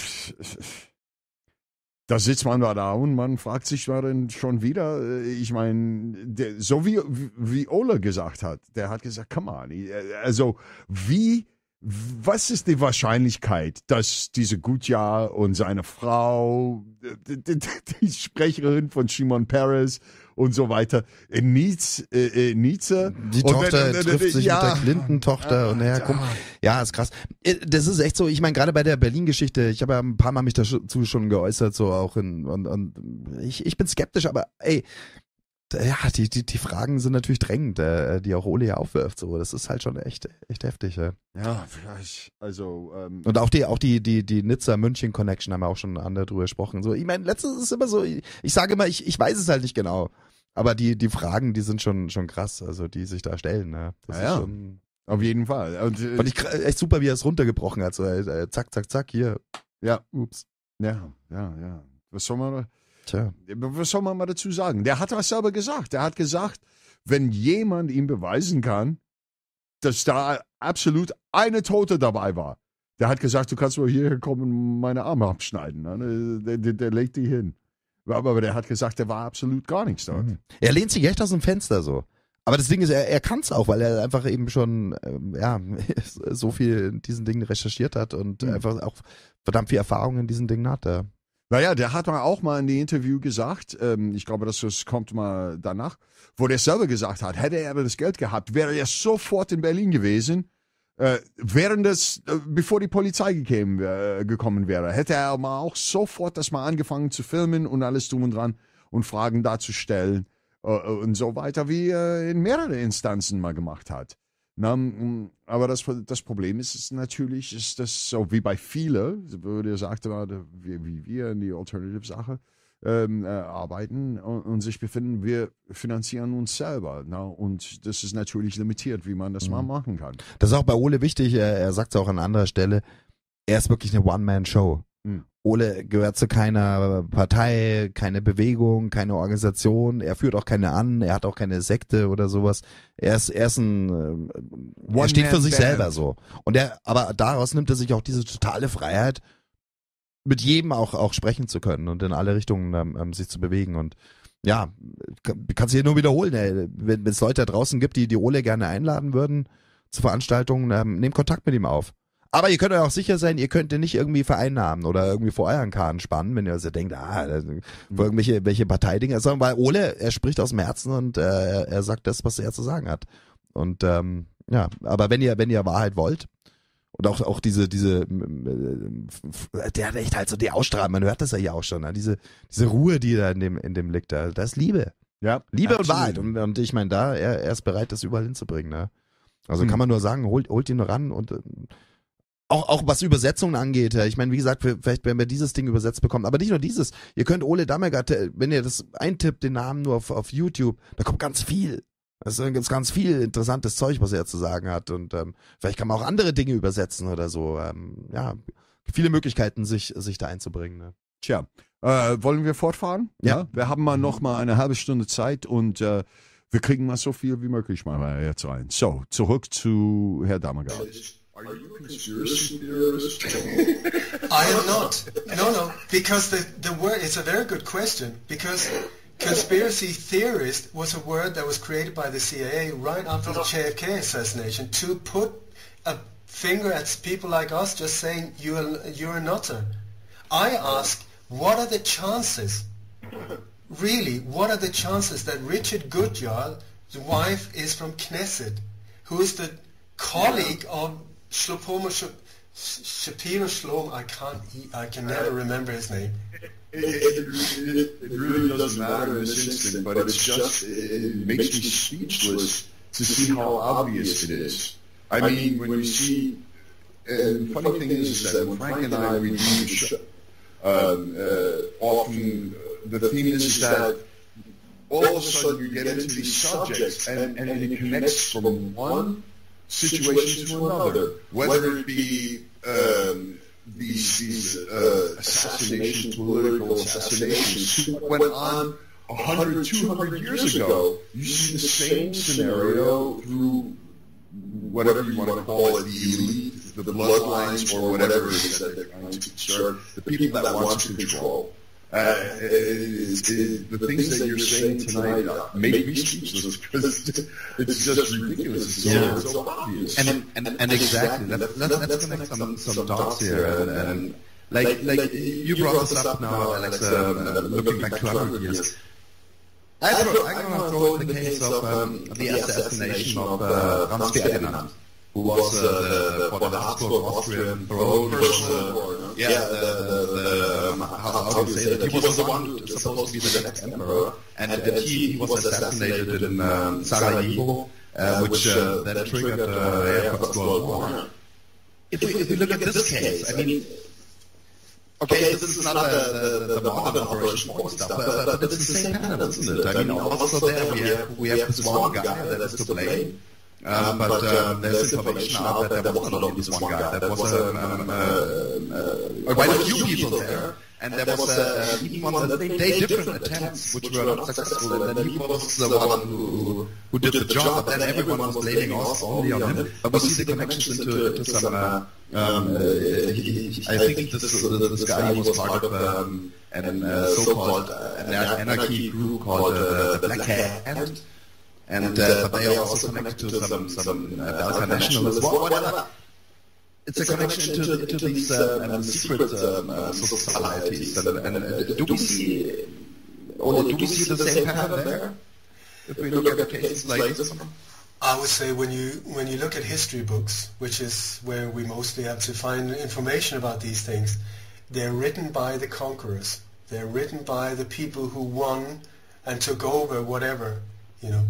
So you will never hear the one that was defeated. You will never hear their version, or very rarely. So when you look at a thing like this, you have to have a very open mind, I would say, because it's just like with Abraham Lincoln, where it is said that John Wilkes Booth jumped down the rail and shot him. That's a one-man operation. Well, there was 8 people executed. How does that make sense to you?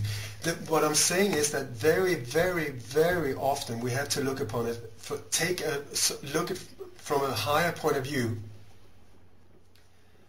I got confused, executed or tried for the murder. I think there were 8 of them executed. I need to check that. But anyway, at all times you need to look from a higher point of view. Who benefited from this thing happening? What happened? What was the sequence of things that took place after this thing happened? And you will very often see that if somebody was taken out like that by a lone crazy guy, I would very much doubt that it's the lone crazy guy that shot him. He was there to take the fall. He was being positioned there to take the fall and be blamed for it. The killing itself would have been carried out by professionals, and you will often see triangular fire, ambush, multiple people involved, and so on, because they need to make sure that this person dies, so they cannot only count on one person doing it.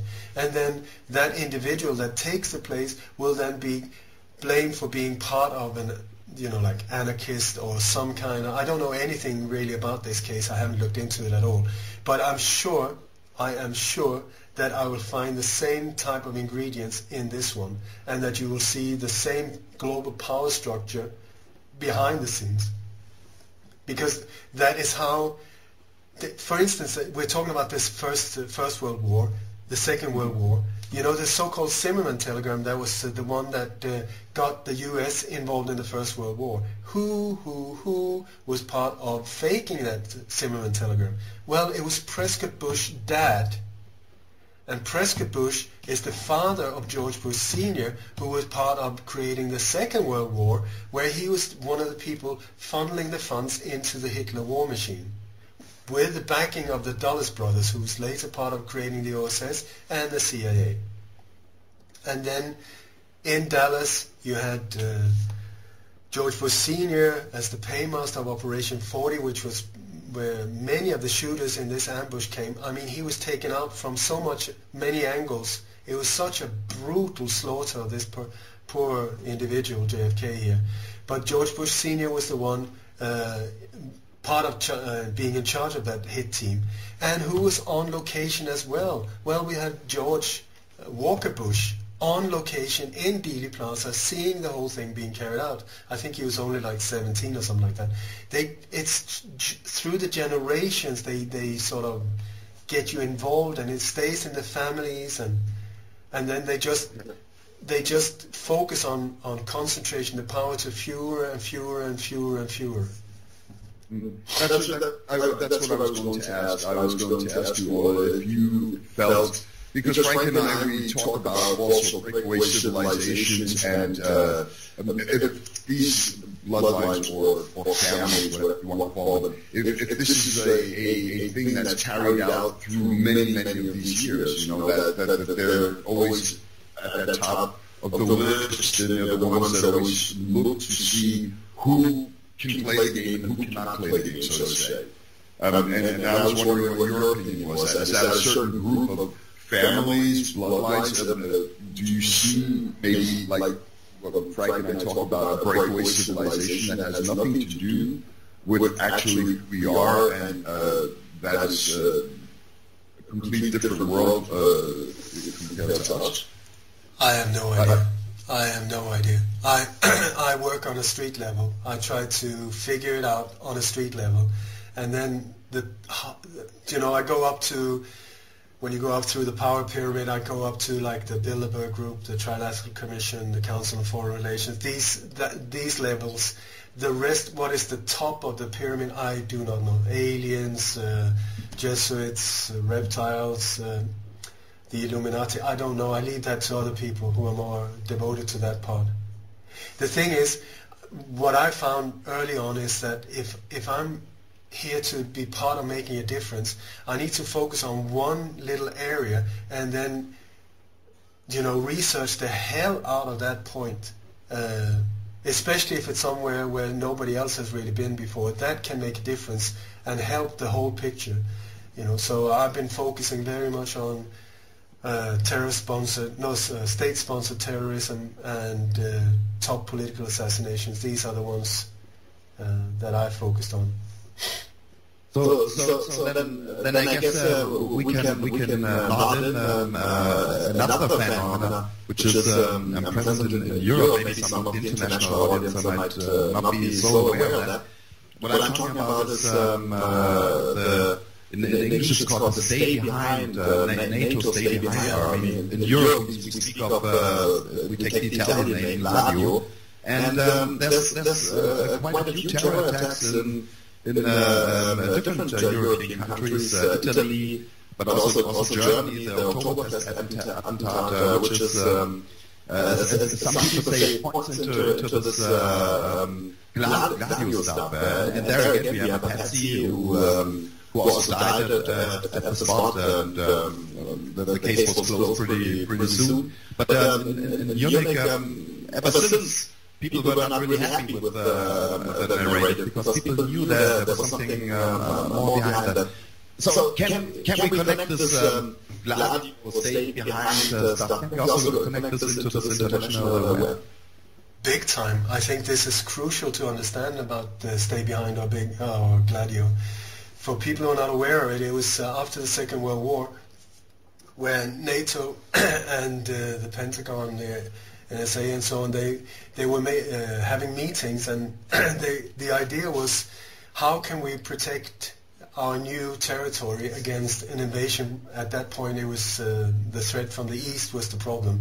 So how can we protect ourselves? So somebody came up with the idea: why don't we create a hidden ghost army that no one is aware of? That will consist of hundreds of small cells. These cells will be like 6 to 10 people that are there, military people, like that are equipped with weapons, fuel, radio equipment, everything needed for a resistance movement. All of that will then be dug down in the ground, well hidden, and then hundreds and hundreds of cells like that would be connected in an invisible network that nobody knew about, totally compartmentalized and so on. So the idea was that should any of the NATO countries be invaded, what could very easily be done is that the top of the society, the politicians and all of these other people not so brave that they would dare to stay, they and the royalties could escape to London, and then from London activate the whole resistance movement in one go. Boom! Everything would be in place, fuel, weapons, ammo, everything, vehicles would be in location and could be activated like boom. Which, when you think of it, is a fantastic idea, I think. And this network was called Gladio, or stay behind. You lead behind these troops that could then be activated. That's where the name came. But most European NATO countries had their own name. For instance, in Sweden it's stay behind. In Denmark it's Absalon. In Italy, that's where the Gladio name comes from, and so on. So nobody knew about these things, and it was only in the 1990, I think, in Italy, where there was this whole scandal that erupted, showing that there was about 10,000 people in Italy involved, all the way up to the top of the government and so on. Massive scandal. And then that scandal led to other NATO countries where the same thing was exposed. But I think in the early 60s and so on, when the threat from the east wasn't that big anymore, somebody was thinking, or maybe it was later on even, was like, why don't we use these? We got all of these hard warriors, with weapons, everything is there, nobody knows about it. Can't we make use for it, And then somebody came up with the strategy of tension. It's a CIA operation called the strategy of tension. How to inflict fear in modern society so that modern society will welcome more and more militarized control.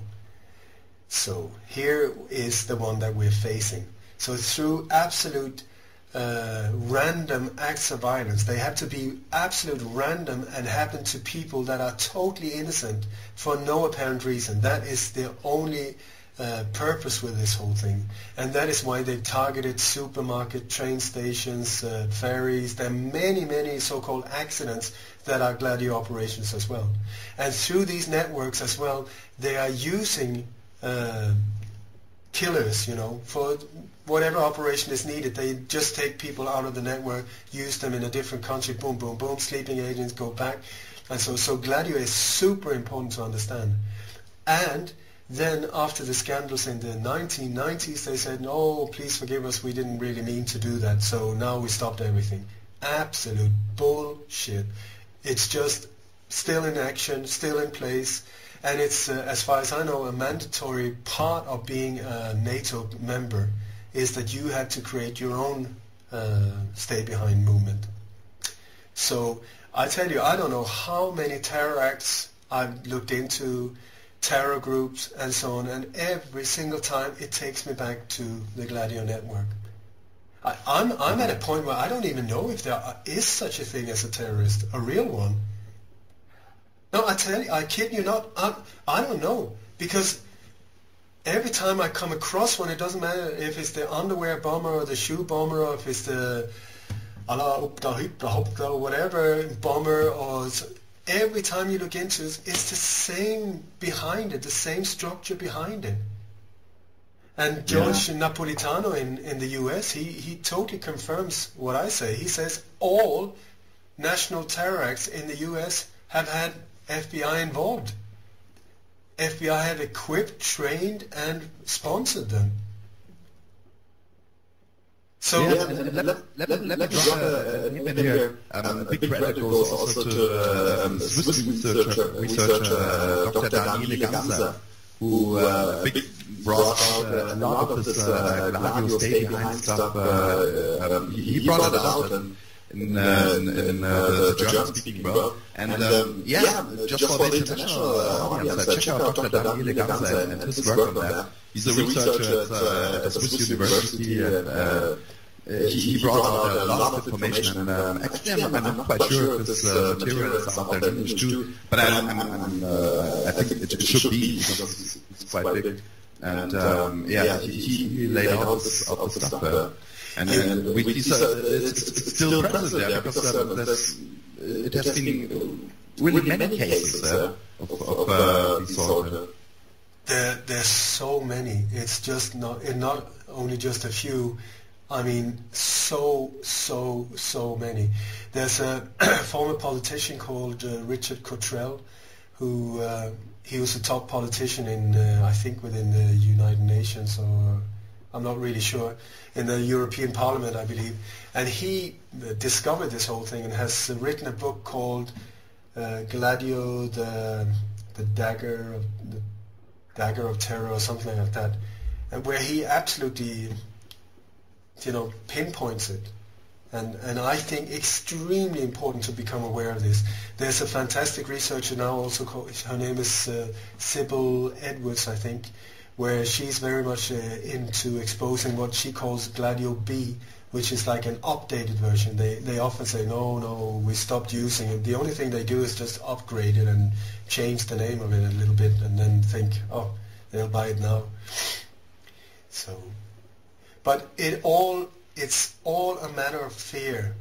It is all the time a matter, how can they keep us fearful? That is the thing. And now when they dumbed us down with so much fluoride in the water and all of these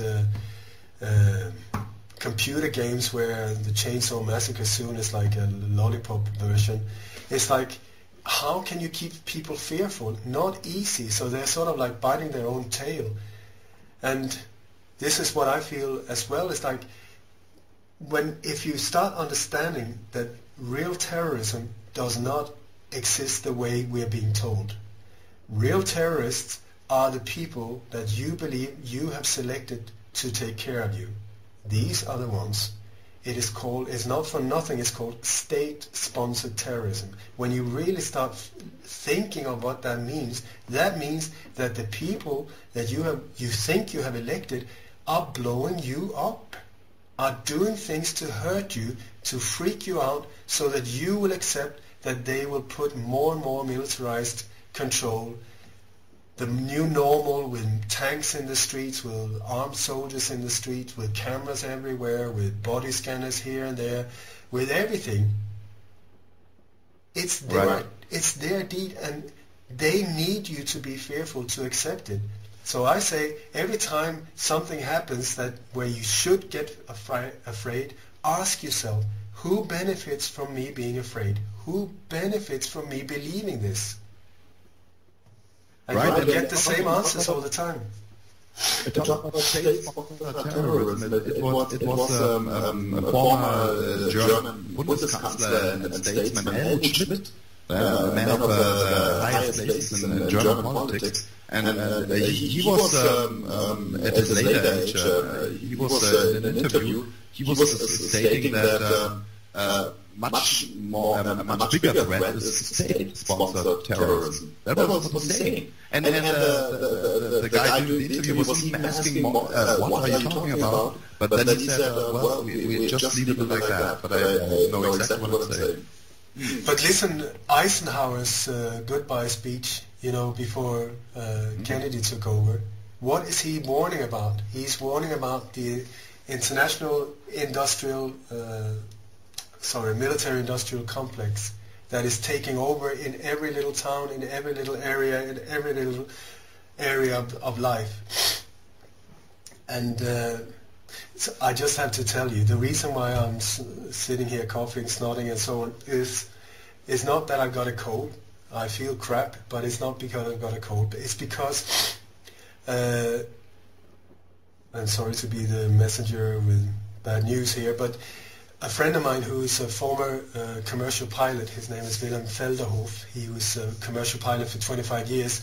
He almost died while flying because he was feeling very, very sick from time to time, and he kept going to the doctor, the airline's doctor, and the doctor said, no, you just you need to rest, it's a burnout or whatever, take it easy. And he left, took some weeks off and started feeling better, then he came back and started feeling more and more sick. Anyway, so after a while he felt that there's something wrong with the air inside the airplanes. What the hell is going on? But the airlines just absolutely refused to do anything about it. So in the end, he put like test tubes underneath his uniform and so on when he went flying. And together with a scientist and a former pilot, they found out, yep, the air inside the airplanes, toxic. And he's been... You will see that there are like thousands of people, stewardesses, pilots, and people with so many weird symptoms, and so on. And the reason for that is that the air intake into more or less all planes with jet engines is that the air comes in through the jet engines, then it's compressed and heated, and the leakage, I think it's oil leakage from the jet engines, that creates a neurotoxin that is then compressed, heated, and pumped into the airplanes. Meaning that, according to these pilots, jet lag is not what we're being told. Jet lag is just because you've been exposed to these neurotoxins for a longer period of time. And I'm sure many will have experienced that when you fly somewhere, when you come there, you have this awful cold and you're coughing like for days afterwards. It's a really deep, hoarse kind of cough and so on. That's what I'm going through right now, because I just got back from New York. So, wir steigen mal jetzt ein, weil der hat mal erstmal erklärt, warum der die ganze Zeit mal geschnuppert und gehustet hat, nicht weil er erkältet worden ist, sondern der ist gerade mal von einer Long-Distance-Flug gekommen, so wie ich. Und als er das erzählt hat, das wusste ich nicht, Frankie. Ich wusste nicht, dass das so gemacht worden ist, wo du mir vorher erzählt hast, dass das ist eine längere Phänomen. Ja, ist bekannt so, dass toxische Gase mit in die Atemluft geraten in einem Flugzeug. Ja. Das wird schon länger diskutiert. Gerade für Leute, die halt dann viel fliegen oder in den Flugzeugen arbeiten. So. Ganz krasse Sache. Das hat er hier von seinem Piloten berichtet. Ja, hey, krasser Stuff, was wir jetzt hier alles in diesem Blog hatten. Ne? Helmut Schmidt, da habt ihr darüber gesprochen, der hatte diese Stadt organisierte Terror. Genau, Helmut Schmidt hat das gesagt, so, dass staatlicher Terror eine noch größere Bedrohung ist als all diese andere Terror. Ja, Schmidt hat das ja damals erlebt, diese RAF-Zeiten und so, aber er hat öffentlich im Fernsehen gesagt, so, also Staatsterrorismus ist noch das größere Ding. Ja, ja, wobei Ole hat gerade gesagt, ist das Terror, so wie das uns erklärt wird. Er glaubt gar nicht, dass das wirklich existiert. Ja, Ole sagt, er ist sich nicht sicher, ob es überhaupt einen einzigen echten Terroristen gibt. Da wäre ich mir nicht so sicher, aber ja, so sagt's halt Ole.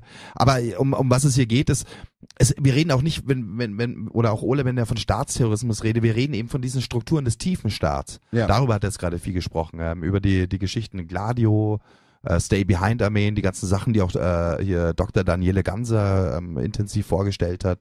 Davon spricht er. Das ist dann der tiefe Staat. Das ist nicht unbedingt so dein Abgeordneter oder sowas, ja, der da sitzt, sondern das sind Strukturen, die sind jenseits von irgendwelchen Legislaturperioden oder so, die da am Agieren sind. Ja. Ja, sehr interessant und er webt halt auch das wiederum zusammen. Connecting Dots ist irgendwie so der rote Faden hier. Ja, genau. Er webt auch das wieder zusammen in diese Netzwerke. Das ist halt wieder ein weiteres von diesen Tools. Und halt gerade hier in Europa, und wir haben es auch angesprochen, weil Ole Dammegard ja viel auch im amerikanischen Medien unterwegs ist und da werden es vielleicht auch dann Leute hören im Original. Das ist halt, was viele in Amerika noch gar nicht so richtig kennen, so in diese europäischen Gladio-Geschichten. Das hat halt hier so stattgefunden, ja. Und wie ähnlich dann die Muster auch wieder heute sind, ja? wenn auch wieder Waffenlager ausgehoben werden und was heute passiert halt in einem anderen Kontext. Heute ist es halt dann der islamistische Terror, aber wir sehen auch da wieder die Muster auftauchen. Ja, ja, man, also wie ich gesagt habe, ich meine, interessant ist, dass wir erzählen das in unserer Sendung, alles, was Ole uns da, aber natürlich von einem Mann, so wie Ole Dammegard, dadurch, dass er so schon länger, das ist nur eine Bestätigung für das, was wir mal hier geben, Frank. Das ist mal, Ja, in vielen Dingen, klar, ist es genau so. Interessant war, wir haben ja auch hier jetzt in diesem letzten Segment, was wir gehört haben, auch einen kleinen Ausflug in die Geschichte gemacht. Mein Ole Dammegard, so sein Hauptfokus von seiner Arbeit ist ja auch diese Operation 40. Und das sind im Grunde genommen alles Dinge, die nach dem Zweiten Weltkrieg passiert sind. Der Coup d'etat in Slow Motion, das ist vor allem die Nachkriegszeit, also die Kriminalisierung von Politik, insbesondere USA und so weiter. Aber der Ausflug in die Geschichte lohnt sich, weil tatsächlich, ich habe mal so reingeschmissen hier das Attentat auf den österreichischen Thronfolger Franz Ferdinand, Sarajevo, was dann den Ersten Weltkrieg ausgelöst hat. Und dort haben wir auch wieder dieses Ding, weißt du, du hast halt der eine war's, aber dahinter ist halt auch ein ganzes Netzwerk, es war kein Einzeltäter. Ja. Und er hat gemeint, er hat jetzt mit diesem Fall also nicht viel beschäftigt, aber er bringt dann gleich noch ein anderes super Beispiel, das Attentat auf Lincoln. Ja, das ist mal dann im 19. Jahrhundert gelandet. Ja. Und auch dort wieder das Ding. Wir haben wieder den einen Attentäter, der ist ein bisschen verrückt, aber er sagt, das sind mehrere Leute sind dafür verurteilt worden für diese Sache. Und auch da, wenn du genau halt hinschaust, ist es wieder so, du hast ein Netz und immer hast du dann auch diese Verbindungen auch damals nannte man die halt nicht CIA und so, aber da sind es eben dann Geheimorganisationen, aber eben auch wieder so undercover, also unterm Radar halt operierende Gruppen. Du hast mal doch diese schwarze Hand erwähnt. Ja, aber in dem Fall Franz Ferdinand, da könnten wir echt auch intensiver mal drüber sprechen. Ich meine, der Attentäter wurde dann, sagt man, der gehört einer Anarchistengruppe an, serbische Nationalisten und Anarchisten, schwarze Hand. Aber da gibt's auch Connection und schon der Name deutet darauf hin, schwarze Hand. Wir haben irgendwann mal drüber geredet, Alex, und ich über die geheime Organisation in Italien, die auch der Giuseppe Mazzini, wo der Chef war. Und die hießen Schwarzfüße. Ich bringe es auf Italienisch nicht mal zusammen, ne? Pieta Negra oder sowas. Ja? Die Schwarzfüße. Das ist und da bist du schon mit Mazzini. Da bist du schon direkt drin, eben auch in diesen Freimaurer, wenn nicht gar Illuminati-Logen und so weiter. Und da gibt's eben diese Schnittstellen, wie sie es berührt. Kannst du aber Franz Ferdinand Attentat sehr interessant sehen. Was auch Ole mal gesagt hat, was mal ziemlich wichtig ist, dass der hat gesagt, dass diese Leute, die das Attentat ausüben, bauen sich normalerweise in eine Dreieck auf. Immer. Weil es muss sicher sein, dass der Typ getötet wird. Na? Ja, genau. So immer dieser Plan B, so wie bei Kennedy, wo auf einmal dann ganz viele dort waren. Und das ist das ist so ähnlich, was eben bei dem Franz Ferdinand auch. Ja. Und das Witzigerweise ist das, wo du mal erwähnt hast, wo der Ole greift auf dieses Ding, eher so Operation 40. Das Interessante dabei ist, dass diese Operation 40 mal George Bush ist ganz an oberer Liste, ne? George Bush der ist Teil von der Operation 40. Nicht als Hitman, sondern der ist so der Mann, der die Finanzen dort geregelt hat bei der Gruppe. Absolut. So, das zeigt uns mal alles, wo das alles hingeht. Und der hat ja dann auch hier, es ist so viel Stuff, ey. Was er auch erwähnt hat, ist dann die Connection von Prescott Bush auch in die Geschichte. Und klar. Und da haben wir auch mal darüber gesprochen, als wir mal unsere Zweite Weltkriegsgeschichten mal gesprochen haben. Das Prescott Bush war ein von den Finanziers mal natürlich gewesen und sowas in die ganze Regelung. So wie auch, man kann auch darüber mal über Rothschilds sprechen und sowas, dass die alle involviert waren. Ne? Genauso wie Rockefellers, wo die mal ihm durch Shell Oil für das Hitler-Regime über die Schweiz, was eine neutrale Stadt war, mal Ethanol für die Messerschmitts mal besorgt haben und. Alex, haben wir heute wieder einen tiefen Ausflug genommen in den Kaninchenbau. Wow. Aber wir sind schon wieder Overtime. Haben natürlich das Ole Dammegard-Interview nicht komplett geschafft. Ich weiß nicht, wie wir da jetzt weiterverfahren, müssen wir uns auch mal selber durch den Kopf gelassen. Das ist natürlich schwierig, so wie heute. Aber ich meine, ihr versteht uns. Wir wollen natürlich das Zeug halt euch nahe bringen. Ja. Und andererseits wissen wir, dass es natürlich auch schwierig ist, wenn es die ganze Zeit auf Englisch läuft. Und aber trotzdem machen wir es einfach. Absolutely. Nee, weil es wichtig ist, weil es ein guter Mann ist, Ole Dammegard. Ja, absolutely. Und es wird mal auch schon wieder vorkommen, weil zum Beispiel ich habe mal ein Gespräch schon gehabt mit John Pardash unter anderem, der auch gerne bei uns mal im Sendung auftreten möchte und uns seine Sache erklären möchte, was auch sehr wichtig ist, weil das bezieht uns mal in diese Laurel Canyon Geschichte. Das wird auch dann in Englisch stattfinden, weil John Pardash ist ein Amerikaner, aber der ist ganz, ganz bekannt in seinen Geschichten, was dieses Pop-Industrie und Rockmusik aus den 60er Jahren und alles drum und dran bis zu heutige Tage mal zu tun hat. Das Ding ist halt, und Ole sagt es im Laufe des Interviews noch, würde er noch kommen, er sagt, jetzt ist halt so eine Zeit, sich auch zu vernetzen, so. Und die ganze Zeit ging es in diesem Gespräch ja auch darum, aufzuzeigen, wie die andere Seite auch vernetzt ist. Global operierend, das sind Netzwerke. Ja. Und jetzt ist die Zeit, wo wir einfachen Menschen, und Ole sagt auch, er ist ein regular guy, weißt du, er ist auch, wir sind einfache Leute so, ja, die sich diesen Dingen widmen. Jetzt ist auch eine Zeit, dass wir uns vernetzen. Ja. Und in diesem Sinne, Alex, haben wir das ja auch gemacht, also diese Connection jetzt mit Ole Dammegard und versuchen das auch jetzt hier euch in Deutsch irgendwie einigermaßen rüberzubringen. Das werden wir weiterhin machen, weil das ist, was jetzt einfach ansteht und wir müssen gucken, dass wir über die Grenzen kommen. Oder hey, wir haben es auch schon angesprochen, wäre cool, wenn wir das mit Russland oder gar mit Japan oder sonst wo auch noch schaffen würden. Aber wir fangen halt jetzt einfach mal an. Ja. Machen das mit Englisch, weil da können wir selber noch mithalten irgendwie. Ja. Aber das ist jetzt eben das, was wir heutzutage brauchen, ist eben, dass wir Menschen, die guten Willens sind, die guten Herzens sind, dass wir uns zusammentun. Ja, auf allen Ebenen, eine, Körper, also so von Mensch zu Mensch, aber eben auch übers Netz, übers Internet. Das ist, was uns gegeben ist, dieses Tool. Das ist jetzt vielleicht ein einmaliges Zeitfenster, was wir haben. Ja, wer weiß. Aber lasst es uns jetzt nutzen so. Ja. Und in diesem Sinne haben wir halt hier die Connection mit Ole Dammegard gemacht heute Abend. Tja, und wir würden das weitermachen, weil wir wollen mal die Informationen an euch bringen, so dass ihr auch wisst, was mal los ist und von diesen Leuten. So, auf jeden Fall, es ist dann die Zeit, dass wieder eine Episode der Amok, Alex und Frank Stoner Show zu Ende kommt. Wir haben mittlerweile 0:04 Uhr und ich will mal als letztes Titel heute Abend spielen, als Closer, das, was Frank gerade gesagt hat, mal mit die Vernetzung. Weil die Vernetzung wird stattfinden, wenn wir mal hier aus Deutschland raus over the rainbow gehen und hintergucken und diese Leute mal zusammenbringen und für euch das Information weitergeben. Und deswegen will ich mal jetzt eine Titel ich muss mal versuchen, mal seinen Namen auszusprechen. Der heißt Israel Ikamalulule. African?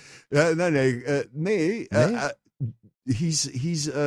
He's Hawaiian. Ach, Hawaiian. Und das ist der Typ, der mal, dieser ganz große Typ, der mal seine Ach, der mit der Ukulele. Ja, genau. Ach, der ist es, und das ist der Titel, die mal gern für euch mal als Closer spielen. Super Wahl, Alex. Ganz gut. Klasse. So, wir wünschen euch mal eine angenehme Woche. Peace to your mind. Und natürlich ab Montag geht das wieder hier mal mit Frank Stoner's Vintage Club, Amok Alex's Music Vault und natürlich am Mittwoch sind wir wieder am Start. Aber nicht vergessen, morgen und übermorgen, wir haben Bagger, wir haben am Start, wir haben Degel am Start, Shorty ist auch mit dabei and the rest of the Radio Emergency Team. Und wir danken uns, dass ihr das mal eigenermaßen ausgehalten habt heute und ich hoffe, dass wir mal wenigstens eine Person die Augen aufgemacht haben. Wie es Ole Dammegard gesagt hat, das ist auch sehr stark. Ihm ist es egal, ob da jetzt 2000 Leute sind oder nur 2. Ja. Wenn man einen im Herzen erreichen kann, dann reicht schon. Ey, das ist eine Einstellung. Ja. So sieht's aus. Und das ist, was wir versucht haben zu machen. Und jetzt machen wir das mit der Musik. Schönen Abend, everybody. Und bis nächste Woche. Amok, Alex und Frank Stoner saying over and out here of Radio Emergency. Ciao.